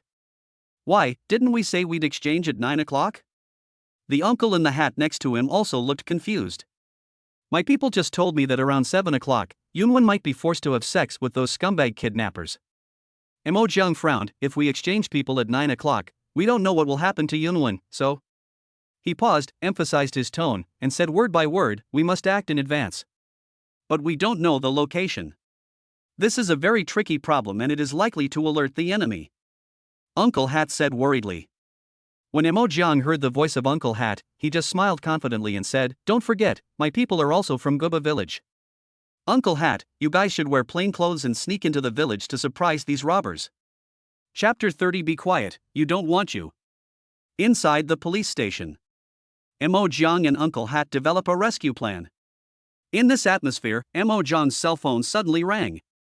Mo Jiangben subconsciously picked up his phone, only to see an unfamiliar number displayed on the screen. He instinctively thought it was a call from the robber. He quickly signaled to the man in the hat with his eyes and said simply, I'm going to take a call. It might be a robber. Then he hurried to a relatively remote and quiet corner. Hello. Mo Jiang took a deep breath and tried his best to suppress his inner anxiety. Where's Yunwen? Why didn't Yunwen see me the night before yesterday? And she didn't answer my messages or phone calls these past 2 days. What did you do to Yunwen? An anxious and angry voice came from the other end of the phone. When Mo Jiang heard the other party's anxious tone, his heart trembled and he instantly knew who was on the other end of the phone. Kazama, is that you? He asked calmly. Tell me quickly. Why hasn't Yunwen been? Feng Jian had obviously lost his patience and didn't even wait for Mo Jiang to finish speaking. I couldn't wait to ask further. Don't forget, Yunwen is my wife, and you are just a mistress, a third party. What qualifications do you have to know my wife's information? Mo Jiang interrupted Feng Jian without any hesitation. You. Feng Jian on the other end of the phone was so angry that he was shaking all over and clenching his fists tightly.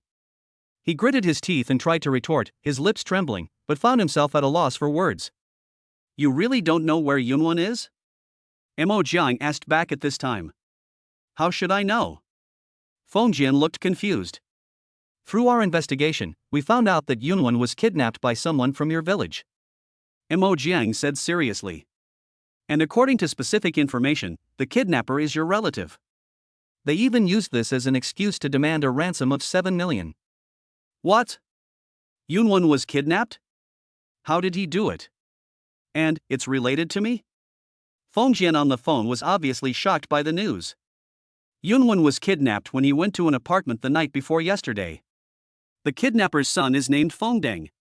He should be your relative. Mo Jiang stated in an orderly manner. There was silence for a while on the phone. After a long while, he whispered, yes. Do you have anything to say? Mo Jiang asked. No, damn, these idiots actually kidnapped Yunwen. Feng Jian couldn't help but swear. Mo Jiang said calmly, don't be so quick to scold me. You and Yunwen knew each other first. We have enough reason to suspect that you are also related to this case. Please come to the police station now. Soon, Feng Jian went to the police station without any hesitation. But as soon as he arrived at the police station, before he had time to catch his breath, he was slapped in the face by Yun's furious father. The slap was extremely powerful, accompanied by a crisp pop sound. Feng Jian only felt a burning pain on his cheek, his body shook involuntarily a few times, and he was almost knocked to the ground. You bastard, if it weren't for you, how could my daughter be kidnapped? Father Yun was so angry that he was shaking all over and his eyes were red. Feng Jian covered his slapped face, lowered his head and said nothing. He knew in his heart that he was indeed involved in this matter. If he guessed correctly, the person kidnapped should be his second uncle. Last time, my second uncle came to him and asked to borrow 2.5 million, but he didn't lend it. What's more, he didn't have so much money. It must be because of that incident that his second uncle held a grudge and resorted to this desperate measure. Father Yun was still not satisfied, so he rolled up his sleeves, his eyes widened, and he wanted to slap Feng Jian twice more to vent his hatred. But it was blocked in time by the uncle in the hat who had been paying attention to the situation. Uncle Hat knew that this was not the time to act impulsively and that there were more important things to do. He reached out to stop Father Yun and gently advised, President Yun, don't be impulsive. We still need to learn more from him. Then, Uncle Hat took Kazama to the interrogation room for questioning. The lighting in the interrogation room was a little dim. Feng Jian knew that things had come to this point and hiding it would be useless. In addition to his worry about Yunwen, he quickly told everything he knew. After Uncle Hat carefully recorded Feng Jian's confession, considering the current situation, he asked Feng Jian to go back and wait for news. Feng Jian felt relieved, stood up, and walked out of the interrogation room in dejection. When Feng Jian walked out of the police station, Yun's father was still furious and threatened him from behind. You stinky boy, if I find out you're having an affair with my daughter again, I'll break your legs. Feng Jian was so frightened that his face turned pale, his legs went weak, and he ran away crawling. As soon as he walked out of the police station, he hurriedly took a taxi back to Guba village. At this time, in Guba village. In a woodshed. Yunwen wakes up. As soon as she woke up, she was panic-stricken, her eyes were full of fear and confusion. She looked around at the piles of firewood and various old debris. There was a stale smell in the air, and judging from the environment, she seemed to be in a woodshed in the countryside. Have I been kidnapped? Yunwen was shocked and fear surged in his heart. She subconsciously wanted to use her cell phone to call the police. This was her first reaction when she encountered danger. But when she looked down, she found that her hands were tied tightly with rough hemp rope. The hemp rope cut deeply into her skin, causing a sharp pain and making it impossible for her to move. She looked around anxiously again, her eyes full of helplessness. But I found that my cell phone was not with me, and even my bag was nowhere to be found. It's over, what should I do? Yunwen's face suddenly became very anxious. She was extremely anxious. She stood up and tried to push the door with her body, wanting to rush out. However, she tried with all her strength. The door didn't move at all, it seemed to be locked from the outside. Yunwen wanted to shout for help outside.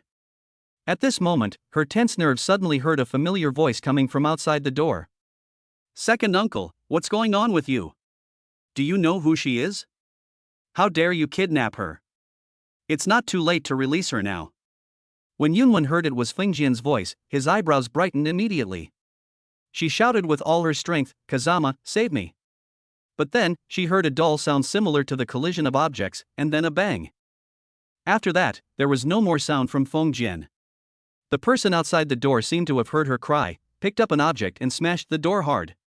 A loud bang frightened Yunwen so much that his face turned pale as paper, his legs went limp, and he almost fell to the ground.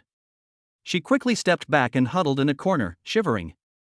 I only heard a voice coming from outside the door. Fuck you, you bitch, if you don't want to be fucked in the mouth later, just stay still. You don't want to be covered in wounds of varying sizes before you are redeemed tonight. That voice was full of threats and obscenities. When Yunwen heard such threatening words outside the door, he was so frightened that he dared not even breathe. Her body trembled even more violently at the thought that someone outside the door might violate her. Tears welled up in his eyes, and he kept muttering. No. Don't. Chapter 31 Sorry? Oh, so. Time passed quickly and soon it was 6 o'clock. The entrance of Guba village. Mo Jiang and 6 or 7 men in plain clothes and hats walked into the village. Based on the precise location information provided by Lin Kun, they are approaching the target location step by step and cautiously. In order to ensure that the rescue operation is foolproof, the risks must be minimized and any carelessness must be avoided to avoid alerting the enemy. Mo Jiang did not act rashly or impulsively.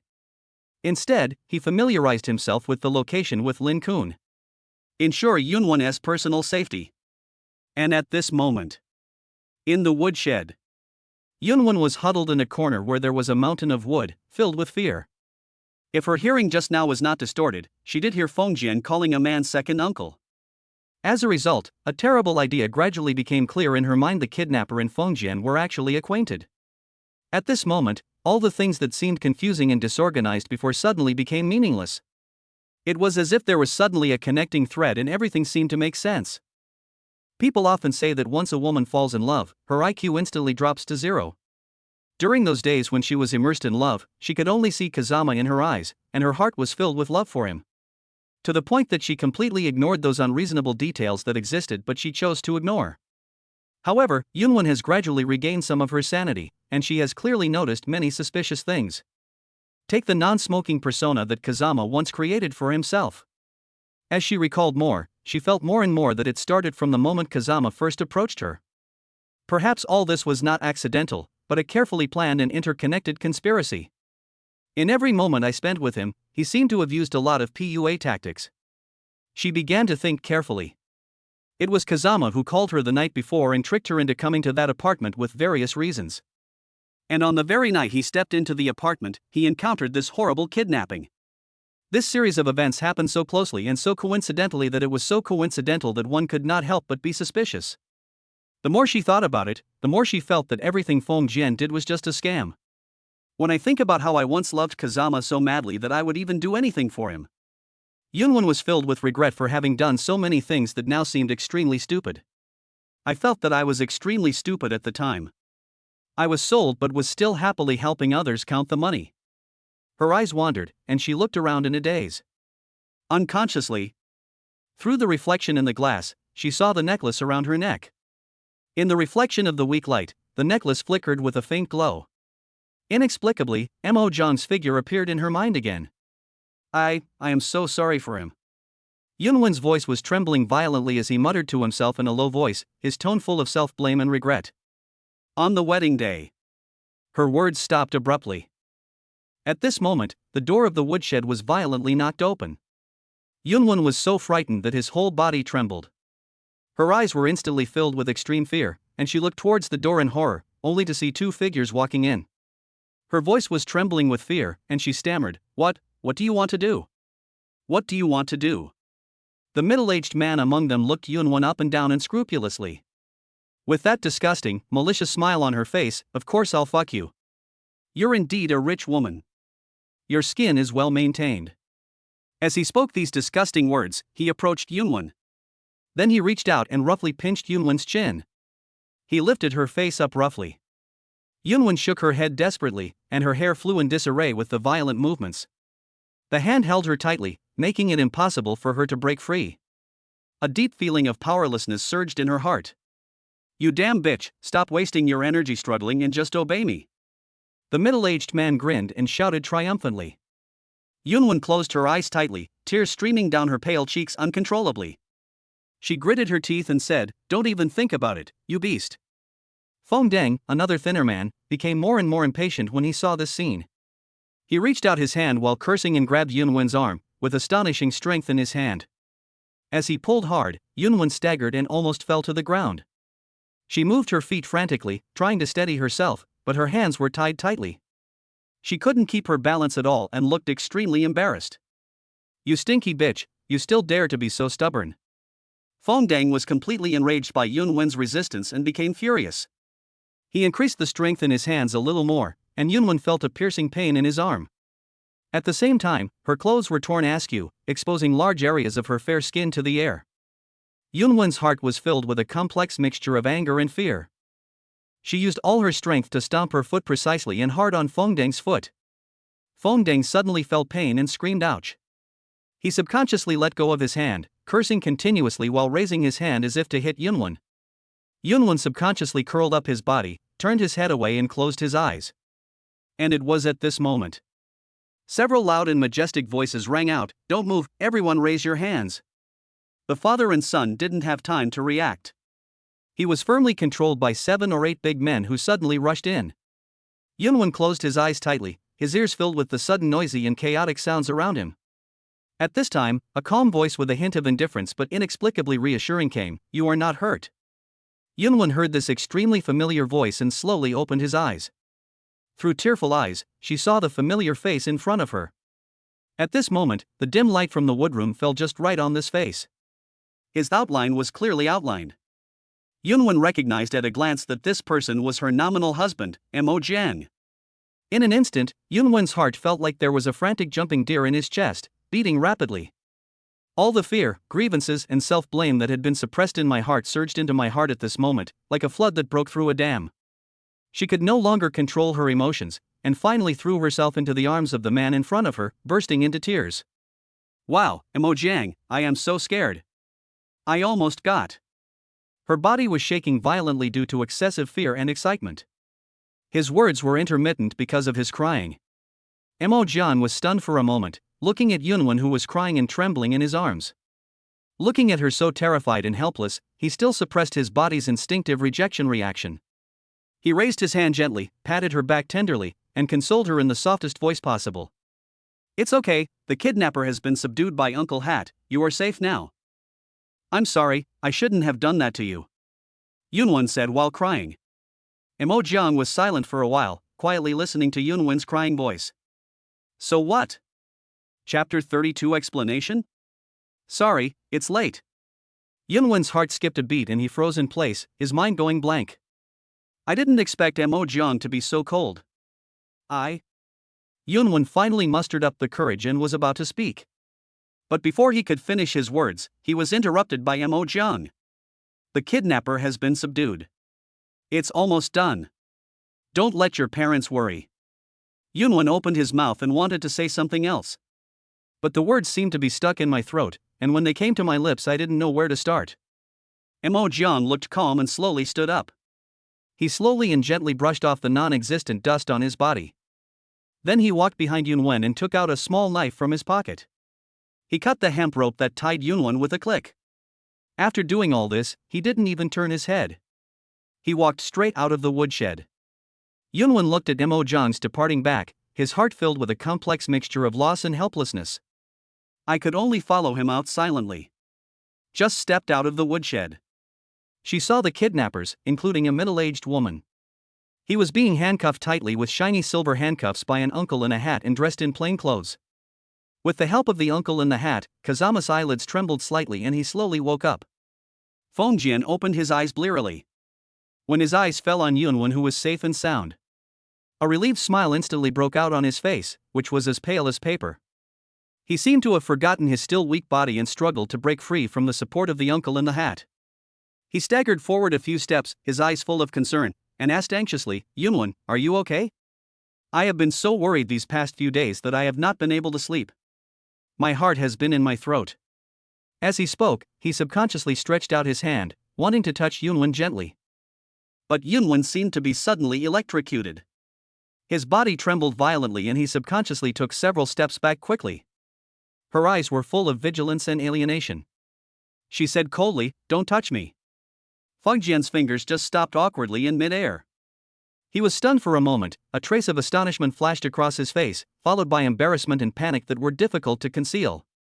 He hurriedly stammered and explained, "I'm sorry, I really didn't know that my second uncle and his friends would do such a thing. It's okay, but we should not contact each other anymore." She knew very well in her heart that if it weren't for Fengjian, how could I have indirectly been kidnapped? Fengjian's face showed an extremely anxious expression. He couldn't believe that Yunwen would be so decisive. He raised his voice and said, but you promised me." There was a hint of grievance and unwillingness in his voice. Yunwen ignored Fengjian and slowly turned his gaze to Mo Jiang who had a calm expression on his face. Mo Jiang just stood there quietly, with a calm expression. There was a look of indifference in his eyes, as he quietly watched the scene between her and Fengjian. I saw the corners of his mouth slightly raised, revealing a sarcastic smile. Yunwon only felt a wave of discomfort in her heart, which made her feel unable to breathe. She was extremely anxious, and hurriedly took a few quick steps, rushed to Imo Jiang, and said anxiously, "Imo Jiang, it's not what you think." Imo Jiang just laughed coldly. He didn't say anything, but turned around and walked out of the yard with a few plainclothes uncles in hats. Yunwon looked anxious and quickly chased after him. Only Feng Jian was left standing there blankly, with a look of loss and unwillingness on his face. Yunwon quickly chased to Imo Jiang's side and subconsciously reached out to hold Imo Jiang's hand. However, Imo Jiang quickly dodged her hand, leaving Yunwon's hand hanging awkwardly in the air. I really have nothing to do with him now, Imo Jiang. Yunwon explained anxiously. Imo Jiang still just responded indifferently. Can you please reply to me seriously? Don't be so cold. Yunwon couldn't hold it in any longer, she spoke excitedly. He rushed directly to Imo Jiang, opened his arms and blocked his way, not letting him go. There was both anger and grievance in her eyes.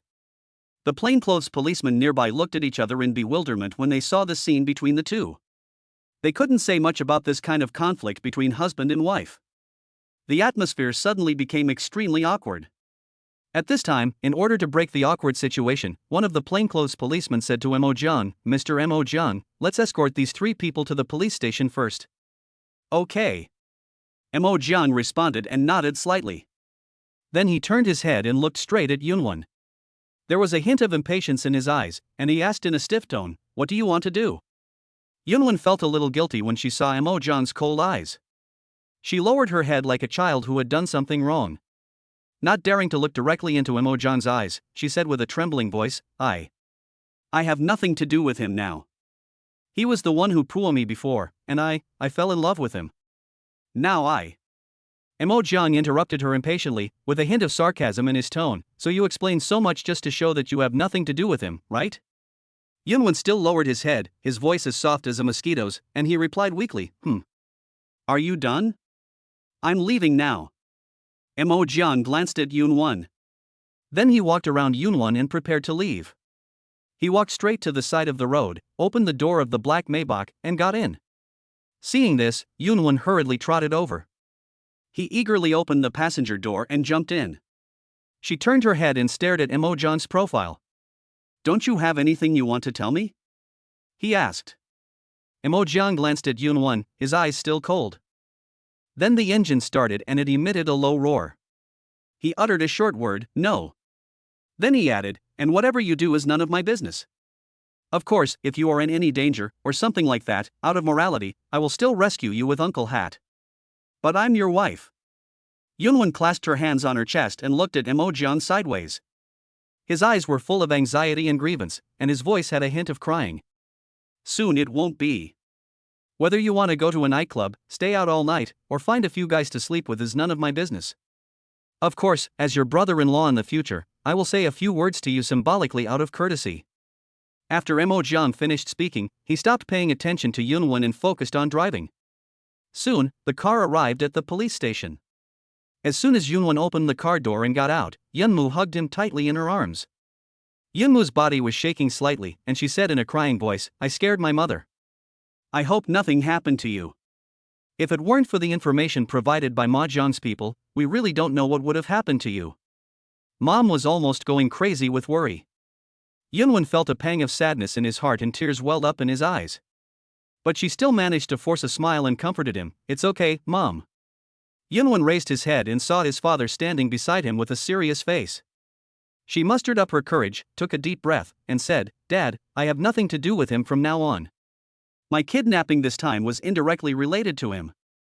It's good to know. If something like this happens again in the future, it won't be so timely." Father Yun glanced at Yunwon, his eyes filled with both reproach and heartache. After saying that, he said nothing more and just sighed softly. Then, Father Yun turned his gaze to Imo Jiang, a look of approval appeared on his face, and said, "Imo Jiang, you did a great job." Imo Jiang smiled modestly and appropriately, and said, "It's my duty, Dad. Oh, by the way, Yunqi's flight will probably arrive soon. You drive to the airport to pick her up. Dad will send you her location later, and we'll go to the hotel for a family reunion dinner." Chapter 33 Should I call you husband or brother-in-law? It was already past 8 o'clock in the evening. Imo Jiang sat alone in the driver's seat of the black Maybach, and the car drove steadily towards the imperial capital airport. After arriving at the airport, Imo Jiangshu parked the car and sat quietly in it waiting for Yunxi. People are coming and going in a hurry around. And Imo Jiang was bored during this seemingly long waiting time. He subconsciously took out his cell phone, and the light from the screen shone on his face. Imo Jiang flipped through the pages casually on his phone, switching between pages. Inadvertently, he saw the chat history between himself and Kai Yunjing. The time on the page shows that these records are from 1 month ago. Imo Jiang's eyes could not help but fix on Kai Yunjing's last message: "Baby, I love you. I'll make you feel comfortable tonight." When he saw the message, he was slightly stunned. He fell into a brief silence. "Excuse me, are you Imo Jiang?" Just when Imo Jiang was immersed in his own thoughts, suddenly, a clear and pleasant voice came from the car window. Imo Jiang came back to his senses and turned around, only to see a lady with outstanding temperament standing in front of him. She wore a pair of exquisite gold-rimmed glasses, and her eyes behind the lenses revealed a hint of charm. She was wearing a purple skirt that hugged her body tightly. It perfectly outlines her graceful figure. Character picture of Yunxi in the paragraph comment. The faintly visible black stockings add a bit of sexiness and charm to her, making people's eyes brighten and feel amazed. "Oh, yes." Imo Jiang responded quickly. "I'm Yunxi. My father asked you to pick me up, right?" The corners of Yunxi's mouth rose slightly, revealing a gentle and moving smile. When Imo Jiang heard Yunxi's words, he didn't say much, but just reached out and gently pressed the button. He unlocked the car, then got up and opened the trunk. His eyes fell on the large suitcase next to Yunxi. Imo Jiang opened the car door, and just as he got out of the car, he saw Yunxi had already reached out to lift the suitcase. However, perhaps it was the high heels on her feet that restricted her movements. Or maybe the suitcase itself was too large and heavy for her to bear. Imo Jiang watched as Yunxi's legs suddenly twisted, her body instantly lost balance, and tilted to one side. His heart tightened and he rushed forward quickly, stretched out his arms, and firmly supported Yunxi's waist to prevent her from falling to the ground. Yunxi felt the hand around her waist, and a warm feeling instantly spread throughout her body. Her little face turned red instantly, she lowered her head slightly, and a hint of shyness appeared in her eyes. He whispered, "Thank you, thank you."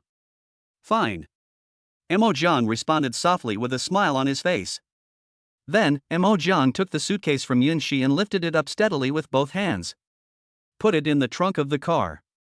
"Get in the car," Imo Jiang said to Yunxi. "Yeah." Yunxi responded obediently. As soon as he sat in the car, Imo Jiang noticed that Yunxi's hands were on the armrest. He tilted his head, his eyes fixed quietly on his own face. There seemed to be a hint of inquiry and admiration in those eyes. "My face, is there something else?" Imo Jiang felt somewhat uncomfortable being stared at by her like this, and couldn't help but ask in confusion. There was a hint of confusion in his eyes, and the corners of his mouth raised slightly, revealing a slightly embarrassed smile. Yunxi just smiled gently, she was so beautiful that people couldn't take their eyes off her. She said calmly, "No, I was thinking, when I was studying abroad, my father kept telling me that you are very good. So I couldn't help but take a few more glances. If my father can say that you are excellent, you must be a good person." As she spoke, Yunxi moved a little closer to Imo Jiang, as if inadvertently. Her slender white fingers gently touched Imo Jiang's hand from time to time. "My father also told me about what happened to my sister, and I also learned about it. My sister is really something. She doesn't have enough experience. She was sold out and didn't even know how to count the money she was paid. She ran off with another man on the wedding day. I want to apologize on behalf of my sister." As Yunxi spoke, she lowered her head slightly, her eyes falling intentionally or unintentionally on the hands of the two people approaching each other. Her fingers even stroked Imo Jiang's hand lightly, intentionally or unintentionally. Imo Jiang lowered his head to glance at Yunxi's slender, beautiful fingers, which were gently touching his hand. But he didn't resist, he just said calmly, "It's nothing, we're getting divorced anyway." There was a hint of helplessness and relief in his tone. The corners of Yunxi's mouth rose slightly, revealing an even more charming smile. She deliberately used her hands to touch her soft long hair and gently pushed the hair behind her ears. This action was full of femininity. She looked at Imo Jiang's profile with loving eyes and said, "So I should call you brother-in-law?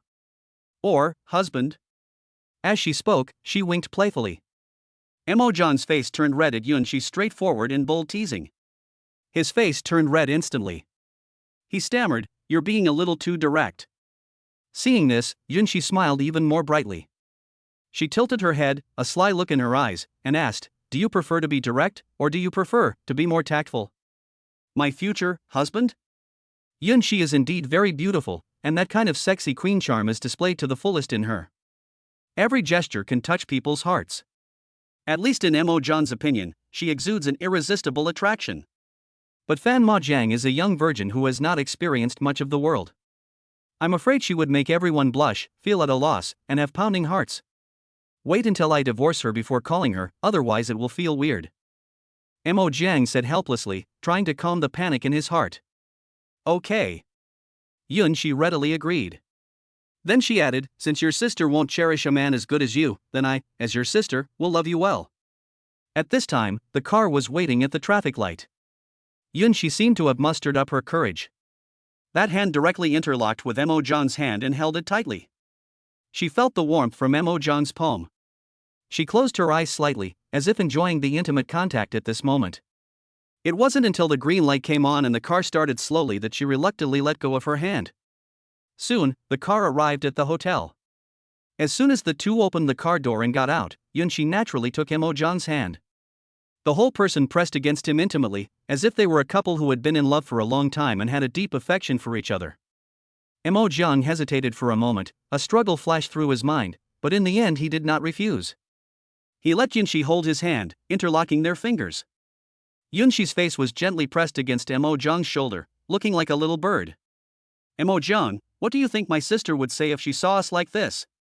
Yunshi raised her head, looked at Mo Jiang, and asked with a smile on her face.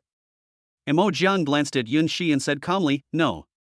Besides, she was the one who filed for the divorce. "That's right," Yunshi said, holding Mo Jiang's hand tighter. Afterwards, the two walked hand in hand to the room designated by Yun's father. When Yunshi entered the room, she restrained the blatant ambiguity that she had shown outside just now. But she still held hands with Mo Jiang. "As soon as I opened the door, I saw Yun's father, Yun's mother, and Yunwen were already sitting inside." The moment the door opened, the three people in the room looked over at the same time. Yunwen looked at Mo Jiang and then at her sister Yunshi. The whole person froze in place for a moment. She couldn't believe her eyes. Mo Jiang was actually holding hands with her sister, and their fingers were intertwined. An indescribable discomfort surged into Yunwen's heart. Chapter 34. He is still my husband. It seems like you two had a good chat. Father Yun's eyes fell gently on Mo Jiang and Yunshi. Look at their intimate behavior. A relieved smile appeared on his face, and there was a hint of joking in his tone. His eyes were full of satisfaction with the relationship between the two. "Dad thought it would take a while for you two to get used to each other, but I didn't expect you to be so compatible." Father Yun continued. "Yeah, Dad, I think Mo Jiang is a good match for me."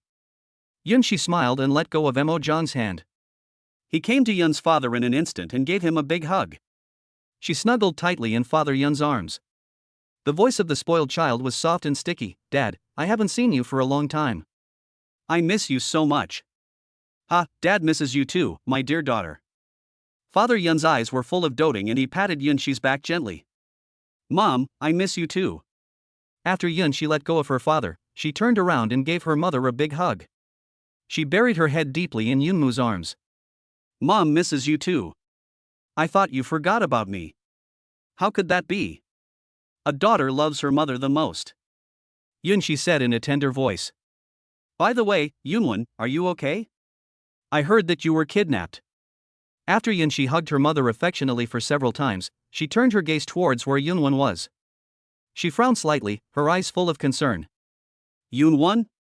Seeing Yunwen in a daze, Yunshi couldn't help but raise her voice and shout again.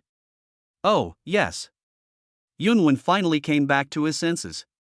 Just now, the image of Mo Jiang and his sister holding hands kept flashing through her mind. "You don't seem to be in a good mood. Is it because of the kidnapping?" Yunshi asked with concern, tilting her head slightly. "What's past is past. Be careful next time and don't get together with those weird men," Yunshi said earnestly, with a sister-like tone of admonition and concern. "Otherwise, my parents and I will be worried about you." "Yes, I will." Yoonwon responded softly. So, a hug? Yoonshi said this with a gentle smile on her face. She walked up to Yoonwon and slowly spread out her hands. Yoonwon did not refuse. She took a few steps forward slowly, her movements a little slow. He hugged Yoonshi gently. However, her eyes looked uncontrollably in the direction of Mo Jiang. Mo Jiang still had no expression on his face. It was not until Yoonshi released the hug from her that she walked over to sit next to Mo Jiang. Then he naturally started talking to Mo Jiang. The two of them chatted with each other and laughed continuously. Yoonwon watched the scene. Inexplicably, I felt uncomfortable in waves. Especially when she looked up and saw the faint smile on Mo Jiang's face. When he looked at his sister Yunshi's face, the stinging pain in her heart almost overwhelmed her. Obviously Mo Jiang is her legal husband. She is the other half of Mo Jiang, who has been married for 2.5 years. But she seemed to have selectively forgotten. On her wedding day, she did it in front of many important figures. He resolutely took Fengjian's hand and escaped. She ruthlessly abandoned Mo Jiang in their marriage, which should have been a happy one. Later, she lived with Fengjian, a single man and a single woman, abroad. If Yun's father hadn't secretly sent someone to keep an eye on him and sternly warned Fengjian, I'm afraid the two of them have already crossed the bottom line and had an unthinkable relationship. Moreover, it was she who filed for divorce herself. Yoonwon fell into a long silence. She slowly lowered her head and her eyes fell on the reflection of the dinner plate. The faint light illuminated the necklace around her neck. This necklace cost Mo Jiang a lot of money. Gifted to her. After these few days of getting along. Especially after experiencing all the twists and turns of being kidnapped and fortunately being rescued by Mo Jiang. Unconsciously, she seemed to have developed some feelings for this man. Just now, in the dim woodshed. The dim light softly shines on Mo Jiang's face. That moment. Her heart began to beat wildly and uncontrollably, like the fluttering of a deer. She couldn't help but wonder to herself if it wasn't because of Kazama. Will she be able to live happily with Mo Jiang? The more Yoonwon thought about it, the stronger his resentment towards Fengjian became. Today, let's have a toast to celebrate my precious daughter Yunshi's return to China. Yun's father's cheerful voice broke Yoonwon's thoughts. Yoonwon heard his father's words and silently picked up the bottle of red wine. He slowly poured himself a glass of red wine, then slowly stood up. At this time, everyone raised their glasses and clinked them against each other. Everyone drank it all in one gulp. Yoonwon just sat down. She caught a glimpse of her sister Yunshi, who quietly switched their wine glasses while Mo Jiang was picking up some food. She was startled. I want to speak up and stop all this. But when the words came to my lips, they seemed to be choked by something and I didn't know where to start. She could only stare at Yunshi blankly and quietly. I watched her drink up Mo Jiang's wine. Then she leaned gently on Mo Jiang's shoulder coquettishly, with a happy and sweet look on her face. Soon, the dinner party was over. Except for Yoonwon, everyone else enjoyed the meal very much. Mo Jiang really has a good impression of Yunshi. She can talk and flirt. And he is very considerate of people's emotions. Because everyone was drinking to some extent. To ensure safety, Mo Jiang called a designated driver. After returning to the courtyard, Mo Jiang was already drunk and his steps were staggering. Among these 5 people, Mo Jiang and Yun's father drank the most. Yoonwon, Yoonmoo and Yunshi only tasted the wine and drank 1 or 2 cups each. Yoonwon watched Yunshi supporting Mo Jiang affectionately as they walked towards her own room. She suddenly felt anxious and quickly stepped forward, reaching out to stop Yunshi. Sister, what are you doing? Yoonwon frowned, with a questioning tone in his voice. Mo Jiang is still my husband. Even if you helped him, you should have helped him to my room. How did you help him to your room? Chapter 35 Recognized as Xiao Yunjing? Who is she? Oh, sister, you are being unkind. Yunshi's lips curled up slightly. The smile was vague, but it carried a hint of sarcasm that was hard to ignore. As she spoke, she naturally put her hands around Mo Jiang's waist. There was a flash of pride in his eyes, declaring a certain sovereignty to Yoonwon. It was you who filed for the divorce, and it was you who ran away from the marriage with another man. Now you say he is your husband? Aren't you ashamed when you say that? Yunshi's voice was not loud, but every word was as sharp as a needle. The harm you have done to him cannot be easily wiped out. Do you think that just because he's still your husband, you can pretend nothing happened? The reproach in her tone grew stronger. Lay out Yunwon's past mistakes one by one. After saying that, Yunshi held Imo-jeon steadily. Walk towards your room. Yunwon opened his lips slightly and was about to speak.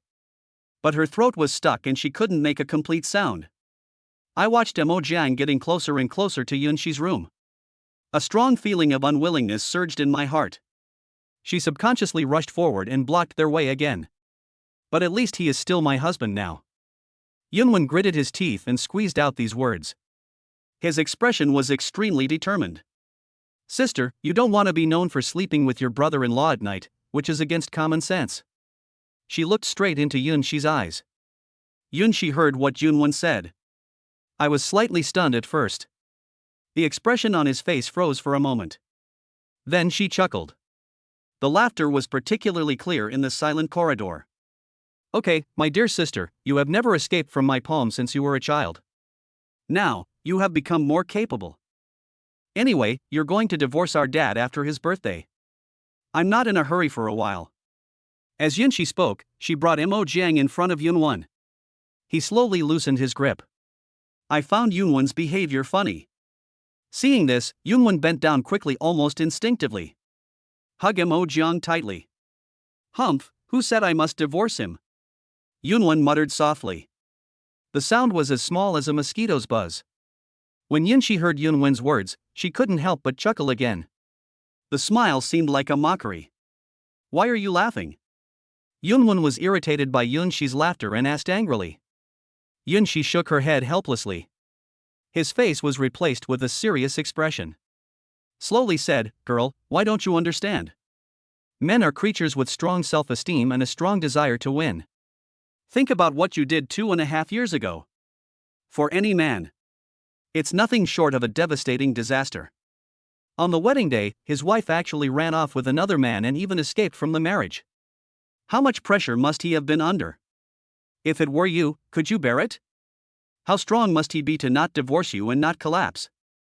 Also, do you really think that he stayed in the Yun family for the past 2.5 years just because he still had feelings for you? Do you really think he can control himself without desire? Yunshi said this, leaning forward slightly.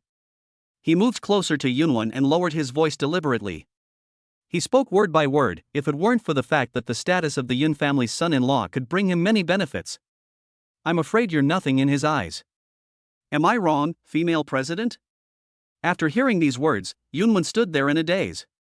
Her eyes were empty. She stared blankly at Imo-jeon, who was drunk and unconscious in her arms. Yunshi's words. It struck her heart hard again and again. It made her heart ache. Yunshi saw this.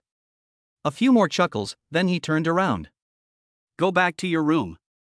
Only Yunwon was left standing there alone. My mind is like a tangled mess, with all kinds of thoughts intertwined and unable to make sense of them. Yunwon took a deep breath and suppressed the complex emotions in his heart. Finally hugged Imo-jeon. Walk towards your room step by step. Mingming finally managed to take Ma-jeon back from his sister. But there was no joy in her heart. Instead, it was shrouded in a heavy haze. Her mind kept replaying what her sister had just said. It kept circling in her ears, lingering. Finally, Yunwon carried Imo-jeon back to the bed in the room. Imo-jeon's face was flushed at this time. His eyes were blurry and he looked drunk. He kept mumbling drunken words from time to time. I'm not drunk, I can still drink. You're already so drunk, and you're still drinking. Yunwon looked at Imo-jeon's appearance and sighed helplessly. He spoke softly, not sure whether the drunk Imo-jeon could hear him. Just then, my mother's concerned and gentle voice came from outside the door. Yunwon, I've prepared the hangover soup. Bring it in for Imo-jeon to drink. Yunwon heard his mother's voice. He stood up slowly and walked to the door. She gently opened the door and said in a slightly hoarse voice, Well, okay, Mom. Yunwon then carefully picked up the hangover soup. Walked slowly to the table step by step and put it down gently. Then she bent down and tried to prop Imo-jeon up. Thinking in my heart, if I lie down. Imo-jeon had no way of drinking the hangover soup. But just when Yunwon had just leaned half of Imo-jeon's body against the head of the bed, her feet suddenly slipped and she lost her balance instantly. She threw herself forward uncontrollably and buried herself directly in Emo-Jeong's arms. Yunwon was suddenly panicked and his heart was pounding. She tried desperately to break free. But he found that Emo-Jeong got the strength from nowhere. Hold her tightly. This made her stick tightly to Emo-Jeong, unable to move. Yunwon only felt a burning sensation on her face, and her little face instantly turned red. She said shyly and anxiously, What are you doing? Let go. The voice trembled slightly due to nervousness and shyness. However, when Emo-Jeong spoke, Yunwon was completely stunned. Xiao Yunjing, I'm sorry. I hope you won't blame me. Emo-Jeong's voice was unclear. But Yunwon was completely stunned for a moment. She lay blankly in Emo-Jeong's arms, her mind going blank. Emo-Jeong actually mistook her for another woman? A sour feeling suddenly surged into my heart. Sour and astringent. Who is Xiao Yunjing? Yunwon was a little jealous. An indescribable feeling of grievance welled up in my heart. She raised her head and looked straight at Emo-Jeong. His eyes were full of confusion. My mind involuntarily recalled the charity auction a few days ago. The jade bracelet that Emo-Jeong bought at a high price. She couldn't help but guess. Was that jade bracelet bought for this woman named Xiao Yunjing? Before Yunwon could come back to his senses from his confused thoughts, Emo-Jeong suddenly lowered his head. Without any warning, he kissed Yunwon's lips. Yunwon only felt a buzzing sound in his head. The pupils suddenly dilated. I could clearly feel the strong and pungent smell of alcohol on Emo-Jeong's lips. She subconsciously wanted to resist. He pushed Emo-Jeong hard with both hands and struggled with his legs. But Emo-Jeong held him tightly and he couldn't move at all. Soon, Yunwon began to feel powerless. A soft feeling spreads throughout the body. My whole body went limp uncontrollably. She felt somewhat weak after being kissed by Emo-Jeong. Her mind was in a mess at this moment, and her reason told her that she should struggle to break free. But emotionally, he seemed a little overwhelmed. This put her in extreme turmoil. After a while, Yunwon could no longer bear it. Using the last bit of his strength, he gently patted Emo-Jeong's chest. Emo-Jeong then slowly released his lips. Xiao Yunjing, after all this time, I still can't let you go. Can you forgive me? Emo-Jeong was still mumbling. At the same time, he reached out his hand to Yunwon's clothes and groped with his fingers. He was about to undress Yunwon, as if he wanted to take the next step. Abbreviation. Teaching and Training. Chapter 36, Put on your clothes. I am not worthy. In the room. The warm yellow light shines gently. Yunwon's pretty face flushed. There is a hint of shyness in the light and shadow. Her eyes were fixed on Emo-Jeong's slow-moving hand. My heart follows his movements. It was beating violently. Emo-Jeong's fingertips trembled slightly as he unbuttoned her clothes one by one. Unlock one at a time. Every tiny sound hit Yunwon's heart hard. At first, Yunwon pressed hard against Emo-Jeong's shoulders with both hands, trying to break free. But the drunk Emo-Jeong had amazing strength. Her resistance seemed futile. The smell of alcohol emanating from Emo-Jeong carried with it a scent that was unique to him. It kept drilling into Yunwon's nasal cavity, making her brain dizzy. As the buttons were undone one by one, Yunwon's resistance gradually became weaker. His hands slowly fell to his sides. His eyes were full of panic and helplessness, and finally he stopped struggling. His breathing became more rapid and disordered. In a blink of an eye, her clothes were half open, leaving only her underwear to cover her body. Yunwon closed her eyes tightly, and her long eyelashes trembled constantly. She pursed her lips slightly. She subconsciously spread her hands to the sides, looking innocent and helpless. Emo-Jeong was drunk and confused. Stretch out your long arms. He suddenly hugged Yunwon's slender waist. Press her close to you. The heartbeats of the two people intertwined into a chaotic drumbeat. Just when Emo-Jeong's hands wanted to move uncontrollably again, Yunwon couldn't help but let out a soft cry. This gentle call instantly made Emo-Jeong sober up a little. He raised his eyes slowly. For the first time, he looked clearly at Yunwon, whose face was flushed. There was a flash of confusion in his eyes. Then I was deeply shocked. He froze in place for a moment. After several seconds, it felt like being scalded. He quickly looked away and abruptly let go of Yunwon. The atmosphere in the room was solemn and subtle. The warm yellow light seemed to be infected by the atmosphere and became a little depressing. Mo John's eyes fell on Yunwon, who was only wearing underwear. A blush quickly appeared on her face, and even her ears began to feel hot. He turned his head away in panic and stammered, "You, put on your clothes first." Yunwon did not respond. His eyes were red, as if filled with grievance and unwillingness. Her long legs stood out in the dim light. She slowly took a few steps towards Mo Jiang. There was a slight tremor in the voice. There was also a hint of self-abandonment. "No. Don't you want to be close to me? Am I not pretty enough?" Speaking of. She actually reached out, held Mo Jiang's hand and pressed it against her chest. "Can you really hold it in?" Mo Jiang was shocked. His eyes were fixed on Yunwon, whose face was flushed red. Trying his best to control the emotions surging in his heart, he said in a deep voice, "Let go." After a pause, he added, "We're getting divorced in a few days, don't be like this." "Is it because of that little Yunjing?" Yunwon's voice was tearful. Mo Jiang was stunned when he heard this, and subconsciously asked, "How do you know her?" "You mistook me for her just now." Tears finally rolled down Yunwon's eyes and flowed across her red cheeks. Mo Jiang was silent for a moment, and then explained in a low voice, "She is from my past, and now I have nothing to do with her." After saying, he advised again, "Put on your clothes and don't degrade yourself like this." Yunwon just kept shaking his head. She cried even harder, "I'm sorry, I'm really sorry." Then she eagerly asked, "Can we get back together? I have completely severed ties with Kazama, and I am still innocent." Mo Jiang heard this. The body unconsciously reveals resistance. It's amazing to think that Yunwon lived with Fongjin for 2.5 years. Even betrayed me on my wedding day. It is difficult to feel any good feelings in my heart anymore. He turned his head away, avoiding Yunwon's gaze. She said calmly, "No, you should keep this precious thing of yours for the man who truly loves you." "I can't bear it. I really know I was wrong, Mo Jiang."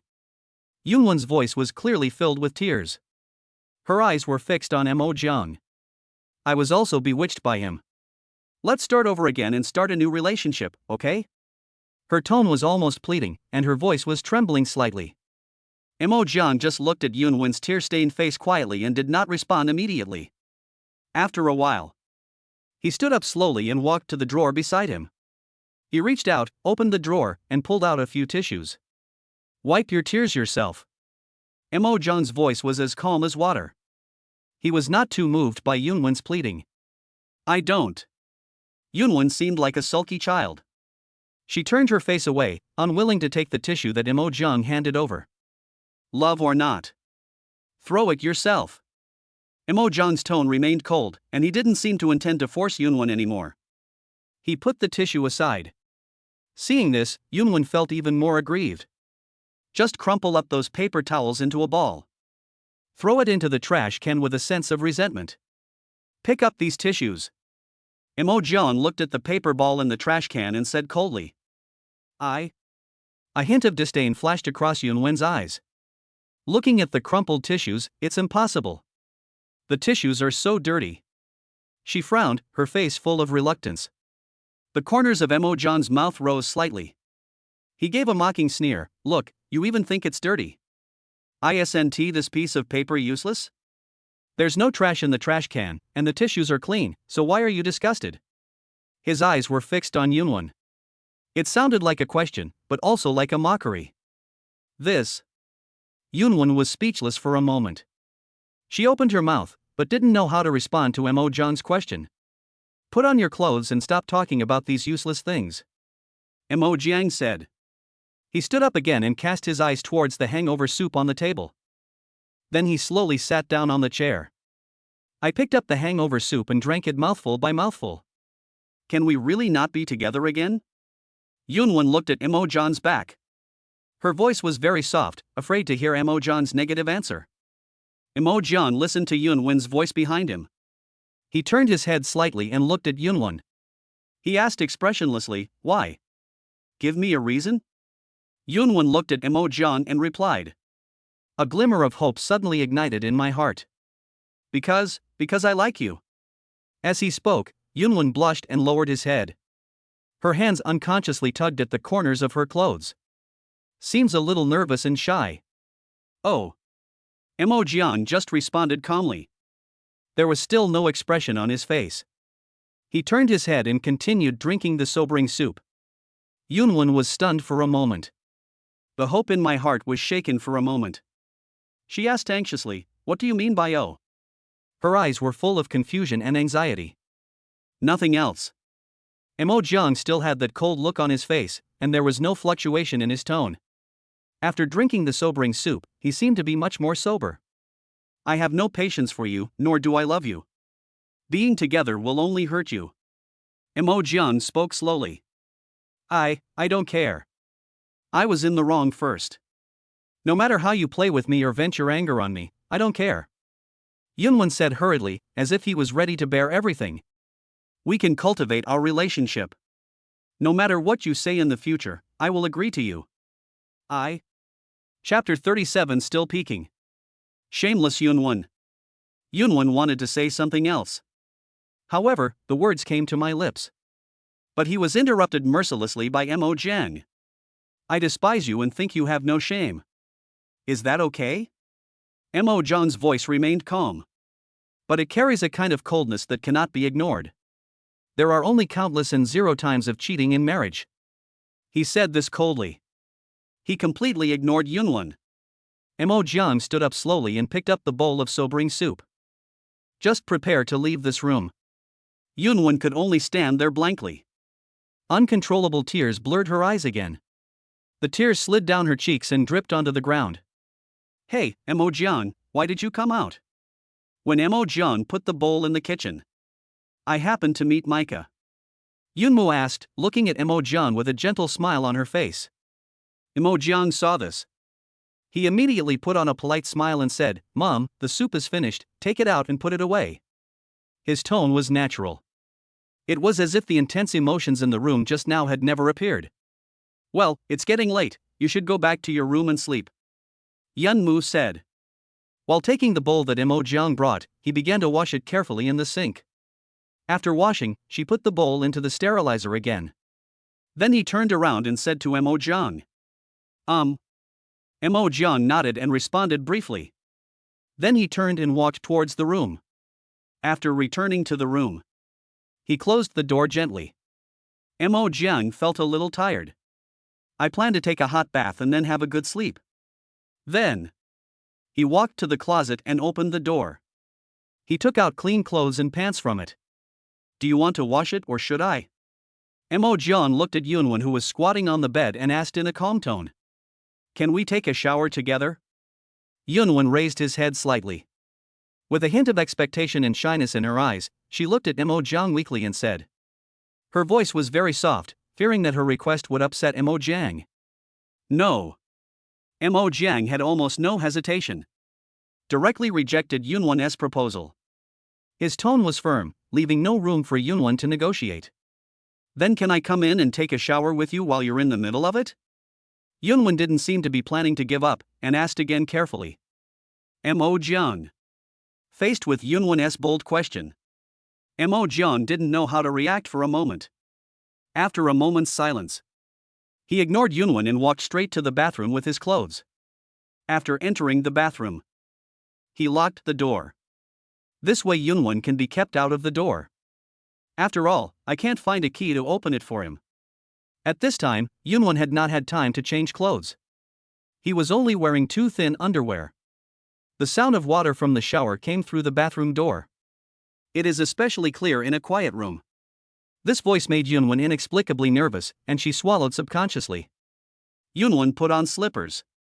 With her long legs, she lightly stepped to the bathroom door in just a few steps. She stared down at the door handle. He hesitated for a moment, and a trace of confusion flashed in his eyes. Finally, she slowly reached out her hand. Hold the door handle lightly and try to turn it gently.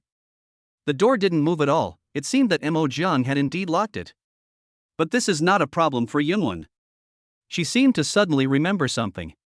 He walked quickly to a cabinet and opened the door quickly. She rummaged through the cupboard. He took out a key from the interlayer of a book. This key is the spare key to the bathroom.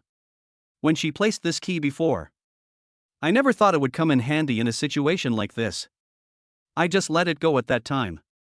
Unexpectedly, this moment became the key for her to enter the bathroom. In the bathroom, the water sprayed from the shower head was very loud, making a gurgling sound.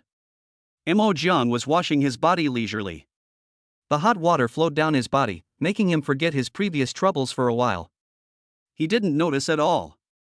The bathroom door had been quietly opened a tiny crack. And an eye is looking through this gap. Looking around cautiously, Yunwen saw Mo Jiang's broad and strong back through the crack in the door. The lines are smooth and powerful. The muscles rippled slightly with his movements. This scene made her unable to help but look at it a few more times. The image of Kazama's naked upper body that I had seen before unconsciously emerged in my mind. At that time, she thought Feng Jian had a good figure. But now compared with Ma Jiang, there is a huge difference and it is far inferior. Yunwen couldn't help but watch intently. A blush gradually appeared on her face. A subtle emotion quietly spread in her heart. Watching. Some images of intimate contact between men and women suddenly flashed through Yunwen's mind. Those images kept flashing in her mind like movie clips. Her face suddenly turned red all the way to her ears. My heart is filled with shyness and panic. The heart also began to beat uncontrollably. Because the gap in the door is too narrow. And Yunwen was very nervous. Suddenly, her hand slipped. There was only a loud clang. The door flew open. Yunwen fell forward due to inertia. He fell awkwardly onto the wet bathroom floor. In a panic, her already thin underwear was torn into a mess. Large areas of skin are faintly visible. Yunwen was both embarrassed and anxious. My mind went blank. I subconsciously covered my body with my hands. His face was as red as a ripe tomato. At this moment, she wished she could find a crack in the ground to crawl into and avoid this extremely embarrassing scene. Mo Jiang was startled when he heard the sudden sound. Turned around suddenly. When he saw Yunwen suddenly breaking in, he was stunned for a moment, with shock and confusion written all over his face. He clearly remembered that he had locked the door. What is going on? For a while, the two of them stared at each other. The air in the entire bathroom seemed to freeze. The atmosphere of embarrassment spread like a thick fog, making it almost impossible to breathe. Yunwen lowered his head and stared at the ground. I didn't dare to look into Mo Jiang's eyes. I was filled with regret for being so rash in doing such a shameful thing. Yunwen opened his mouth, wanting to explain it all. But my throat seemed to be choked by something. For a moment I didn't know where to start. The words haven't been spoken yet. Next second, Mo Jiang hurriedly kicked him out of the bathroom. Mo Jiang was both embarrassed and annoyed at this moment. Yunwen looked at Mo Jiang as he quickly wrapped himself in a towel, his face flushed. Mo Jiang asked with some embarrassment, "No, how did you open the door?" Mo Jiang's voice rose unconsciously due to excitement, and his eyes were full of disbelief. Seeing Mo Jiang's shy look, a thought suddenly popped up in Yunwen's mind: he is so cute. The thought flashed through my mind. It eased her originally nervous mood a little. I opened it with a key. Yunwen said this while spreading out his hands. Want to show the key to Mo Jiang. But her movements were too big. The already messy clothes accidentally slipped off. A large area of skin was instantly exposed without reservation. Mo Jiang was panicked when he saw this. He quickly turned his head away, not daring to look again. He hurriedly picked up the clothes prepared beside him.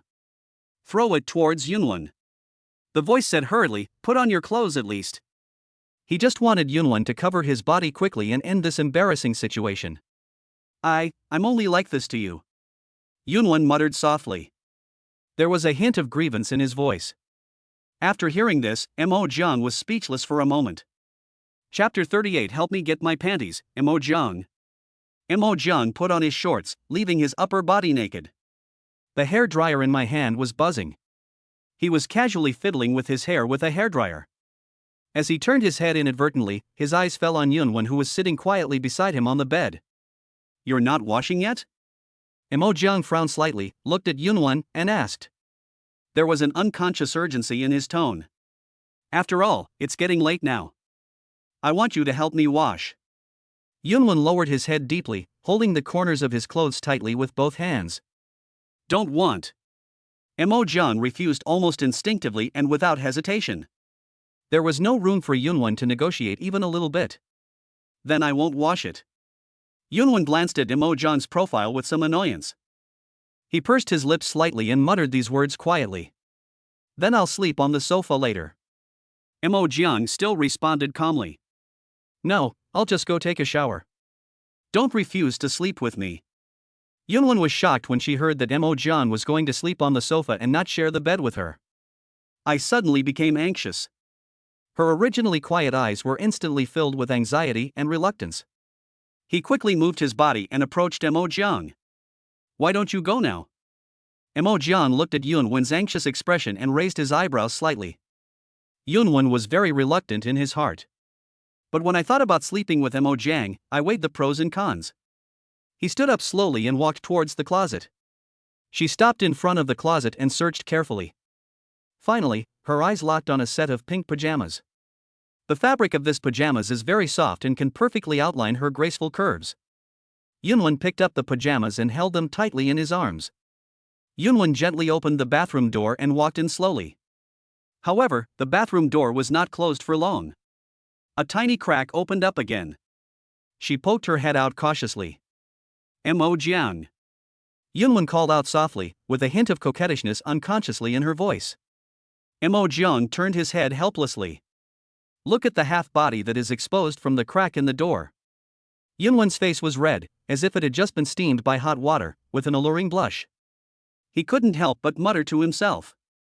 What is Yunwen up to? What's wrong? Mo Jiang asked, with a hint of doubt in his tone. I forgot to take my change of underwear. Yunwen bit her lips slightly, with an embarrassed look on her face. There was a hint of embarrassment in his voice. What, you can forget this?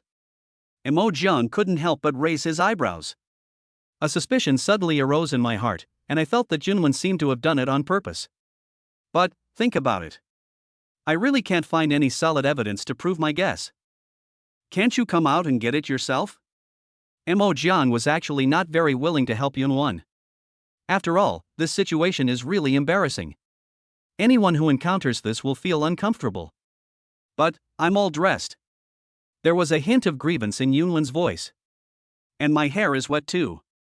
She added, her tone rising slightly and the ending drawn out, as if she was deliberately acting coquettishly. Can you help me get it, Mo Jiang, please? Yunwen said. She didn't even realize it herself. At this moment, she actually used such a coquettish tone towards Mo Jiang. Mo Jiang had long been accustomed to Yunwen's lukewarm attitude towards him.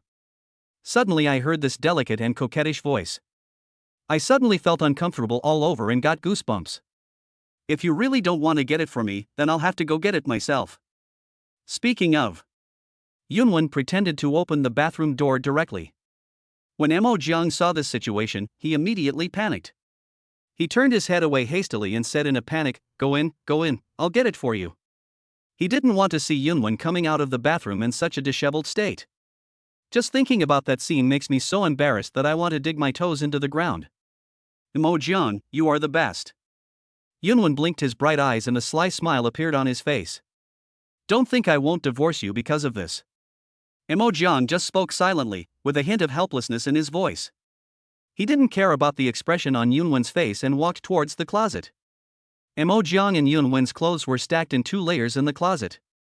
He opened Yunwen's wardrobe and saw the compartment specifically for underwear.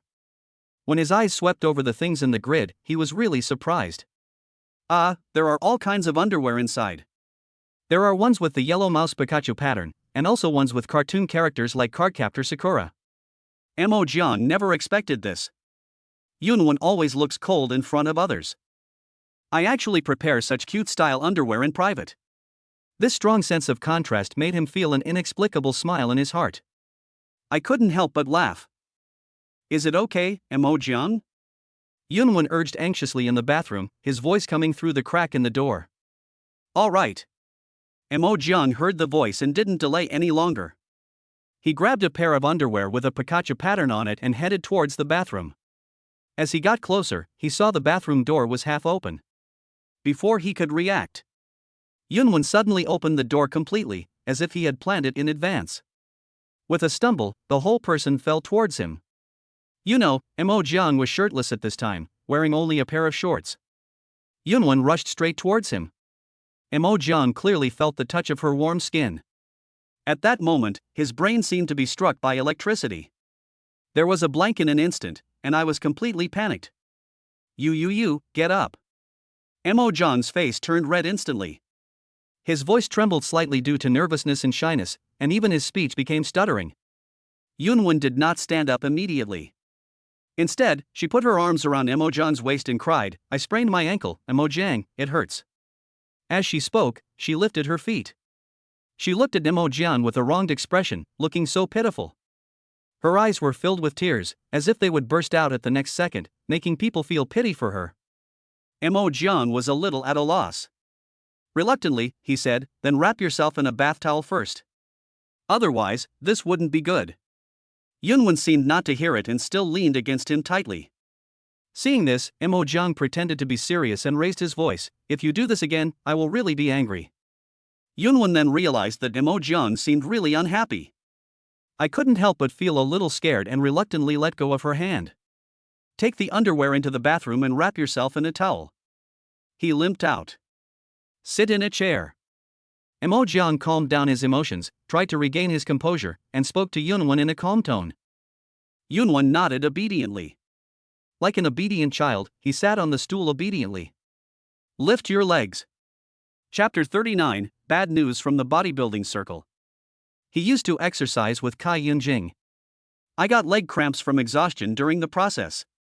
To deal with this kind of situation, Mo Jiang has accumulated some experience. He slowly squatted down. He gently held Yunwen's little feet. "Start kneading slowly." His palm applied just the right amount of pressure, trying to help Yunwen relieve the pain from the sprain. Yunwen couldn't help but hum softly. The voice was soft and gentle, and seemed to carry a hint of indescribable joy. Mo Jiang subconsciously raised his eyes and glanced at Yunwen. With a warning look in his eyes, he said, "Don't make any weird noises." "It's because you rubbed me so well, Mo Jiang." Yunwen's cheeks were flushed like a ripe apple, and she responded with a hint of shyness. Her eyes narrowed slightly and an expression of enjoyment appeared on her face. Mo Jiang didn't say anything. But his palms were always on Yunwen's feet, and he was concentrating on massaging them. His expression was as calm as water, and he was not affected by Yunwen's words at all. Yunwen felt the warmth coming from Mo Jiang's palm. The little face instantly became redder. Especially when she lowered her head slightly. Looking at Mo Jiang's calm and unperturbed appearance, an inexplicable attraction quietly grows in my heart. Her eyes seemed to be fixed on Mo Jiang and she couldn't move them away. "Mo Jiang, can we really not cultivate our relationship anymore?" Yunwen gently placed his hand on his chest. The voice was like a mosquito, carrying a hint of caution and expectation. Mo Jiang was silent for a while. After a moment, he uttered two words, "No." Yunwen still had some hope. She bit her lip, hesitated for a moment and said, "Oh, then, what if I pursue you again? I can catch you, okay?" There was a glimmer of hope in her eyes. He stared at Mo Jiang closely, trying to find any sign of relaxation in his expression. Mo Jiang felt that it was about time. Then he slowly put down his hand and stood up. "Whatever you want." As he spoke, he clapped his hands, as if to brush off the non-existent dust on his hands. "Go back to the bathroom, put on your clothes, turn off the lights and go to bed." After he gave the order, he no longer paid attention to Yunwen and prepared to rest. Yunwen couldn't help but feel happy when he heard that Mo Jiang didn't directly deny it. She thought to herself, "At least Mo Jiang doesn't hate him that much, which may be a good sign." Then, she walked to the bathroom like a happy little rabbit. Mo Jiang looked at her like this and shook his head helplessly. He really didn't understand. What on earth has Yunwen gone crazy for? There was such a sudden change. Then he put on his shirt. Lying lazily on the bed, I picked up my phone and started watching videos. Not long after, Yunwen walked out wearing the carefully selected pink pajamas. The pajamas fit her body curves well, making her look even more charming and delicate. She walked over to the bed with a smile on her face. "Do I look good?" Mo Jiang. Yunwen blinked her bright big eyes and looked at Mo Jiang expectantly. hoping to get his praise. Turn off the lights. Mo Jiang didn't even look at Yun-won. Instead, he continued to concentrate on watching the video on his phone. The voice in the video. Bad news from the bodybuilding community. He seemed completely absorbed in the video content. Yun-won curled his lips, feeling somewhat dissatisfied. She reached out her hand, gently poked Mo Jiang's waist, and called out coquettishly, "Mo Jiang.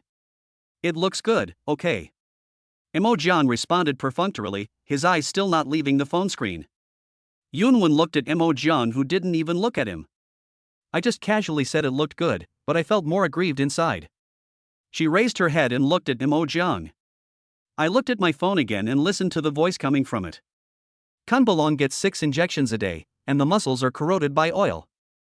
She couldn't help but mutter, "What's so good about it, really?" But in the end, she ran over to turn off the lights. Then, like a kitten, he quietly slipped into bed. She tilted her head, staring at Mo Jiang's profile intently. Mo Jiang's profile has strong lines, exuding a unique charm. "Mo Jiang, can I hug you?" Yun-won mustered up his courage and asked in a low voice. "No." Mo Jiang refused briefly. As he spoke, he moved. He deliberately kept about half a meter away from Yun-won, drawing a boundary between the two of them. Yun-won looked at Mo Jiang's behavior. An extremely familiar feeling welled up in my heart. She suddenly remembered that this was exactly what she did to Mo Jiang on the night she returned home. Her heart ached and regret welled up in her. "Yes, I'm sorry," she whispered, "I'll make it up to you later." However, Mo Jiang did not speak. As if he had fallen into deep thought. After a while, Mo Jiang turned off his phone and gradually fell asleep. Yun-won looked at Mo Jiang with his eyes closed, not sure if he was really asleep. She hesitated for a long time. Finally, he reached out his hand cautiously. He gently touched Mo Jiang's shoulder. Seeing that Mo Jiang didn't react at all, she became bolder and slowly moved her body again. Moved slowly towards Mo Jiang, feeling the breath coming from Mo Jiang. The next day, the early morning sunlight shines through the cracks in the window and gently fills the room. Mo Jiang woke up early. He tried to get up as usual, but felt something pulling at his body tightly. He turned his head. I saw Yun-won wrapped tightly around my body like an octopus. All 4 limbs were draped over him, and he was sleeping soundly. "Hello," Mo Jiang called softly, trying to wake Yun-won up. He reached out and pulled Yun-won's hand away from his body. Yun-won was still somewhat reluctant and muttered to himself. She reached out her hand and hooked it around Mo Jiang's shoulders, saying coquettishly, "Don't leave. Stay with me and sleep for a while." Her voice was thick with sleep. Mo Jiang said nothing and tried again. "Just pry Yun-won's hands open." Then he got out of bed. When Yun-won saw Mo Jiang get out of bed, he knew that he couldn't continue to sleep in. She rubbed her sleepy eyes and got out of bed. Mo Jiang simply washed up, brushed his teeth, and walked out of the room. Just walked into the living room. I saw Yun-woo busy in the kitchen, cooking a pot of fragrant porridge. Just about to bring out the porridge from the kitchen. Seeing this, Mo Jiang hurried forward. He reached out and helped Yun-woo bring out the porridge. "Mom, why don't you hire a nanny? Otherwise, I'm afraid you'll get tired if you always cook for yourself," Mo Jiang said with concern. "Dad, aren't you up yet?" he asked again. Yun-woo just smiled and waved her hand, saying, "I'm used to cooking for myself. As the wife of our Yun family, I have nothing to do all day long. When I was young, I married into the Yun family and learned my cooking skills. Now is a good time to practice." Her smile is amiable, revealing the temperament of a good wife and mother. "Your dad was very drunk last night. He drank the sobering soup and is still sleeping. Wait until he wakes up and ask him to come over for dinner." At this time, Yun-shi also walked out of the room. As soon as she came out, she walked straight to Mo Jiang. With a meaningful smile on his face, he asked, "Mo Jiang, how did you sleep last night? Is it okay for my sister to sleep with you? If your body resists, why don't you sleep in my room first to get used to it?" And at this moment, Yun-won, who had just come out of the room, happened to hear Yun-shi's words. She was stunned for a moment, and the smile on her face disappeared instantly. Then she clenched her fists and a hint of anger flashed in her eyes. A strong urge surged in my heart. She wanted to question her sister. Why do you say such things? Chapter 40. I'll take you to wash your feet in a few days, good brother. Yunwen walked straight towards Yunxi, who was standing leisurely beside him. There was a hint of annoyance on his face and his eyes were full of questions. Sister, Mo Jiang is my husband, what do you mean by that? There was obvious dissatisfaction in Yunwen's voice. Yunxi raised her eyes and looked at Yunwen's angry expression. The corners of his mouth slightly raised, revealing a meaningful smile, and he said softly, "That's what you think." You. Yunwen was so choked by Yunxi's leisurely attitude that he was speechless. Clench your hands into fists. Okay, you two sisters, stop arguing. It's not easy to get together, so don't ruin the harmony. Yunmu hurriedly spoke up to persuade them. She glanced back and forth between her two daughters, fearing that the conflict would escalate further. Yunxi still had a smile on her face when she heard her mother's words. He walked over to his mother and said affectionately, "Well, okay, Mom." Then she said with a smile, "Mom, you made breakfast for us early in the morning. You have worked hard. Come, sit down, and let your daughter give you a back massage." Seeing this, Yunmu smiled so much that her eyes narrowed into slits. He couldn't close his mouth and said with relief, "Alas, you, girl, have made your parents feel at ease since you were a child." Of course. After all, I am the eldest sister in our family, so it's my duty. Yunxi responded with a smile. Yunwen watched this scene from the side, feeling mixed emotions. It's a bad feeling, from childhood to adulthood. No matter what she does, Yunxi always seems to be better than her. I will get more praise from my parents when I think of this. She was a little angry. But it was difficult to lose his temper in front of his mother, so he could only grit his teeth and feel very depressed. Yunwen looked to Mo Jiang for help, hoping to get some comfort from him. At this time, Mo Jiang was sitting quietly in a chair with a calm expression. Holding the bowl attentively, he slowly filled the porridge. Mo Jiang. Yunwen walked to Mo Jiang's side, leaned slightly closer, and called softly. There was a hint of coquettishness and grievance in her voice.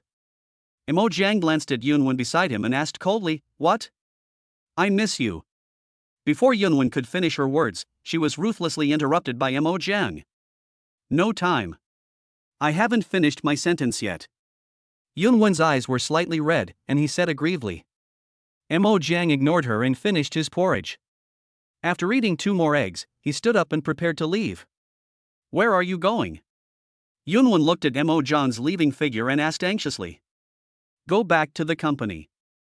Mo Jiang answered briefly, then looked at Yunmu and said politely, "Mom, I'll go back to the company first." "Yeah." Yunmu nodded with a smile. "Have a safe journey, Mo Jiang." Yunxi also said with a smile, with just the right amount of concern in her tone. "Okay." Mo Jiang responded. He walked out of the courtyard and drove the black Maybach slowly towards the company. It was already 10 o'clock in the morning when Mo Jiang arrived at the company.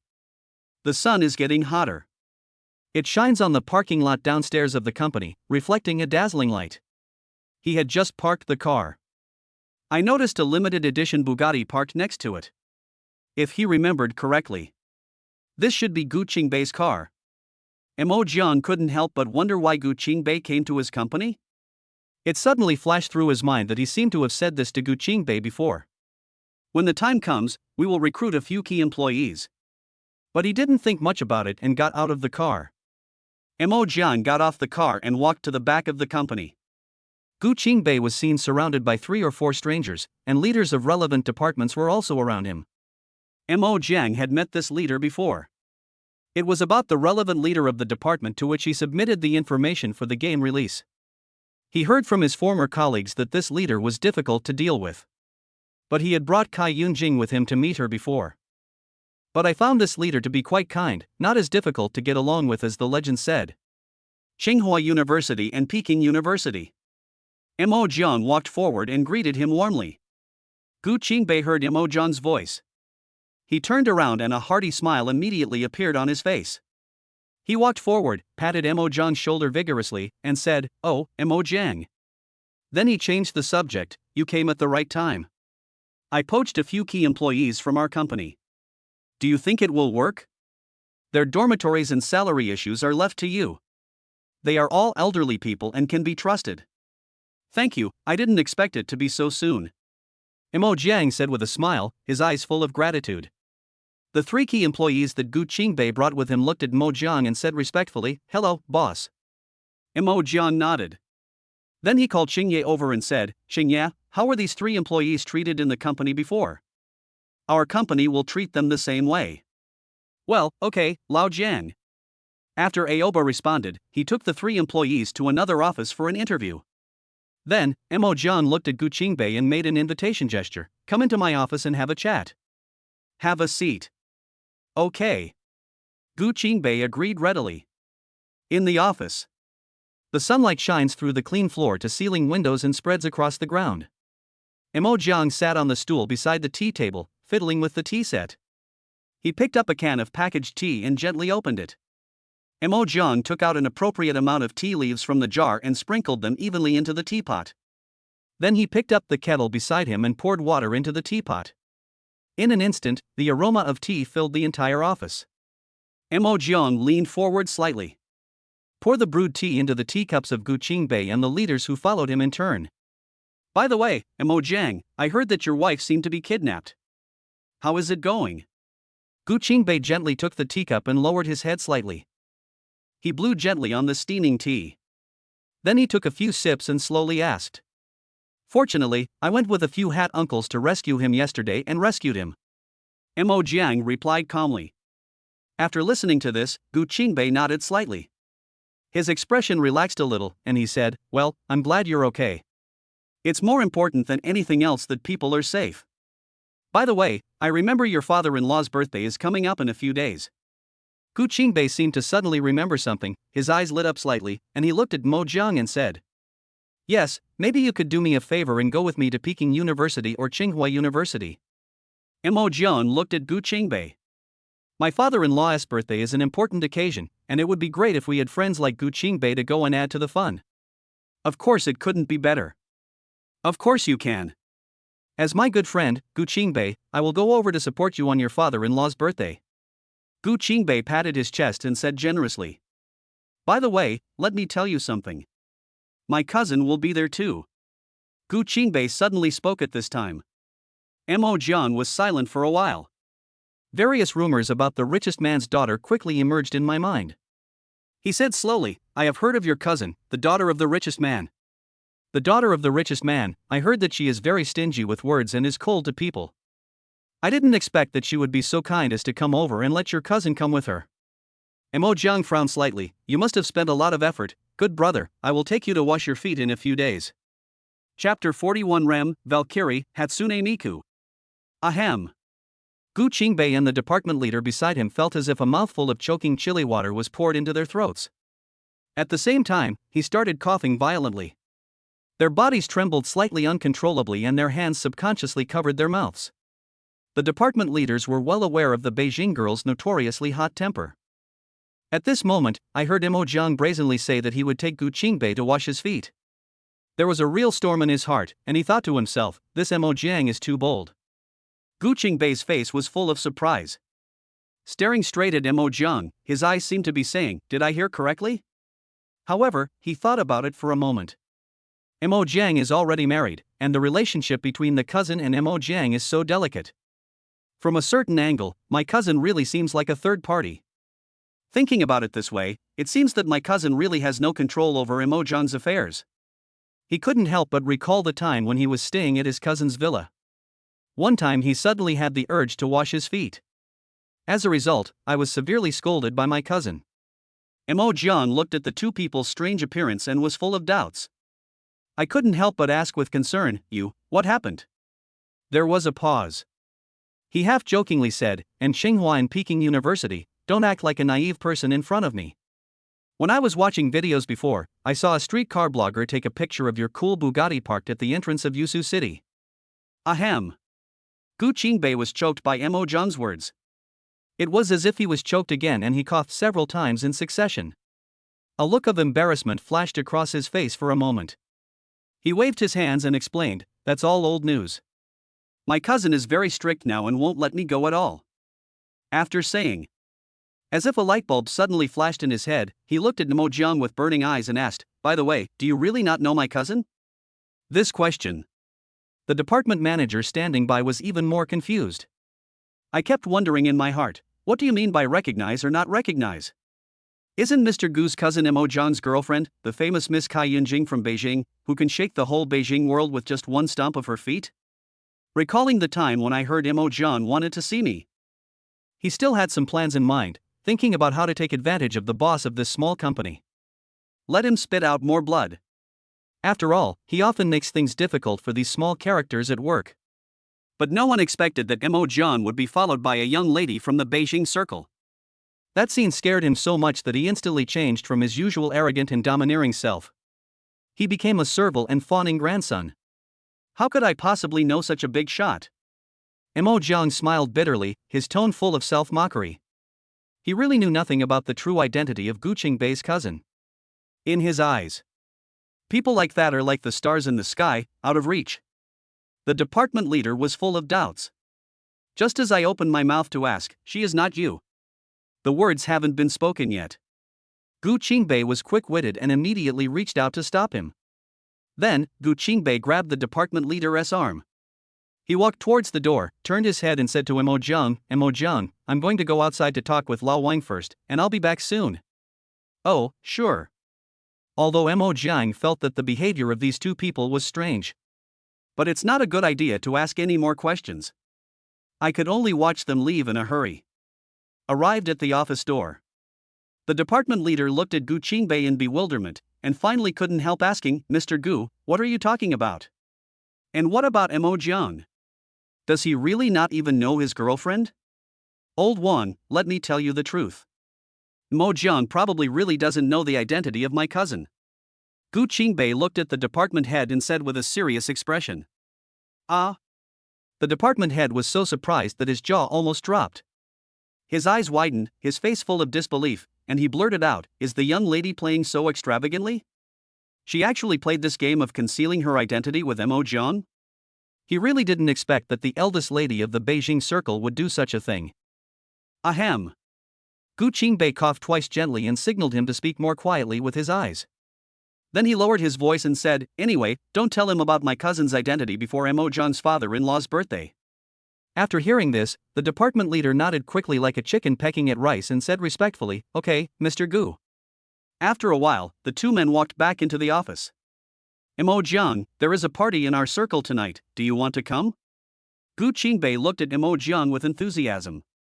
He invited her, you can go there to meet people in the circle and expand your network. Okay. Mo Zhang agreed immediately without any hesitation. After all, you can take this opportunity to expand your network in the circle. For him, it was simply a blessing in disguise. Maybe it can open up some new paths for your career and bring unexpected opportunities. Night falls quietly. The streets are busy with traffic and brightly lit. A Bugatti with a Beijing A license plate was speeding on the street. Behind it, a Maybach followed closely.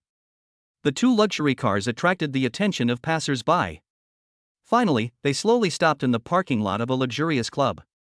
Mo Zhang parked the car skillfully in the parking space.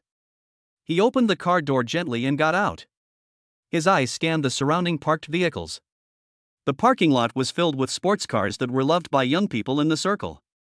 Porsche 911, Lamborghini Bull, etc. Among these many luxury cars, a Mercedes-Benz particularly caught his attention. The reason why I pay special attention to this Mercedes-Benz. That was after he graduated from college and he had a girlfriend. But fate plays tricks on us. The reason they finally broke up was that his girlfriend cheated on him. He still remembers the scene clearly. At that time, the rich second generation hugged his ex-girlfriend's waist. He sat in the Mercedes-Benz with a smug look on his face and drove away with a swagger. In fact, Mo Zhang also understood it in his heart. He doesn't really blame his ex-girlfriend. After all, his business venture suffered a setback at that time. Not only is he burdened with a lot of debt. Moreover, when I first entered society, I encountered difficulties in finding a job. Either you encounter companies that don't even have basic social security, or you encounter companies that use the 996 work system as a banner. A job with a monthly salary of only 3,000. Life was overwhelming him. In the end, he was even forced to work as a male model in nightclubs to make a living. We are all adults and we all want to pursue a better life. Make such a choice in the face of cruel reality. It seems to make sense. After Gu Qingbei got out of the car, she naturally put her arms around Mo Jiang's neck, and the two of them were arm in arm. Walked towards the clubhouse. As soon as I walked to the entrance of the club, I saw a row of girls in exquisite clothes bending over in an orderly manner. With sweet smiles on their faces, they said in unison, "Welcome, Mr. Gu." Gu Qingbei showed a satisfied smile on his face, nodded and said, "Well, not bad, it sounds really nice." At this time, a man who looked like a club manager had a big smile on his face. He walked quickly to Gu Qingbei's side and asked respectfully, "Mr. Gu, is it still the same as before?" "Well, the private room is 3 for 8. Gu Qingbei said casually. "Okay." The manager responded quickly. Then he added, "By the way, Mr. Gu, Mr. Chin, who was in the private room earlier, has already ordered 4 girls wearing costumes. Rem, Valkyrie, Hatsune Miku, Asuka. Do you think you can still order 3 girls in white one-piece swimsuits as before?" Chapter 42. Dad, I just want to drink with you. Okay, same as usual, but with a different group of girls, from Europe and America. Gu Qingbei raised his head slightly. There was a gleam of interest in his eyes. As he spoke, he tapped his fingers lightly on the table beside him. That group of girls got drunk after just a few drinks. I heard that Europeans and Americans have a good alcohol tolerance, which should make this evening more enjoyable. The person in charge saw this. He nodded and bowed hurriedly, with a fawning smile on his face. The smile was so exaggerated that it almost reached his ears, and he said hurriedly, no problem, as long as it is your request, Mr. Gu, I will definitely do it for you properly and guarantee that you will be satisfied." As he spoke, he patted his chest hard, making a bang-bang sound. He looked very confident and said, "Who else but me can do it? Don't even mention European and American girls. Even if you want Indians, I can find a way to get them for you." The tone was full of boasting and flattery. After hearing this, Gu Qingbei stretched out his foot and kicked the person in charge on the buttocks slightly. He laughed and scolded, "Get lost, stop talking nonsense here. What a mess." After saying that, he turned his head and looked at Mo Jiang beside him. With enthusiasm on his face, he asked excitedly, "Mo Jiang, do you want any girls to accompany you for drinks? There are all kinds of girls here, I guarantee you'll be satisfied." Mo Jiang was silent for a long time. A strange expression appeared on his face and he looked Gu Qingbei up and down. His eyes were full of teasing and doubt, and he said, "You are so playful, Tsinghua and Peking University. Aren't you afraid of going too far? Are you sure you can handle 3 hostesses? What are you thinking about, day by day?" Gu Qingbei immediately realized that Mo Jiang had misunderstood. Feeling both angry and amused, he raised his fist and punched Mo Jiang on the back. Explained, "My cousin even watched me wash my feet, how could she let me do something so indecent? I just accompanied her for a drink." He shook his head helplessly, seeming to be a little amused by Mo Jiang's misunderstanding. Then he continued, "Don't let your imagination run wild. Although some people in our circle do not behave properly, I know my limits. Besides, it's human nature for men to like to admire pretty girls. Although we can't do anything beyond the boundaries, it's okay to look at beautiful women and satisfy our eyes." Mo Jiang listened to Gu Qingbei's explanation. The doubts in my heart were slightly alleviated after thinking for a moment. Finally, I decided not to hire a hostess. The two walked slowly along the corridor, but only took a few steps. Then I saw 3 European and American blonde beauties in white jumpsuits walking towards me with graceful steps. These beauties have tall and slender figures. Her long golden hair fell on her shoulders like a waterfall. She exudes a strong exotic and charming charm. As soon as they walked to Gu Qingbei's side, he then approached her very intimately and took the initiative to stick close to her. One of the beauties stretched out her slender fingers and gently touched Gu Qingbei's neck. The action was ambiguous and bold, and the eyes were full of seductiveness. Gu Qingbei was also not polite. He skillfully put one hand around a beautiful woman's waist. He held them close to him, while the other beauty sat obediently beside him. A smug smile spread across his face. Mo Jiang just stood quietly by and watched the scene. Then he followed them silently into the private room. As soon as I stepped into the private room, Mo Jiang was instantly enveloped by the luxurious atmosphere of feasting and revelry. The decoration in the private room is extremely luxurious, with colorful lights shining brightly and flickering constantly. There are also resident singers standing on the stage, singing popular songs with great passion and emotion. The singing was melodious and beautiful, accompanied by dynamic music and people's laughter. It interweaves into a scene of extraordinary bustle and extravagance. As soon as Mo Jiang walked into the private room, he noticed that several girls who seemed to be serving drinks were wet. Looking closely, the clothes were tightly attached to their bodies. Their graceful figures are clearly outlined, and it is obvious that they were spilled with wine. Mo Jiang saw this scene. Suddenly a realization dawned on my mind. His eyes subconsciously glanced at the two European and American girls that Gu Qingbei was hugging, who were also wearing white one-piece swimsuits. I had a vague suspicion that something similar might happen next. Gu Qingbei just stepped into the private room. Several rich second generations who were chatting and laughing in the private room immediately stood up in unison. At the same time, they all smiled warmly and said respectfully in unison, "Mr. Gu." One of them was a rich second generation guy with an American-style spiky hairdo. There was a hint of malicious mockery in his eyes. He glanced at the two girls who were holding Gu Qingbei's hands tightly. Without saying anything, he glanced at me. He simply poured the red wine in his hand towards the two girls. The two girls faced this sudden action. There wasn't much panic reaction. Instead, she cried out in a coquettish and strange voice, "What a nuisance, Master Wang, I just bought this dress." One of the girls pouted slightly. Looking at her wet clothes, she acted aggrieved and said coquettishly. There was a hint of enjoyment in his eyes. "New?" The rich second-generation man called Wang Xiao raised his lips slightly, showing a playful and ostentatious smile. He pulled a bank card from his pocket and shook it gently in his hand. The bank card gleamed with metallic luster under the light. "Okay, here's a bank card with 200,000 yuan in it. If you can drink 20 glasses of wine with Master Gu, 10,000 per cup. As long as you drink 20 cups, the card will be yours," he said, raising his eyebrows smugly. His eyes were full of boasting about his wealth and power. "Old Wang, you really are such a jerk." Gu Qingbei smiled helplessly and shook his head gently. He held the two girls in his arms and lay down on the sofa. He said, "I ordered the girl, I can play with her by myself, don't make trouble here, just go and play your own thing." "Hey, Mr. Gu, who is this person next to you?" Only then did the other rich second generations turn their attention to Mo Jiang. They all showed curious expressions and asked questions. "Oh, my friend."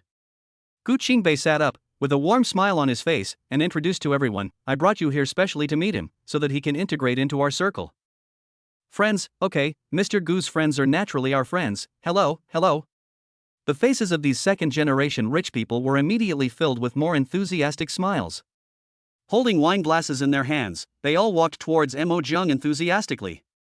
One of them even poured an extra glass of wine, and it was obvious that this glass of wine was prepared for Mo Jiang. "Why don't you have any girls? I have a girl wearing rem clothes here.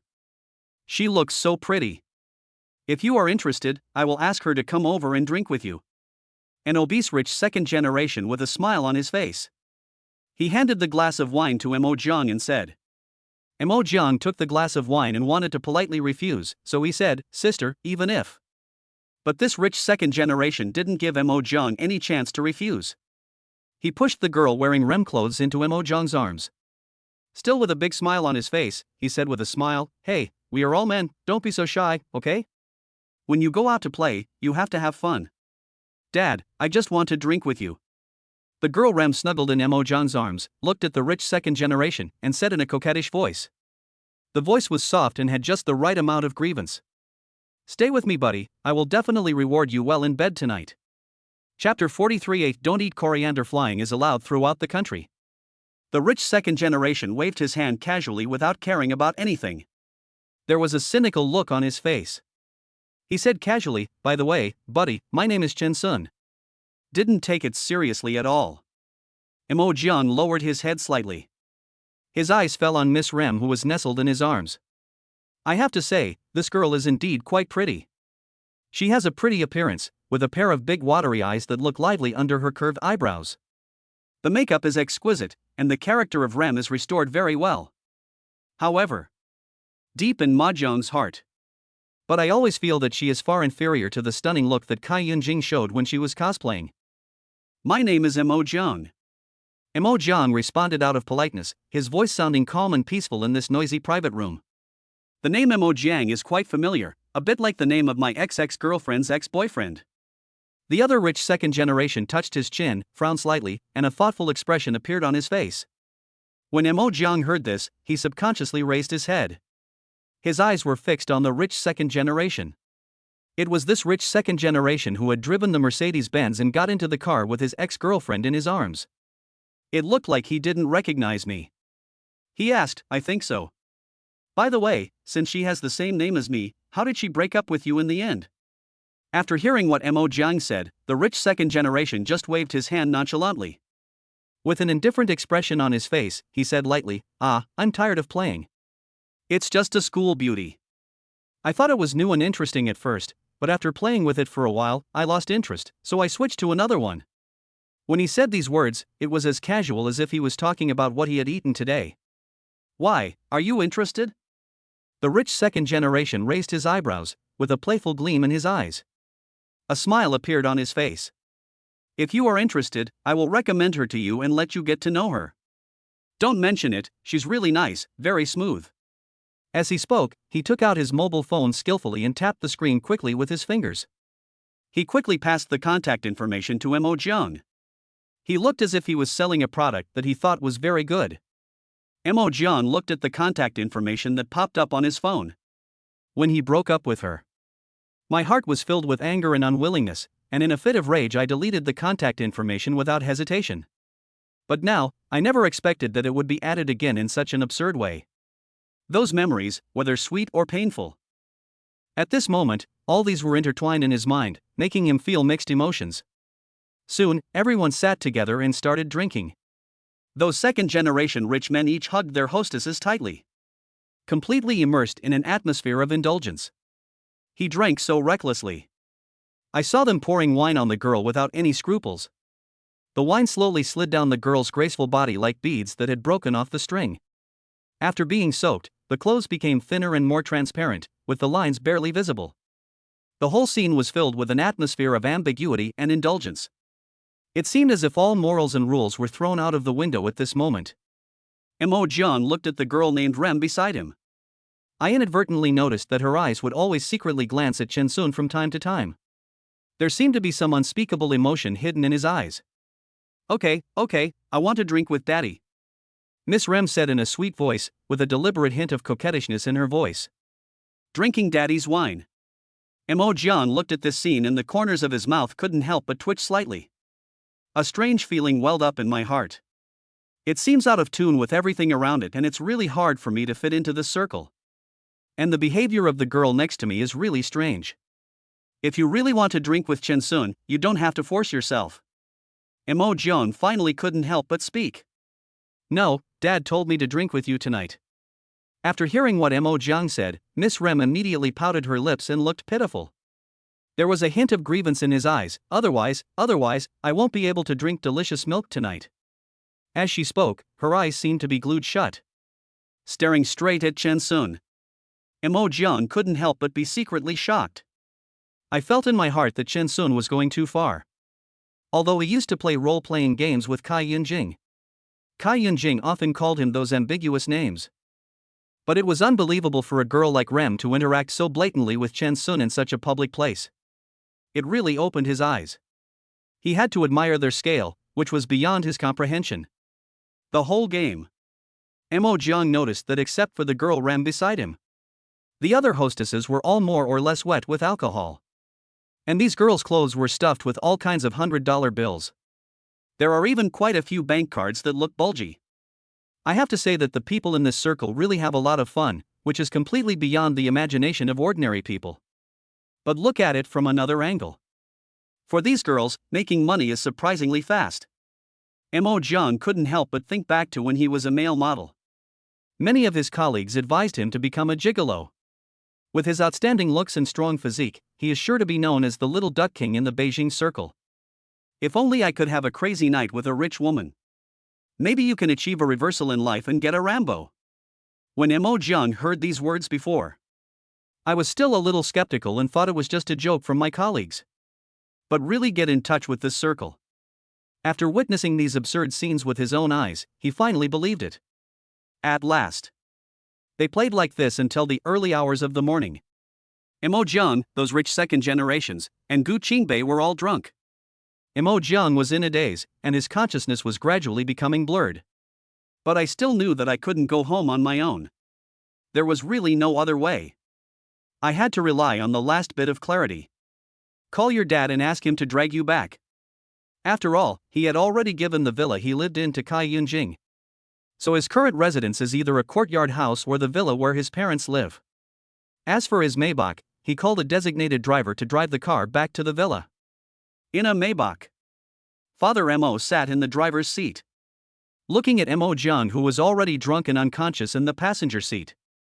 My heart was filled with worry, and I couldn't help but persuade him, "Hey, you should hang out with less people in this circle in the future. It seems like they are having a lot of fun, you young people. Just now I saw a few girls dressed in strange clothes shouting at that fat guy." When Father Mo said this, he paused, a look of embarrassment and dissatisfaction showing on his face.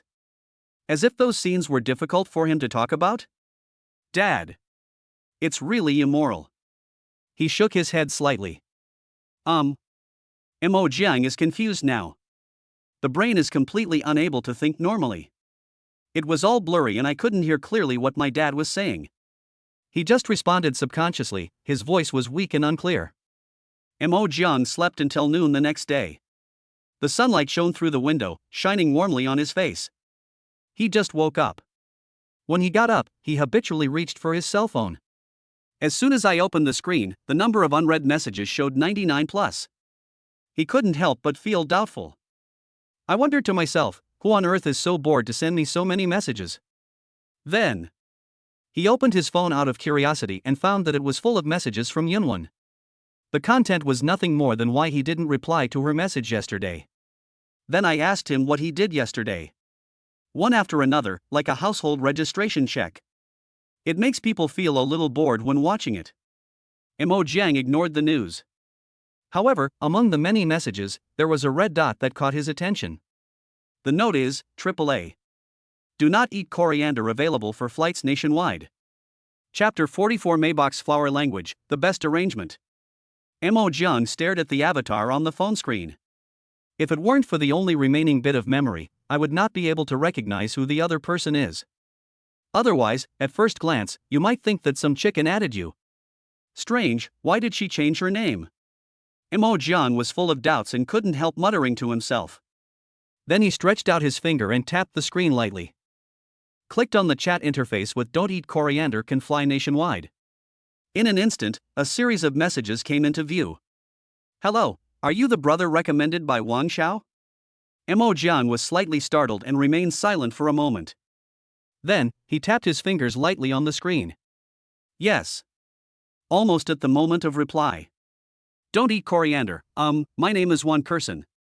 "Don't eat coriander, brother, are you free tonight?" "Don't eat coriander, the hotel room is already booked." Mo Jiang read the string of messages she sent word by word. All kinds of feelings came over me. He just shook his head slowly and sighed softly. "I haven't seen you for a few years. I didn't expect you to have changed so much." After thinking for a while, he seemed to have finally made up his mind. He whispered, "Forget it, let's meet." Then, he typed a line of words on the screen. "Good. I'm driving a Maybach. After the fight." When you gently put your phone aside, you're putting more than just the phone aside. It is also a memory that has long been buried deep in my heart and I don't want to touch it again. Today, the first love filter he once had for Wan Kurson has long disappeared without a trace. His previous impression of Wan Kurson was that she was simple and beautiful. This is also why we were able to stick together until the years in college without breaking up. Due to the influence of drunkenness last night, Mo Jiang exuded a sense of laziness and stayed at home the whole day. Yunwan kept sending messages. But Mo Jiang really couldn't muster the energy to pay attention. Just watching videos or playing LOL out of boredom. Soon, it was night. Mo Jiang looked at the location sent by Wan Kurson on his phone, without any sign of anxiety in his eyes. He slowly pushed open the door of the room and saw his father lying comfortably on the sofa. Dad's left hand gently pushed the stroller. He held the phone tightly in his right hand, his eyes fixed on the screen, watching the female anchor intently. From time to time, I would chuckle at the content on the screen. And his mother was busy preparing dinner in the kitchen. When Mo's mother heard the noise coming from outside the door, she stopped what she was doing. Turning around, he looked at Mo Jiang with tender concern and asked softly, "Aren't you having dinner tonight?" "No, I have an appointment with someone else," Mo Jiang responded simply. After saying, he reached out and took the car keys on the coffee table beside him, turned around and walked out of the villa. After arriving at the parking lot, he pressed the key skillfully, and the car drove with a beep. The doors of the Maybach unlock automatically. He gently opened the car door and sat in the driver's seat. After starting the car, Mo Jiang subconsciously looked at his phone. Only then did I realize that I was already half an hour late for the appointment with Juan Curson. He frowned slightly and didn't say much. He just put his phone aside, held the steering wheel firmly with both hands, and continued to drive with concentration. While waiting for the traffic light, Mo Jiang inadvertently turned his head. My eyes naturally fell on the street not far away. I saw a young couple standing on the street. The atmosphere was extremely tense and they seemed to be arguing fiercely. The boy's face was full of anxiety and helplessness. His brows were tightly furrowed and his eyes were full of pleading. He kept saying something, as if trying to save something. Mo Jiang watched the scene. Wasn't Juan Curson also so condescending towards me in the past? Whenever there was a festival, no matter how big or small, she would naturally ask Mo Jiang to send gifts. Even special days like Qingming Festival are not spared. Fortunately, at that time, Mo Jiang's family was relatively well off. Although these requests were a bit reluctant, I still gritted my teeth and managed to come up with the money to meet her expectations. However, the trajectory of fate is always full of variables. Since my own business failed, everything has changed dramatically. Only then did he wake up from his dream and found that Juan Curson had already betrayed him and thrown herself into the arms of another rich second generation. At that time, I was as humble as dust in love. Isn't it just like the boy in front of you who was begging desperately? Thinking of this, Mo Jiang's hands unconsciously tightened on the steering wheel of the Maybach. And at this time, the car music happened to be playing the song The Best Arrangement, which was widely circulated on the internet. This is what people call the Maybach March. It is said that men who drive Maybach will not feel inferior. That's true. Meanwhile, on the other side of the agreed location, a girl dressed extremely sexy was standing quietly on the street. She has striking long wavy hair. The breeze blew gently, and her curly hair fluttered gently. She had been standing here for more than half an hour. My legs started to feel sore from standing for so long. But there was no resentment in her eyes. Instead, there was a gleam of expectation. The thought of sitting in the passenger seat of a Maybach and enjoying the envious looks of others made me feel happy. My legs, which had been tired from standing, straightened up unconsciously, as if they were filled with strength. She was lowering her head at this time. She was concentrating on chatting enthusiastically with her bestie on the phone. She quickly scanned the screen of her phone and read the message from her bestie. "Coxin, has the rich second generation arrived? When we get there, take a picture of me to see if I'm handsome.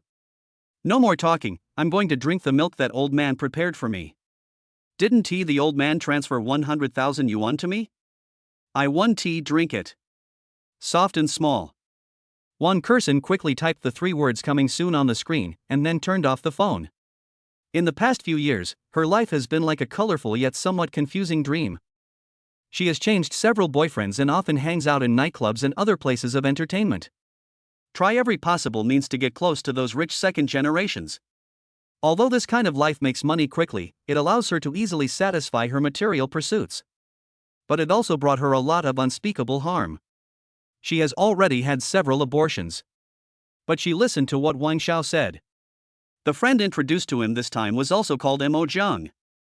The name Mo Jiang has become a little vague in her memory. She then opened the photo album on her phone. Slide your finger lightly across the screen.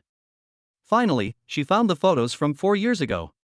Looking at herself on the screen, she was not as charming and sexy as she is now.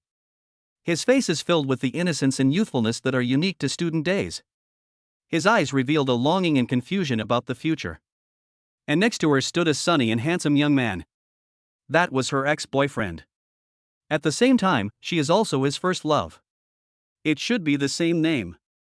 Juan Curson said softly, with a sneer unconsciously appearing at the corner of her mouth. That smile contained a mockery of the naive self he once was. It also seemed like he was looking down on the relationship that had long gone and could not be recovered. What's the use of being handsome? He can't make a living. His family is in debt, how can he afford it? One person hadn't finished speaking yet. Out of the corner of my eye, I caught a glimpse of a Maybach slowly approaching.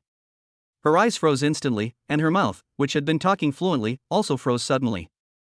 It was as if time suddenly stopped at this moment. Her steps began to tremble uncontrollably. What shocked her was not the luxurious body of the Maybach, but the fact that the person driving the Maybach was him. The one she had abandoned.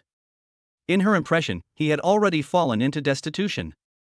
At this moment, it appeared in front of her in such an unexpected way. Chapter 45, First Love is Good, but she only exists in memories. One person just stood on the street blankly. He watched the Maybach slowly driving towards him. In an instant, an indescribable complex emotion. It surged up in her heart. She couldn't imagine it anyway. The boy who was once extremely down and out. At this moment, she appeared in her sight again without any warning, looking so glamorous and beautiful. Her heart was instantly filled with mixed emotions. I felt so uncomfortable that I almost suffocated. My thoughts involuntarily drifted back to the past. At that time, she was blinded by her desire for material life. In order to live a so-called rich life, she hardened her heart. She resolutely abandoned Mo Jeong and threw herself into the arms of the rich second generation without any hesitation. At that time, she thought that she had found the happy home she had always dreamed of. However, but fate always likes to play cruel jokes on us inadvertently. She never expected that she would be in such an embarrassing and tormenting situation. Meet Mo Jeong again. At this moment, her heart was tightly entangled with guilt and anxiety. He didn't even have the courage to look Mo Jeong in the eye. One person subconsciously raised her hands slowly, trying to cover her face tightly. At the same time, his feet moved backwards uncontrollably. All I wanted was to escape as quickly as possible. However, just as she turned around, Mo Jeong's voice, which couldn't be more familiar, suddenly sounded behind her. It's so cold, why don't you come in now that you're here? The moment one person heard Mo Jeong's voice, the whole person froze in place instantly, unable to move. That voice was still as gentle as before. Yet there was a hint of alienation. Inside the Maybach, one person sat quietly in the passenger seat. But her mood at the moment. It is a far cry from the joy I had imagined countless times when sitting in the passenger seat of a luxury car. At this moment, she seemed to have a panicked little deer in her heart. The feeling of uneasiness follows me everywhere. She didn't even dare to raise her head. He just whispered in a voice as small as the buzzing of a mosquito, "Hello, long time no see, Mo Jeong." "Yeah, it's been a long time, about 3 or 4 years. How have you been lately?" Mo Jeong's tone was as calm as water. Then he reached out and gently pressed the button to turn on the passenger seat heating function in the car. Then he took out a Lacoon cigarette from his pocket. Started smoking. "It's okay, working in a nightclub." One person hesitated for a long time. After struggling for a long time, I finally mustered up the courage. He answered Mo Jeong's question about his recent situation in a low voice. However, as soon as the words came out, those pasts that are too painful to look back on, the moment came clearly into her mind. She couldn't help but whispered, "What happened back then?" Mo Jeong seemed unwilling to touch upon the past that had long been forgotten. He gently shook the ash from the cigarette in his hand. He calmly interrupted one person's words and said slowly, "It's okay, I have already let go of what happened back then." After saying that, he drove the car attentively and slowly stopped in front of a small noodle restaurant. "Come and eat here. We used to eat here often when we were in college." Mo Jeong turned his head slightly and his eyes fell on the slightly old noodle shop. "But now I also like to eat here." One person followed Mo Jeong's gaze, standing there in a daze. After a long while, he seemed to wake up from a dream. He nodded hesitantly. Although Beijing has always been a place where luxury cars gather, but in this area, luxury cars are still relatively rare. As soon as Ma Jeong's Maybach stopped steadily, it attracted a lot of people's attention. "Get off the car." Mo Jeong walked straight into the noodle shop. He said familiarly to the proprietress who was busy in the kitchen, "Same old. A bowl of pork trotter noodles and a bowl of tomato beef noodles." "Okay, hey, Mo Jeong, who's next to you?" The proprietress was standing in front of the stove, cooking noodles with full concentration. Hearing Imojan's familiar voice. Subconsciously I raised my head and looked at him. His gaze fell on the girl next to Imojan, and his eyes were instantly filled with confusion. One person. Imojan introduced. Are you happy? The proprietress stopped what she was doing and frowned slightly. Thought for a while. An expression of sudden enlightenment suddenly appeared on his face, and he said excitedly, Hey, isn't that your first love, Imojan? Why are you two together again? I almost didn't recognize Kuxin. The proprietress smiled enthusiastically as she spoke. I haven't seen you two together for a long time. Today I'm in a good mood, so I'll give you two an egg each. How about that? Thank you. Imojan sincerely thanked the proprietress with a faint smile on his face. Not long after, 2 bowls of steaming and fragrant noodles were served. One person sat quietly opposite Imojan. A long while passed. One person finally mustered up the courage. He slowly raised his head, looked at Imojan who was chewing the pig's trotter with relish, and said softly, Imojan, it seems like nothing has changed about you. You're still the same as before. When Imojan heard this, he paused in his action of chewing the pig's trotter. He raised his head slightly and looked at Juan Curson indifferently. The corners of his mouth unconsciously revealed a faint smile. Really, you have changed a lot. I still remember that when we were together, you were quite innocent. I still have the shirt you gave me. After saying this, he smiled bitterly as if mocking himself. Juan Curson listened to Imojan's words. She was silent for a long time, as if trying to suppress the emotions surging in her heart. He said slowly, You were very accommodating to me back then. You always prepared surprises for me. I miss you a lot. As Juan Curson spoke, her eyes became moist. She thought everyone would be as nice to her as Imojan. But you will know that it has truly touched society. Only then did I know about the so-called rich second generation. It's just playing with yourself. When you get tired of it, just throw it away like garbage. For years have passed, and things have changed. You've also lost your youthfulness. I almost didn't recognize you just now. Imojan continued to chew the pig's trotter and said. She hesitated for a long time. Countless thoughts flashed through my mind. Finally, he mustered up all his courage and asked with a choked voice, Imojan, do you think, can we go back to the way we were before? I will love you very much, this time. I thought everyone else was just like you, so gentle and caring. Now I realize how good you are. Juan Curson said this, staring straight at Imojan. Imojan paused eating the pig's trotter again. It was as if Juan Curson's words had hit the most sensitive string deep in my heart. He slowly raised his head and looked at Juan Curson calmly. Then he gently put down the half-eaten pig's trotter in his hand. He pulled out 2 tissues from the side and slowly wiped the corners of his mouth. He looked at Juan Curson quietly and said slowly, Many people can't compare to you in the past, even you now can't compare to you. First love is beautiful, but it only exists in that memory. You in my memory. The year I turned 18 will always exist. Forever. Ask for a small gift, baby. Chapter 46 The female CEO actually learned how to wash feet. After simply finishing the bowl of noodles, Imojan looked calm and didn't say anything extra. He silently took out his cell phone and tapped the screen a few times. Transferred 100 yuan to Juan Curson. In the transfer notes, he clearly wrote the 3 words as transportation fare. Then he slowly stood up and walked to the cashier to pay the bill without stopping. Walked straight towards the Maybach parked on the side of the road. He opened the car door. Get in the driver's seat and start the car. Slowly driving away, the sound of the engine gradually faded away. Only Juan Curson was left sitting alone in the noodle shop, facing the empty bowl of noodles opposite. It seemed as if the whole world had quieted down at this moment. All that was left was the tangled mess of thoughts in her mind. Juan Curson stared blankly at the empty bowl of noodles. His eyes were empty and confused. Tears welled up in her eyes.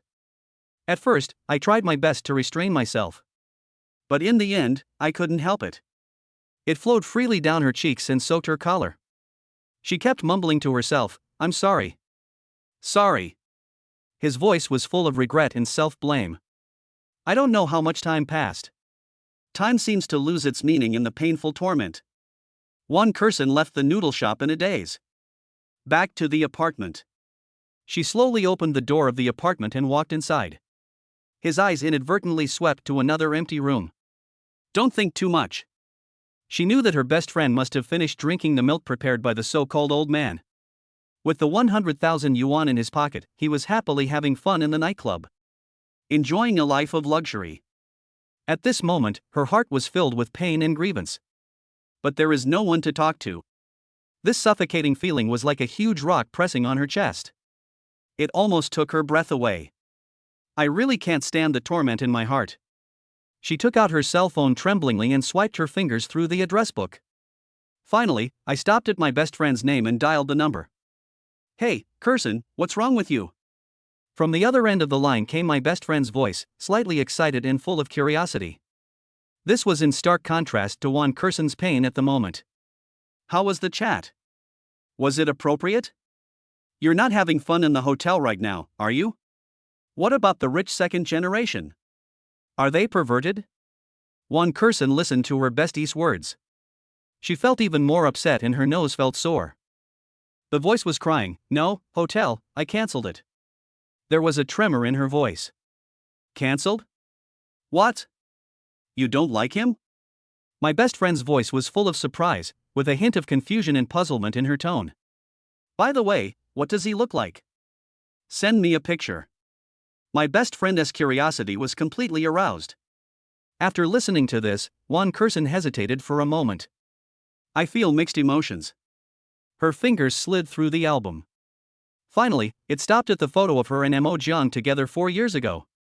The two people in the photo. With a bright smile. His eyes are full of longing and love for the future. She bit her lip and sent the photo anyway. Soon, the best friend's voice, almost breaking with surprise, came from the other end of the phone. No, why did you post a picture of your ex boyfriend? Did you post it by mistake? My bestie's voice was filled with disbelief. No. Won Kirsten looked at the ceiling with empty eyes and said with extreme loss. I was just saying, huh? No? My best friend seemed to suddenly react and her voice suddenly rose several octaves. You mean the ex-boyfriend who was with you for 4 years and treated you very well, who drove a Maybach to see you? You're losing a lot of money. If you hadn't broken up with him and stayed with him for these few years, you would definitely be a rich wife. Why do you still need to be a prostitute here? Have you asked him to get back together? No matter what, you are his first love, so there should be a first love filter, right? The series of words from her best friend were like sharp blades, piercing Won Kirsten's heart. Yes, he said first love only exists in memories. As Won Kirsten spoke, tears blurred her eyes again. The world in front of me became hazy, and I was the one who cheated on him first and dumped him. After saying this, she could no longer suppress the grief in her heart. It was as if all the strength had been drained away from me. I lay powerlessly on the sofa and burst into tears. Pain and regret were vented along with tears. She couldn't help but wonder what would have happened if she had been poor and heavily in debt in Mahjong. Be able to stay by his side steadfastly and give him support and encouragement. Wouldn't I have to have abortions again and again? Endure the kind of pain that causes great harm to both the body and the mind. Instead, she can naturally become a rich wife that everyone envies and live a happy and fulfilling life. But now, all the beautiful things that could have belonged to her. All like bubbles. Under the impact of reality, everything disappeared without a trace. On the roadside of a park, Mo Jiang parked the car steadily, and everything around him seemed to have nothing to do with him. He sat quietly in the driver's seat, his eyes somewhat dull. My thoughts were still immersed in the meeting with Won Kirsten just now. I didn't expect it would take just a few years. The first love that was as beautiful as the white moonlight in my memory. It has become unrecognizable, everything and everyone is different. The sweetness and warmth of the past have now been replaced by only regret and sigh. Maybe from the moment they broke up. All his fantasies about her should be completely wiped out. Mo Jiang subconsciously reached into his pocket.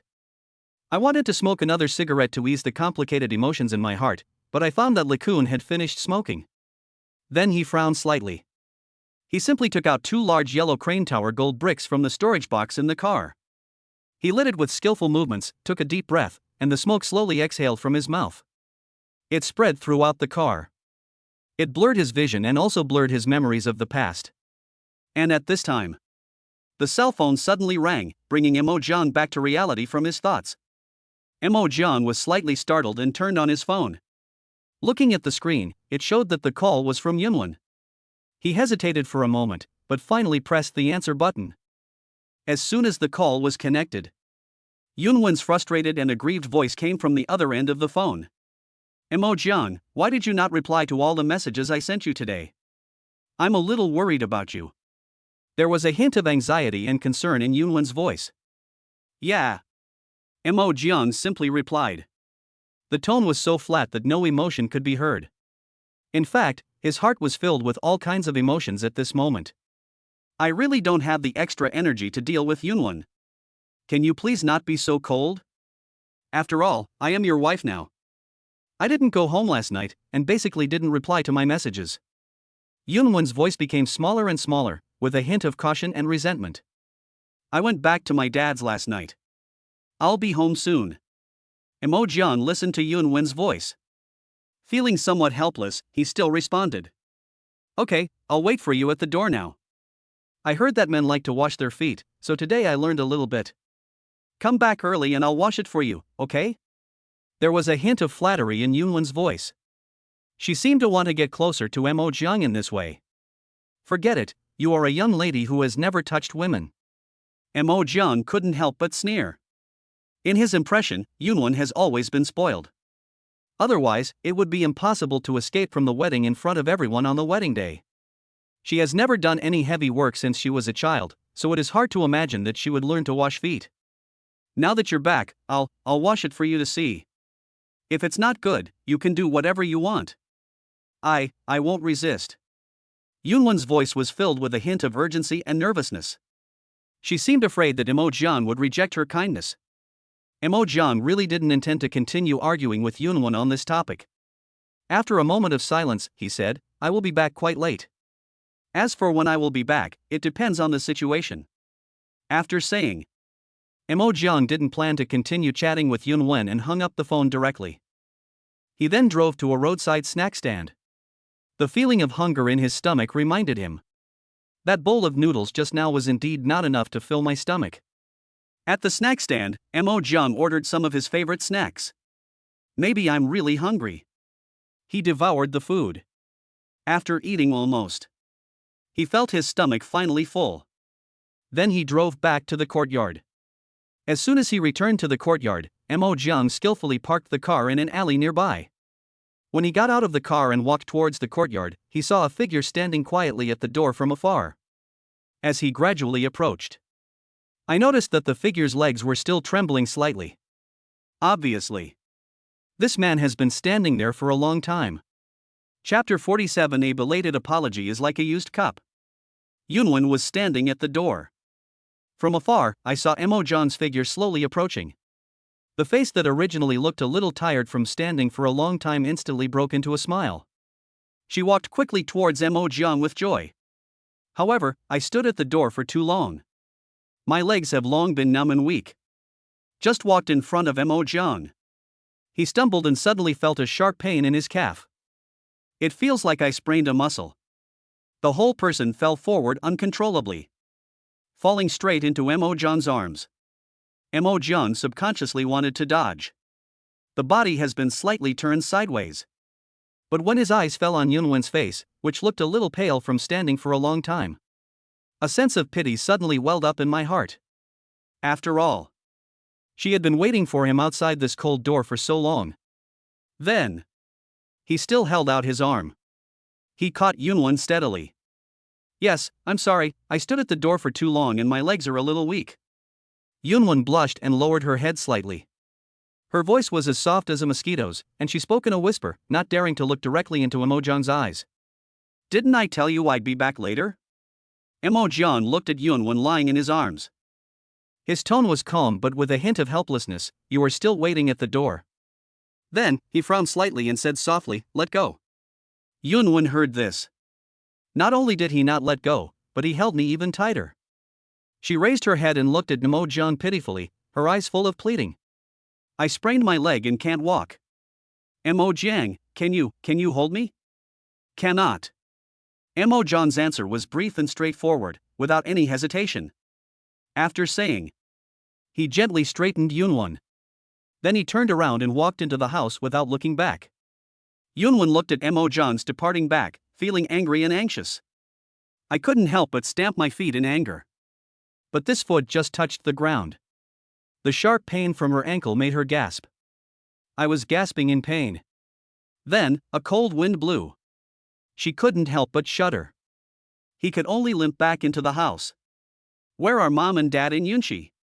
As soon as Yunwon entered the house, he heard Mo John's voice coming from the living room. My parents took her to attend another company party. She came back from studying abroad and is now preparing to take over the family business. Yunwon quickly replied, with a hint of flattery in his tone. I'm the only one at home now. I've prepared some water. Take off your shoes. I'll wash your feet. After saying, she glanced at Mo Jung. Then he turned around and limped to the bathroom to get some water. No. Mo Jung looked at Yunwon, his eyes full of unfamiliarity. Think about it carefully. This feeling of strangeness is not something that has only appeared today, it has probably always existed. From the beginning. To him, Yunwon was just a stepping stone for him to cross the class barrier. Times have changed. Today, he has already become the respected Mr. Mo among others. I am no longer the person who needed help from others. Sure, I've been learning for a long time, just wash it. Yunwon did not give up and continued to try to persuade Mo Jiang, if it doesn't work again, I will wear sexy clothes and sleep with you. Whatever you want. There was a tremor in her voice. She reached out and gently tugged at the corner of Mo John's clothes, and said almost pleadingly, as long as you promise not to divorce me. Is that okay? Mo Jiang listened to Yunwon's words. I just felt a wave of disgust in my heart. It is said that there are only 0 times and countless times of cheating. Since Yunwon could do such a thing to himself, there is no guarantee that he won't use the same trick on others. Especially when I think about the fact that Yunwon and Fengjian have lived together for more than 2 years. An irrepressible disgust welled up in his heart. Yunwon. Mo Jiang looked at Yunwon coldly, without a trace of warmth in his eyes. Can you promise me now? Yunwon looked at Mo Jiang and called her name. I thought there was a turning point. A hint of joy instantly appeared on his face. You make me feel so cheap. The things you did destined us to never be together. Mo Jiang's voice was icy cold. Cheating on your marriage and living with another man for more than 2 years, this is enough to make people laugh at any boy. He paused slightly, a trace of pain and anger flashed in his eyes. Do you know what the online comments about me were at the beginning? He sneered, turtle man. After saying, Mo Jiang no longer looked at Yunwon. Turn around and go back to the room. Only Yunwon was left standing blankly in the corridor. Yunwon looked at Mo Jiang's departing figure with empty eyes. My heart felt like it was hit hard by a heavy hammer, and a sharp pain came over me. She never expected it. What I did actually caused such great harm to Mo Jiang. Sorry. Her voice was tearful. I will try my best to make it up to you. However, apologies at this moment. In this quiet house. Looks so pale and powerless. Chapter 48 Manual Training? Mo Jiang lay lazily on the soft sofa in the room. He was slightly bored. So he picked up his phone. Started chatting enthusiastically with the wealthy fanlady, 108-year-old female cockroach, backstage. On the mobile phone screen, words were exchanged and the atmosphere was tense. Female cockroach, haven't you always wanted to hear my voice and appearance? As soon as this message popped up, another one followed. Female cockroach, I will also go to your father-in-law's birthday the day after tomorrow. Mo Jiang's eyes were fixed on the phone screen, and the corners of his mouth unconsciously rose slightly. In fact, he has been curious about this mysterious rich woman for a long time. In his heart, I have wondered countless times who this wealthy woman who spends money lavishly is. In recent days, the number of times he has broadcast live can be counted on one's fingers. However, every live broadcast, this rich woman would spend hundreds of thousands without hesitation. Such a generous gesture. How could Mo Jiang not feel extremely curious? Of course, Mo Jiang also has his own careful considerations in mind. If the other person is a rich woman in her 40s, although they may have strong financial resources, But perhaps he is just curious and won't have any further interest. However, in his opinion, the probability of this happening shouldn't be too high. After all, 108-year-old sexy female cockroach is such a unique name. No matter from which angle you look at it, it's more like something a young woman in her 20s, full of energy and playfulness, would do. Mo Jiang, I have carefully adjusted the water temperature for you. Why don't you take a shower first? Yunwen on the side gently pushed open the door. Cautiously, he poked his head in. Wait a minute. Mo Jiang just glanced at Yunwen casually. With a light tone, he responded simply. Turn your attention back to your phone. Continue to chat enthusiastically with the female cockroach. As the chat gradually deepens, Mo Jiang's curiosity grew stronger. He became more and more curious about the true identity of the female cockroach. Moreover, from the words in their conversation, Mo Jiang could feel that the other party seemed to have a special liking for him. Some bold and imaginative ideas began to emerge in his mind. If the other person is really the rich woman I met by chance in the nightclub 3 years ago, that might have been 3 years ago. I can stay close to this rich woman. In this way, perhaps the ending of life now will be smoother and more satisfactory than it is now. Not even in your own life. Leaving behind an indelible stain of the woman having an affair on the wedding day. Yunwen watched as Mo Jiang was completely absorbed in his phone. He completely ignored his own existence, and the grievances in his heart continued to surge. However, when I think of what Mo Jiang said to me in the corridor just now, she was filled with grievance and forced herself back. She moved silently, walked to the other end of the sofa and sit down quietly. But his gaze always stayed on Mo Jiang's profile, his eyes full of complicated emotions. She couldn't help but start to daydream. If it was at that important moment of marriage, I didn't let the momentary impulse get me carried away. Bewitched, he followed Kazama and left the scene. Would their lives take a completely different direction? Full of happy endings? Actually, Yunwen's love for Mo Jiang was not just due to the guilt that she felt later. More is. The night she was kidnapped by the kidnappers and was about to be raped by them, Mo Jiang rushed in with several plainclothes policemen. The dim light shone on Mo Jiang's face. That moment, Mo Jiang was like a prince in a fairy tale who saved himself. That heart-pounding feeling. She still can't forget it. Mo Jiang chatted with the female cockroach for a long time. Finally, I felt it was about time, so I got up and prepared to take a shower. He slowly turned off his phone. Only then did he suddenly notice that Yunwen had been staring at his face. That stupid look. What are you doing? Why are you looking at me? Mo Jiang couldn't help but ask, with a hint of confusion in his tone. I was thinking, if I hadn't left, would we have been able to be together happily? Yunwen's voice was very low, and it seemed as if he was talking to himself. Mo Jiang was silent for a moment. The deep eyes narrowed slightly. He seemed to be thinking about something seriously. Then he said slowly, maybe. After saying that, he turned around gently and walked into the bathroom. After Mo Jiang walked into the bathroom, he reached out and began to take off his clothes, then turned on the shower. The warm water cascaded down like a fine bead curtain, washing over his body. But I don't know why. From the moment he turned on the shower, a strange feeling quietly crept into my heart. It seemed as if a pair of eyes were watching my every move. This feeling made him feel indescribably uncomfortable all over. And at this time, Yunwen's face was flushed outside the bathroom. Her eyes were blurry, staring straight at the phone screen. The picture displayed on the screen. It was Mo Jiang who was taking a bath. Yunwen's eyes were fixed on Mo Jiang's figure on the screen, not wanting to look away for even a moment. This is the pinhole camera she bought yesterday, with 4K high-definition image quality. Watch and watch. She just felt dry mouth. She hurriedly picked up the water bottle beside her. My hands are shaking badly. I finally poured a glass of water. Drink it all in one gulp, trying to relieve this unbearable feeling of heat. However, the inexplicable discomfort and desire in my heart became more and more intense. Her eyes gradually became more blurred. The originally clear eyes were now filled with hazy mist. The slender hands slowly. She started her first manual training in her life. Her little face became redder and redder. It was so red that it seemed like blood was dripping out. The whole person was immersed in an indescribable emotion. 3,000 words omitted. Time passes quietly in this subtle and slightly ambiguous atmosphere. Before you know it, more than 10 minutes passed. Yunwen seemed to be suddenly awakened from a beautiful dream.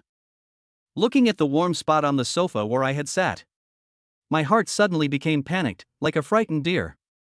Especially at this moment. She suddenly heard a creaking sound from the bathroom door. It seemed that Mo Jiang was about to come out after taking a shower. Mo Jiang has finished his bath. He reached out, gently opened the bathroom door, and walked out slowly. This time, Yunwen did not cause any trouble like usual. Mo Jiang's strong upper body was naked, and the water droplets slowly slid down his tight muscle lines. Holding a hairdryer in hand, he was about to blow dry his hair.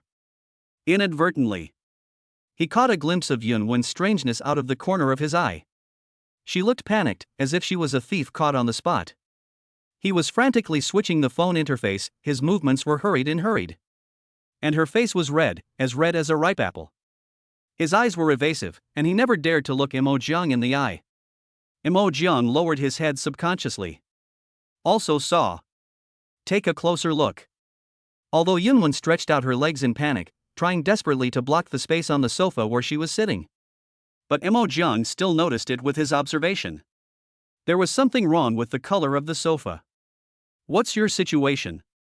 Mo Jiang frowned tightly, his eyes full of doubts, and couldn't help asking. How come the sofa? Chapter 49 Kai Shukun, I want to give birth to a baby for you. Nothing. Yunwen's voice clearly contained a hint of panic that was difficult to conceal. Her hands unconsciously pressed tightly against her chest, as if to calm his pounding heart. The blush on her face spread rapidly. The burning went from cheeks to ears. His eyes were dodging around in panic, not daring to look Mo Jiang in the face. Seeing this, Mo Jiang frowned slightly. His eyes were full of confusion at this moment. He stared at Yunwen. So the water stains on your legs and these were caused by accident when you were drinking water? Yunwen's body was trembling slightly. He nodded quickly like a chick pecking at rice. He kept mumbling, He looked extremely panicked. However, Mo Jiang's doubts were not eliminated. Instead, it becomes more intense. Why are you so careless? No, why aren't your clothes wet? Logically speaking, you accidentally spilled the water. Just fell down normally. I'm going to the bathroom first. Yunwen didn't even wait for Mo Jiang to finish his words. The blush on her face deepened instantly, like a ripe tomato. He turned around in panic and rushed to the bathroom.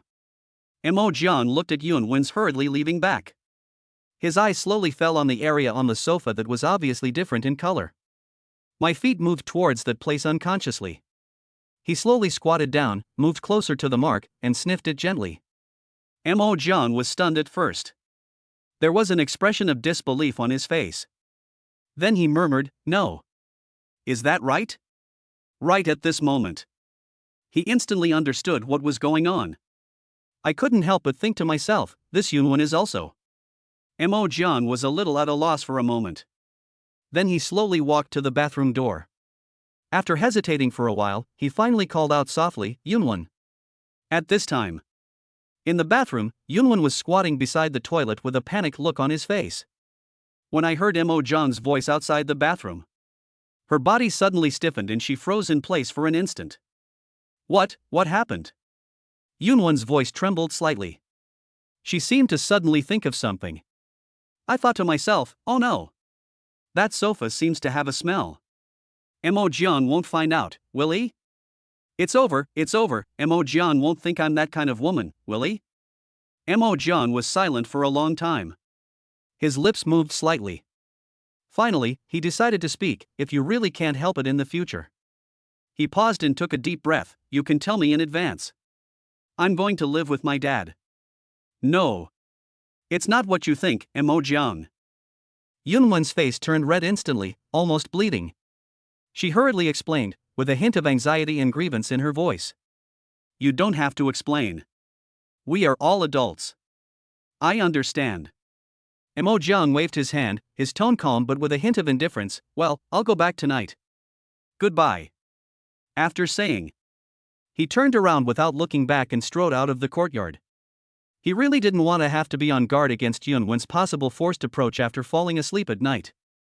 And that's really going to happen. He was also too embarrassed to say that Yunwon had molested him. Things like marital molestation. It always feels weird. Yunwon heard Mo Jong's voice outside the door for a long time. I felt a little flustered. She frantically turned on the faucet. He scooped up some cold water and poured it over his face, trying to force himself to wake up. It took a long time. Her movements gradually slowed down and she slowly opened the bathroom door. Cautiously stick your head out. But he found that Mo Jong had disappeared. Only an empty room was left. Mo Jong drove the black Maybach. The car slowly stopped on the side of the road next to a supermarket. Then he gently opened the car door. After getting off the car, I walked towards the convenience store nearby. The bright lights of the store shone on him. He picked among the shelves for a while. Finally, he picked up 2 packs of Licoon cigarettes, paid the money and returned to the car. He sat in the driver's seat, lit a cigarette skillfully, and took a deep puff. Call. Mo Jong exhaled a smoke ring lightly. The smoke rose slowly inside the car like a veil. Blurred his vision. He picked up his phone and started watching videos. I happened to see a replay of something that looked like a variety show. It looks like this show was from several years ago. The protagonist in the video is not an ordinary person. He is the 3rd son of the richest man. I heard that she is now the ambassador of a luxury brand. He also won the Summer Music Gold Award with a Korean song and is very popular in the entertainment industry. In the screen, a young man with silver middle-parted hair. Wearing a fishnet inner layer, the unique outfit highlights the youthful personality. With a sunny smile on his face, he walked into the venue with full confidence. In the end, everyone in the variety show exclaimed, "Hello, mentors. I am Kai Shu-kun." Then the next screen. It was this young man wearing black and white overalls. Wearing a gray and white mesh coat. Standing tall in the center of the stage. The lights on the stage focused on him. "Hello, everyone, the producers. I am Kai Shu-kun, a personal trainee who has been training for 2 years. I like singing, dancing, rap, and basketball. Music." With his command, the music started instantly. The young man took off his coat gracefully. He took the basketball calmly. The music was the famous song Chicken, You Are So Beautiful. The dynamic rhythm echoed in the car. Mo Jong was watching with great interest. Suddenly, I heard a loud noise coming from the side. He didn't close the window completely. A small gap was left to allow for ventilation while smoking. The sound came in through the gap. Mo Jong heard a group of voices that sounded like girls. Sharp and excited, "Ah. It's Kai Shu-kun. Kai Shu-kun. Kai Shu-kun, I love you, don't run, Kai Shu-kun. Kai Shu-kun, I want to have a baby with you." Kai Shu-kun? Mo Jong was slightly puzzled. I subconsciously turned my head to see what was going on. This turn of head. He saw a handsome young man with slicked back blonde hair, wearing a black suit. He stood by the back door of his car with an anxious look on his face and knocked hard on the window. "Brother, open the door for me, I'll come in, pick me up." The young man's tone was a little anxious and pleading. "Anywhere is fine, I'll give you a few $1,000s in tips later." "Hurry up, buddy, please, or I will." Mo Jong looked up. I saw a group of girls running towards this side frantically. She kept shouting, "Kai Shu-kun, don't run, I want to give birth to a baby for you." Mo Jong took a closer look. Many of the girls in that group were beauties weighing more than 300 pounds. Everyone's face was filled with fanaticism, and the scene was quite scary. He was shocked. I was so scared that I immediately unlocked the car door. Chapter 50, Encounter with Brother Kun. Let this young man in. Mo Jong looked at the anxious young man outside the car window. Although I felt a little helpless, I still opened the car door. The young man felt as if he had been granted amnesty and quickly opened the car door and got into the back seat. Seeing that he was seated firmly, Mo Jong immediately stepped on the accelerator. The whole car catapulted into the air. Even if the car has traveled several hundred meters. The deafening shouts from the Jime crowd were still audible. "Kai Shu-kun, don't run." The voice seemed to echo in the air with fanaticism and persistence. Only after driving 1 or 2 kilometers did Mo Jiang slowly and steadily park the car on the side of the road. Ha! A young man let out a long sigh of relief from the back seat. I think he's gotten rid of it, right? Mo Jiang heard the voice of the young man behind him. Turning his head, he nodded slightly and said calmly, well, it looks like it's gone. After all, we drove 2 or 3 kilometers. After saying that, he picked up the phone again. Chicken, you are so beautiful. As soon as the phone was turned on, the magical and highly recognizable music instantly sounded in the car. Mo Jiang seemed to suddenly think of something. He quickly adjusted the rearview mirror and looked carefully at the face of the young man behind him through the mirror. At this time, the young man behind him also spoke up. Hey, isn't this the video of me being an idol trainee a few years ago? Are you my fan? Are you really Kai Shukuan? Mo Jiang couldn't help but turn his head and looked at the young man with suspicion. I still can't believe my luck. Kai Shukuan smiled and nodded, confirming Mo Jiang's question. Then, as if he remembered something, he quickly said, by the way, I promised you the tip. After saying that, he skillfully picked up his phone to prepare to transfer money. Mo Jiang was not vague and directly handed the phone over. Soon, the phone beeped, and Mo Jiang took a look and saw that 3,000 yuan had been deposited into his account. I couldn't help but sigh in my heart, he is indeed very generous. Thank you, brother. Kai Shukuan said sincerely. It's okay. By the way, don't you always have bodyguards when you travel? Why this time? Mo Jiang looked at Kai Shukuan, who was quite influential in both the entertainment and business circles, and was filled with doubts. After all, artists of Kai Shukuan's caliber are usually surrounded by bodyguards. What's more, he is the third son of the richest man, so the security when he travels should be more stringent. Kai Shukuan smiled, shrugged helplessly, and explained, I was originally going to shoot a variety show, and then I just happened to have some free time.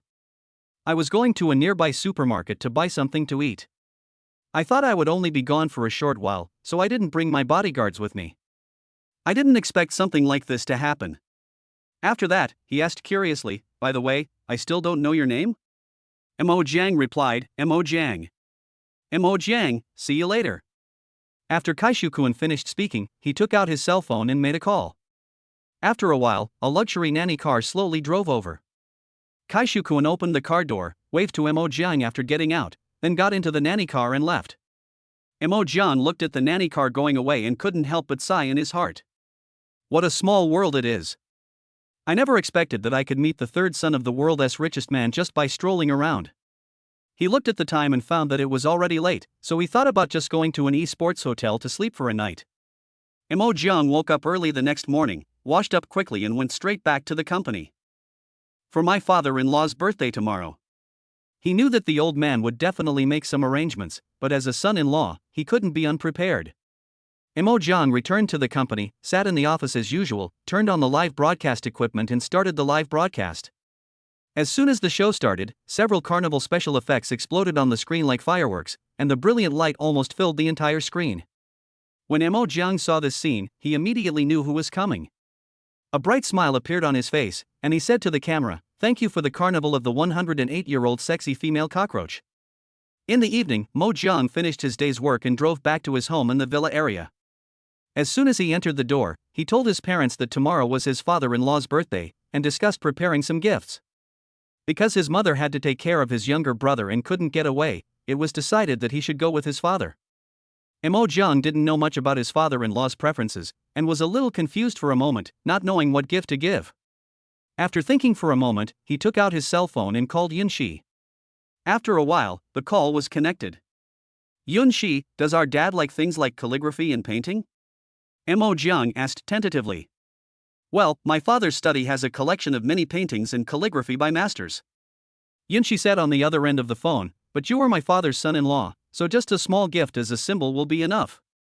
Then, she changed the subject. By the way, Mo Jiang, can you accompany me to Los Angeles to attend an academic exchange meeting in a few days? Mo Jiang was silent for a while, thinking about his recent arrangements, and then said, it should be no problem. Well, thank you, Mo Jiang. I love you. Yunxi's voice was a little coquettish and intimate. I haven't divorced her yet. Mo Jiang felt something was wrong when he heard Yunxi's somewhat ambiguous address, and couldn't help but remind her. Well, you and my sister are going to be divorced soon anyway, so you don't care about these few days. What's more, my dad also agreed, didn't he? Yunshi said disapprovingly. Mo Jiang thought about it and felt that what Yunshi said made sense. He also understood why Yunshi asked him to accompany her to Los Angeles. It is most likely that Yunshi wants to find an opportunity for a man and a woman to be alone. However, he did not dislike Yunshi. After the two chatted on the phone for a while, they hung up. After hanging up the phone, Mo Jiang took his father to a nearby antique shop. The store is filled with a wide variety of calligraphy and paintings as well as cultural relics. Mo Jiang carefully selected items in the store, his eyes sweeping over the exquisite paintings, and finally chose a painting worth more than 2 million yuan. This painting is both in style and value. He felt it was just right. It's not outrageously expensive, but it also doesn't look too shabby. It's perfect as a gift for my father-in-law's birthday. Chapter 51. I don't know who brought me, but I know exactly who didn't. Yun's father's birthday celebration was carefully arranged to be held in the late afternoon. In order to host this birthday banquet of great significance, the Yun family spared no expense. We directly booked a palace-style hotel with a strong ancient charm to entertain guests and friends from all over. Mo Jiang had already agreed with Gu Qingbei and several other rich second generations to go to the celebration together. The fathers of these rich second generations have a deep friendship with Yun's father, and they have known each other for many years. They all knew very well that Mr. Yun had a genuine love and persistent pursuit for cultural relics such as calligraphy and painting. Therefore, the other rich second generations carefully prepared gifts. These gifts are all exquisite cultural relics with values ranging from hundreds of thousands to millions. Gu Qingbei was even more generous, and he took out cultural relics worth several $1 million without hesitation. Considering that this is the old man's birthday, this should be a solemn occasion and should not be too ostentatious. After careful consideration, Mo Jiang suggested that everyone should not drive sports cars that are too flashy. Instead, choose a relatively low-key but stylish car such as Porsche or Mercedes-Benz. At this time, Mo Jiang's father had already arrived at the banquet in his black Maybach. Mo Jiang looked at his good friends who were gathered together chatting and laughing. He looked down at the time on his phone, then looked up and said, "It's almost time to leave." Just at this moment, Mo Jiang inadvertently saw Chen Sun hugging a girl in a cosplay Valkyrie costume with his left hand. The two kissed as if no one was around. Seeing this, Mo Jiang couldn't help but frown slightly, and a trace of worry arose in his heart. He walked up quickly and reminded her seriously, "Chen Sun, tonight is my father-in-law's birthday. It's such an important occasion. You mustn't do anything too outrageous. You mustn't do anything weird at the banquet." The reason why Mo Jiang was so worried. Because I remembered the last time we had a party.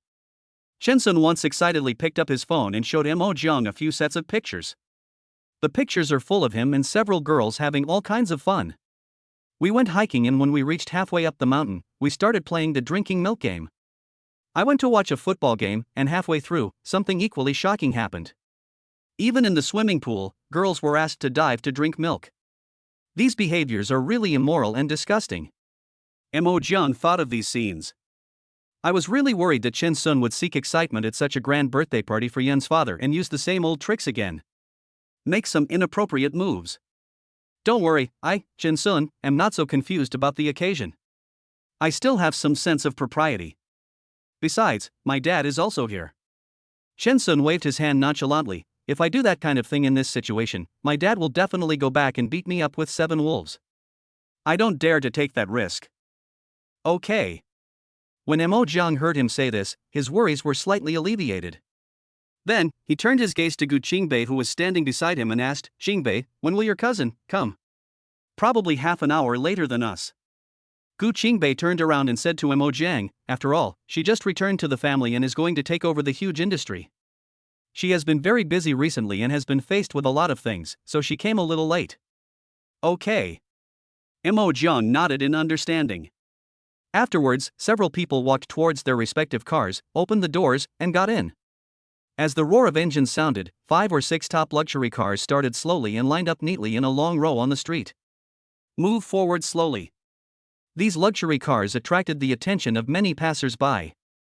They couldn't help but pick up their phones to take pictures and record the event. For a moment, the atmosphere on the street was ignited and the emotional value was maximized. The convoy drove smoothly on the city streets for more than 10 minutes. A magnificent palace with alternating green and gold colors suddenly appeared before everyone.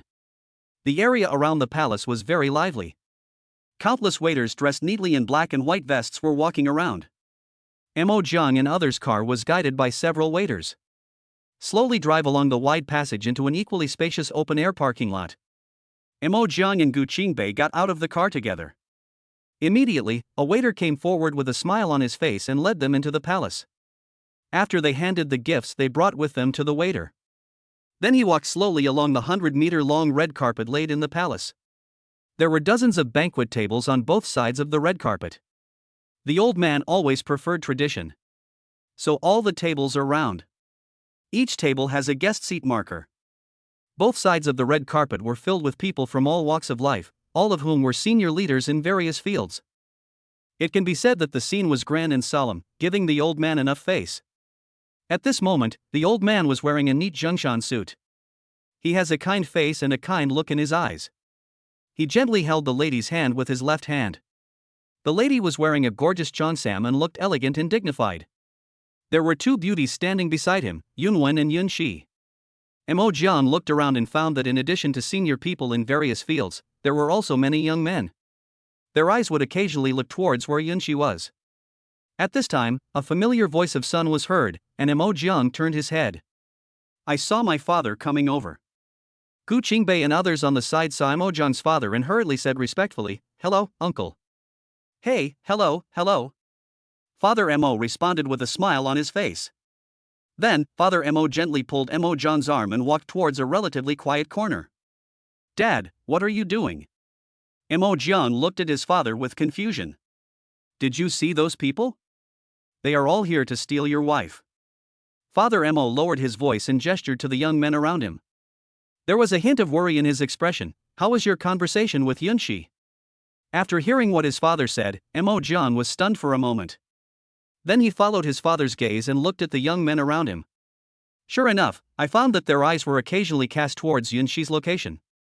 After all, Yunwen is still his wife in name, and the news of their divorce has not been made public, so few people know about it. The Yun family has a huge presence in the capital and plays an important role in both business and political circles.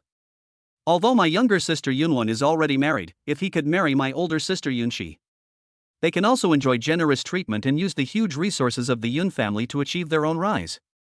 Ma Jiang himself is a good example. Thanks to his marriage with the Yun family, he received a lot of help in his career and everything went smoothly. It's okay, and Yunxi likes me very much. She even asked me to accompany her to Los Angeles in a few days. Mo Jiang responded truthfully. He turned his head. After saying that, Father Mo patted Mo Jiang's shoulder.